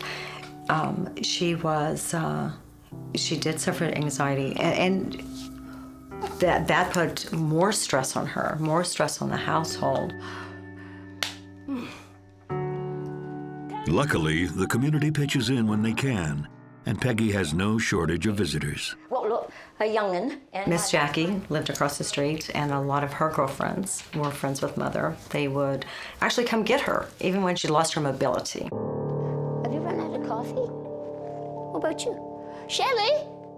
Shelley! My guests have no more coffee. But not everyone is enjoying themselves. You have to make more, darling.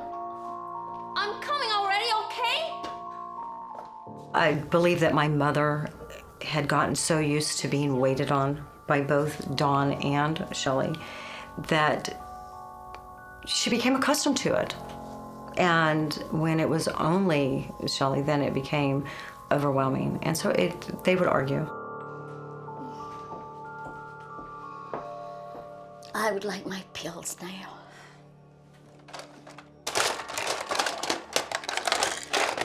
Well, where's the oxycodone, Peggy?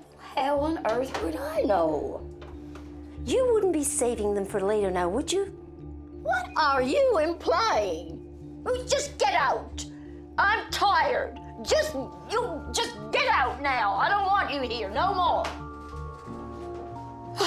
Peggy Merman could sometimes be difficult with the people around her. She was sometimes combative. I spoke with my mother about it, and it was asking her to be more patient with somebody that was trying to help her. Peggy's care has become too much for Shelley to handle on her own. Her and I had talked about it. Shelley, it's too much on you now. She's becoming too much of a handful for you. So she offers up a solution, her friend Tony. We gotta make this work. He could help do manual stuff with her at night, get her up and down. Although she wasn't extremely heavy, she was still a lot heavier than Shelley was. So he was there to help. I don't think that old woman wants us here. Don't take it personally. She just likes to complain about everything. Tony Smith moves in with his daughter Mary in tow, but the changes in the house make for even more attention. The nerve of these people, unbelievable nerve. Let me see. Look. What are you talking about? Especially when Peggy spots a problem with her finances. Because she was so aware of her finances and on top of her finances, she realized pretty quickly what was going on. My mother called me and she said that there was money missing from her checking account. It's a smattering of small purchases, things unlikely to be purchased by Peggy, a housebound woman. I looked and sure enough, there was money missing. It was store transactions.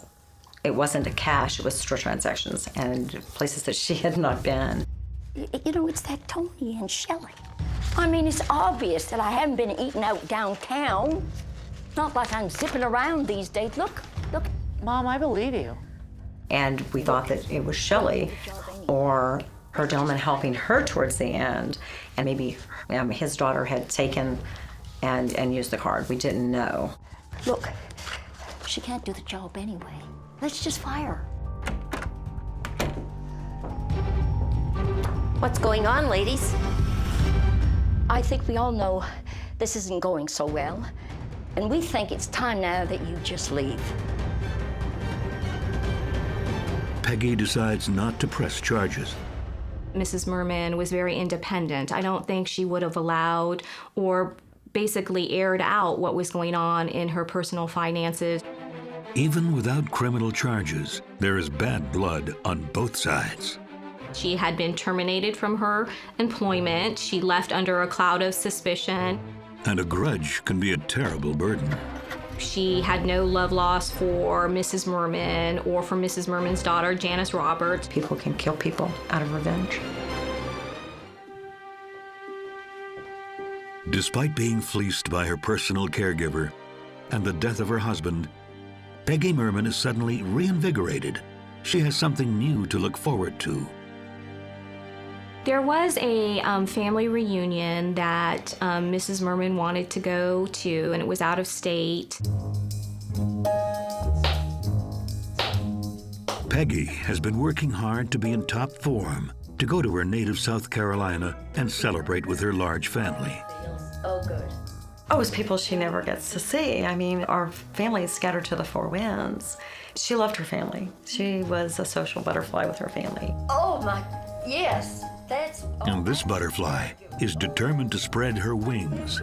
Every single visit I had with her, she kept telling me, I want to walk, I want to walk, I want to walk. She was very determined.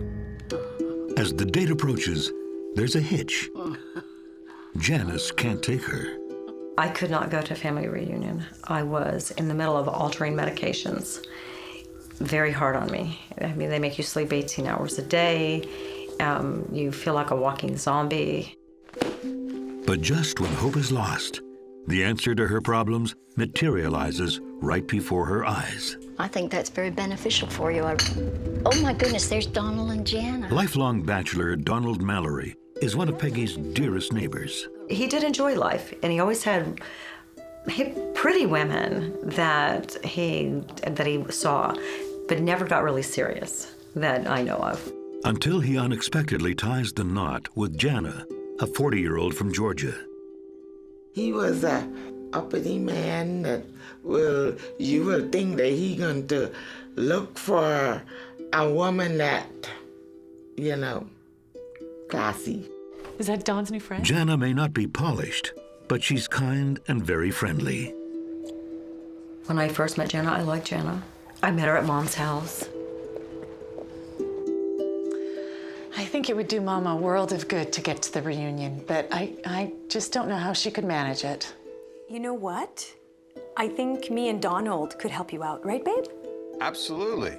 Really? Yeah. Really? Well, thank you. Oh my goodness. It's the answer to the family's prayers. So to have a woman and a man, to have his strength and, her ability to do more personal stuff being a female, I really felt was lucky. It was a godsend. I guess this is one way I get to use this fancy Cadillac of yours. Oh, Donald, you know this Cadillac is as good as yours. You could drive it any time. So pleased that you came, Carter. I'm so pleased with everybody that came, really, because, oops, oh dear. Oh, let me help you with that. Oh, Jana, honey, you are too good to me. I'm going to get used to this. Well, you should get used to it. I'm going to try, I really am. Do you want one of your protein shakes? Oh, I'd love one, because to be honest, this is really not that Oh, great. is it? I'm sorry about that. This lifted her spirits completely. Going on vacation to the family reunion was just like a shot in the arm of happy, and she was just like a whole new person. It was great.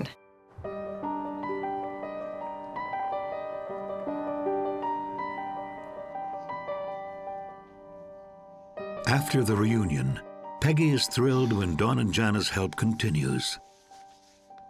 Oh, my. What are they doing to my beautiful house? When she's faced with retrofitting her home to accommodate her wheelchair, they generously offer to take her in. Is that really necessary? It's very disruptive. What starts as a small fix becomes much more. When Peggy applies for a reverse mortgage to fund the renovations, contractors find a problem. In order to get the reverse mortgage, they needed to do some mold abatements. Oh, honey, you can't live like that. It's hard enough for you to manage in your situation. No, you stay here as long as you want.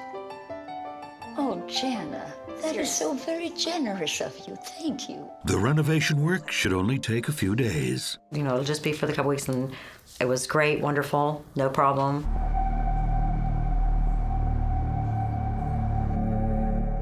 For Peggy, staying in Jana's house is the perfect solution. She seemed like she was the answer to our need at the moment, and it was a real need. But 2 months pass with no end to the renovations in sight. It wasn't like a team going in and going, oh, look, 3 days and we'll be in and out of here. It was kind of we'll get there when we can. We do a little bit in between because we're doing other jobs. So it dragged. It really did drag on. Luckily, Jana is happy to remain Peggy's caregiver. Hey, babe, how's it going? Unfortunately, Donald isn't quite so accommodating. Taking care of Peggy is trying his patience and maybe even his marriage. Don enjoyed life. He, when you have that many toys, there's a lot to do. I mean, you live in Tampa Bay and you have a boat. I mean, you live in Tampa Bay, you have a motorcycle. What am I gonna do? He likes good times, something the couple enjoyed before Peggy arrived. Don, can you help me here? Donald, who's now out of work, is facing his own battles Don, can you help me? and struggling to hang on to his house and toys. Donald Mallory had been working just before Mrs. Merman moved into their home, had lost his job, and was no longer working at the time. They were in the process, I believe, of losing their home, their car, I believe there was a boat. There were all kinds of things that they were financing that they were no longer able to make payment on. Meanwhile, Peggy's health starts to get worse.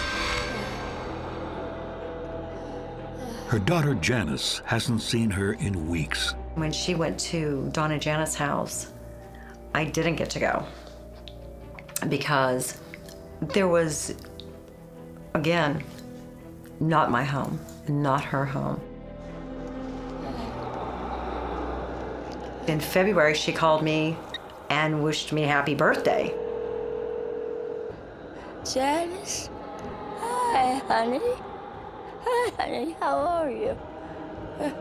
Honey bunny, it's your birthday. My birthday is not in February. This is like going towards the end of February, and I'm going, Mom, my birthday's past, honey. It was, before. She goes, no, it's today, and I'm going, no. She sounded lethargic. You could tell that that she didn't have her full faculty. Oh, happy birthday. La, la, la, la. She would take medication. What she took is extremely strong. So to know the type of medication she was on and to know that she was drugged was normal to a certain degree. I would just figure it was medication. I caught her at a bad time. I caught her right after, it's taking effect.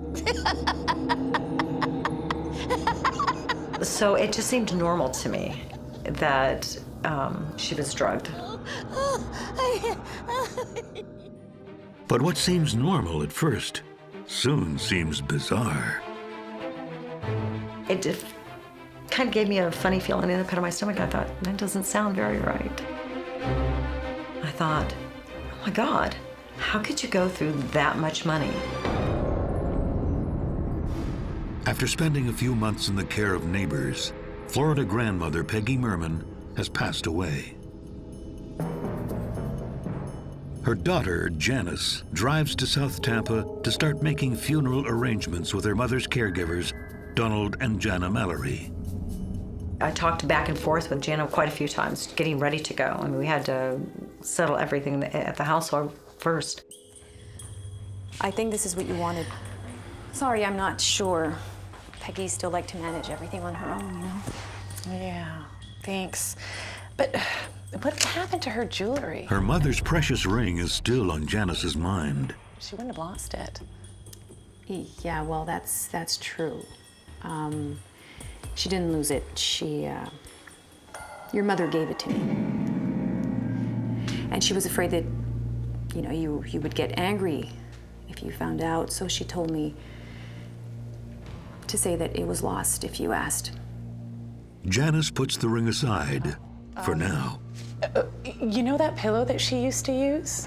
Where is it? I'd like to have it. I know it's silly and sentimental, but I want it. Oh, no, that was really disgusting. I threw it away. I took her Bible, her glasses, and I wanted that. Stupid things.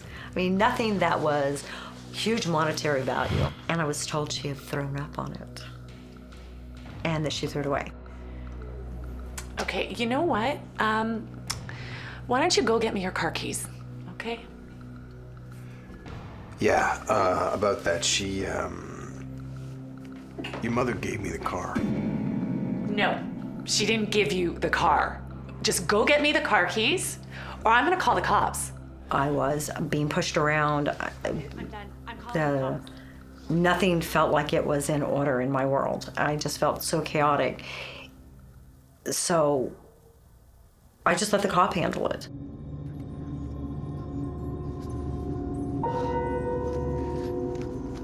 So? As if that weren't enough, Janice needs to attend to her mother's last wishes. Thank you so much. My mom already decided that she wanted cremation. So we were going to cremate her and divide her ashes, just like we had my stepfather's. I'm going, okay, well, I need to go to the banks. I need to get funds for a funeral. But when Janice tries to get money from Peggy's accounts, There's no money in my mom's account? she gets a shocking bit of news. But how can this be happening? It doesn't make any sense. This is... My heart hit the floor. I thought, oh my God, how could you go through that much money? You have not been anywhere to spend money. So how do you do that? Are you kidding? The bank manager then tells her that there had been some anomalies a few months before, but Peggy refused to do anything about it. There's no way that this is my mother. Could Shelley, Peggy's old caregiver, still have access to her mother's accounts? I'm ranting. I'm raving. I mean, at this point I was distraught. With one question after another weighing on her, Janice drives her mom's car home.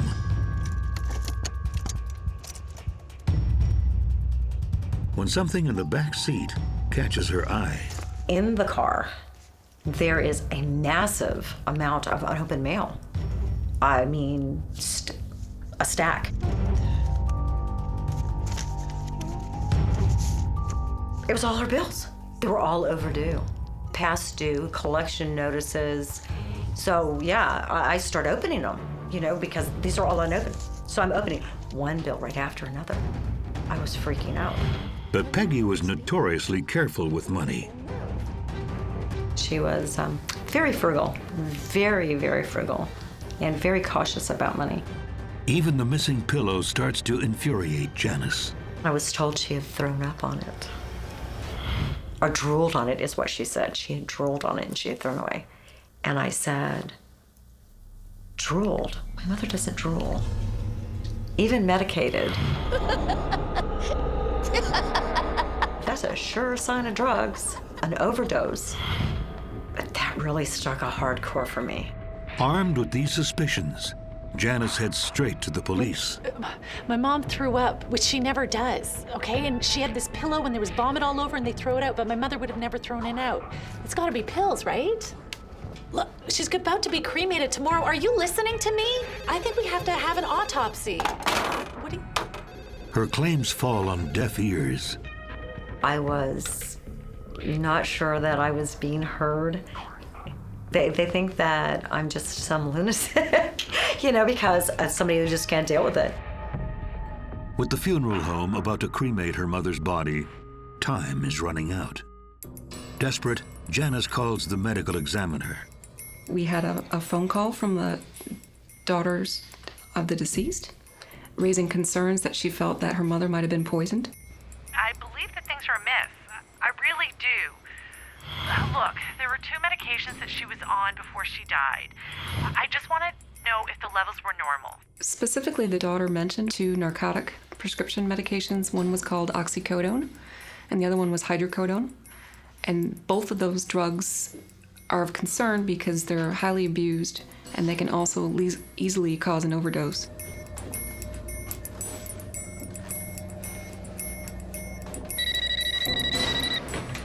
Hello? Mrs. Roberts? Yes? This is the medical examiner's office. We're going to pick up your mother at the funeral home right away. Thank you. I knew it. I was shocked. I was like, oh wow, somebody listened.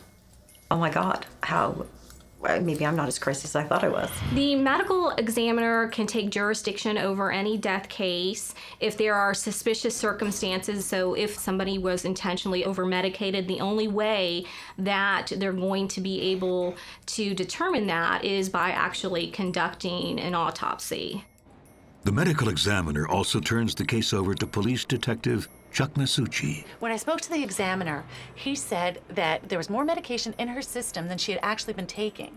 And when I spoke to her on the phone, she seemed completely out of it. So once the medical examiner took jurisdiction over the case, he began his investigation. Finally, Janice is being heard. She was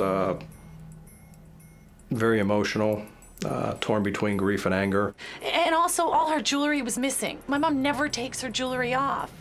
And her bank accounts had been emptied completely. There was 0 money in her account, yet she's paid no bills in months. At first, I think that even though the coroner had talked to him, I kind of think that he thought that I was one of those, I need somebody to blame type people. Look, this is her credit card bill. I have her gas bill. I have her light bill. Nothing's been paid. I know this might sound crazy, but... No. Doesn't sound crazy at all. Thanks. As Masucci reviews all of Janice's information, bank statements, credit card receipts, and prescriptions, the autopsy results come in. They're inconclusive, but raise some red flags. There's no obvious signs of trauma occurring in Mrs. Merman. But the medical examiner does find shockingly high levels of drugs in Peggy's system. Some of them in excess of 10 times the normal concentration you would expect to see in someone's system. The high levels of drugs in Peggy Merman's system made them believe that the death was unnatural. To me, it was going to be one of 3 things. You know, Peggy was hoarding drugs and committed suicide, or that there had just been a lapse in care, or that she was murdered. Police in Tampa, Florida are becoming convinced that Peggy Merman did not die from natural causes. They speak to everyone who's had close dealings with Peggy in the last few months, but they keep one detail to themselves. I did not confirm to them that an autopsy had been done and that we did have some suggestion, some science as to we were looking at a homicide, and I held that back. I actually think that that was a critical law enforcement strategy. One of the people the police question is her dismissed caregiver, Shelley Parker.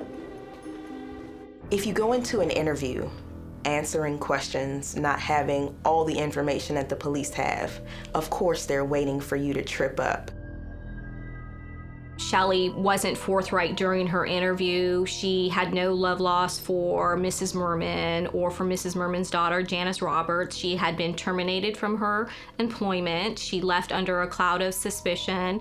Shelley was really trying to attempt to vindicate herself during my interview with her. Shelley suggests that Peggy hoarded her pills, which raises the specter of suicide. There were no prescription bottles that were found at the scene. There was no suicide note. From what Detective Masucci can tell, suicide is unlikely. She wasn't very mobile. She couldn't get up by herself. She doesn't really have the access to the medications. Those are kept in a separate room. And the sheer amount of drugs in her body makes an accidental overdose unlikely. The fluoxetine was a full gram in her body, which is 100 times, which is 100 or more pills. That doesn't happen accidentally. With pills being the clear cause of death, and both suicide and accidental overdose ruled out, only one option remains. We're looking at everything around this death. There was no autopsy, since she was cremated right away at the family's request. And police soon learn only one person had access to the deadly mix of medications. Well, I will do anything I can to help. He specifically misinformed her and said that an autopsy had not been done. So, let me ask you about Mrs. Merman's primary care. Who was the primary caregiver? How did that work? Well, I pretty much waited on her hand and foot. I loved her.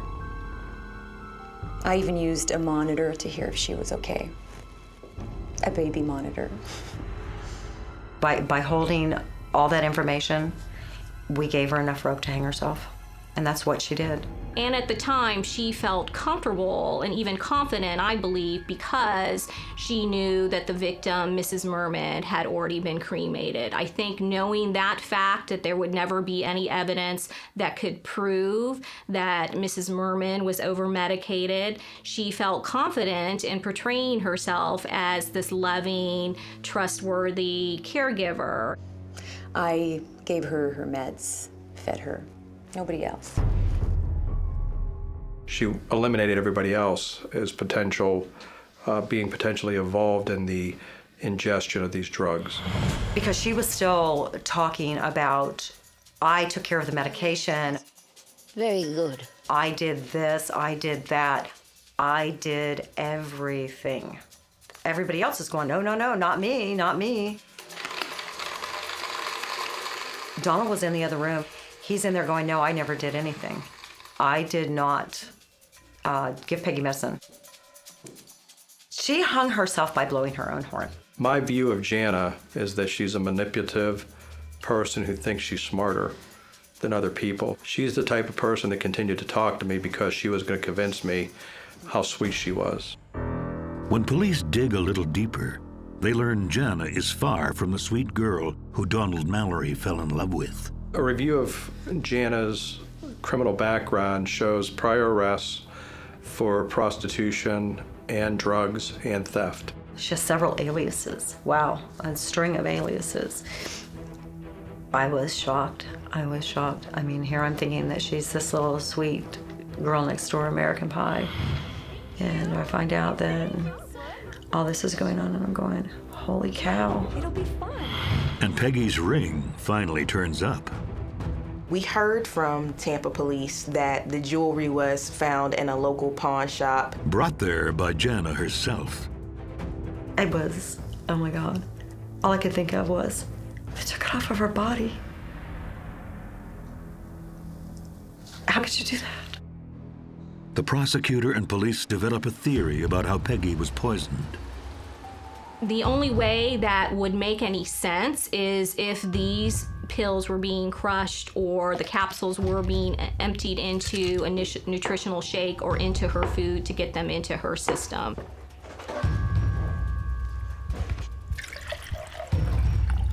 You would have to really dissolve it and put it with something that's a little bit sugary and has better taste.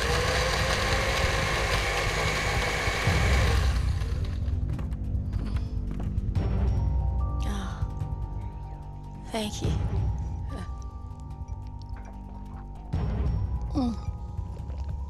This tastes awful chalky. Is it one of those no-name brands? No, honey. Same as ever. Drink up. I guess it's because I'm so sick.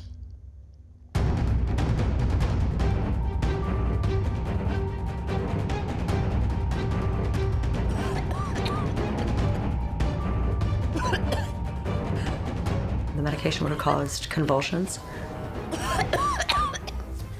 vomiting.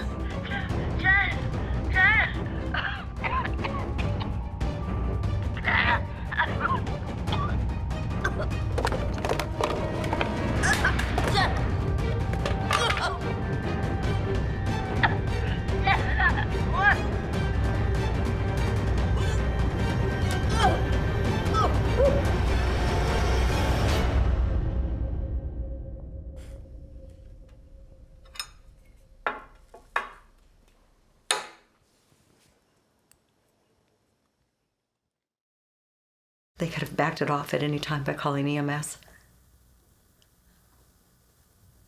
And they didn't.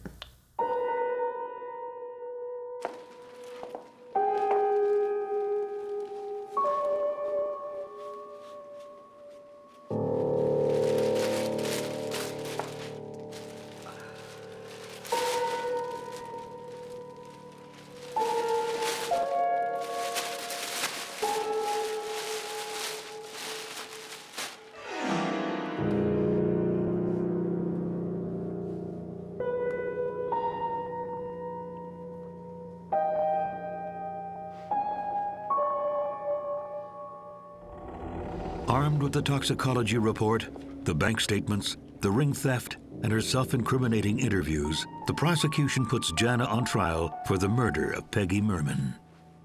She still tried to present herself in the light of that she was a good and caring caregiver, that she did not do anything that caused the victim's death. The jury doesn't buy it. On April 10th, 2013, Jana Mallory is sentenced to 30 years in prison for murder in the second degree. Jana's husband, Don, is investigated but faces no charges, but he certainly pays a price. Now he got nothing. Lost his house, car, everything, both everything. And if it weren't for the gut instincts and will of Peggy's daughter, Janice, Jana would still be a free woman. Janice Roberts was a very good investigator on this case. Without her diligence, there would be no evidence and no case against Jana Mallory. And while the case is closed, it's not over for Janice. You can grieve all you want. It doesn't mean it's going to stop hurting. When they found her guilty, I didn't cheer.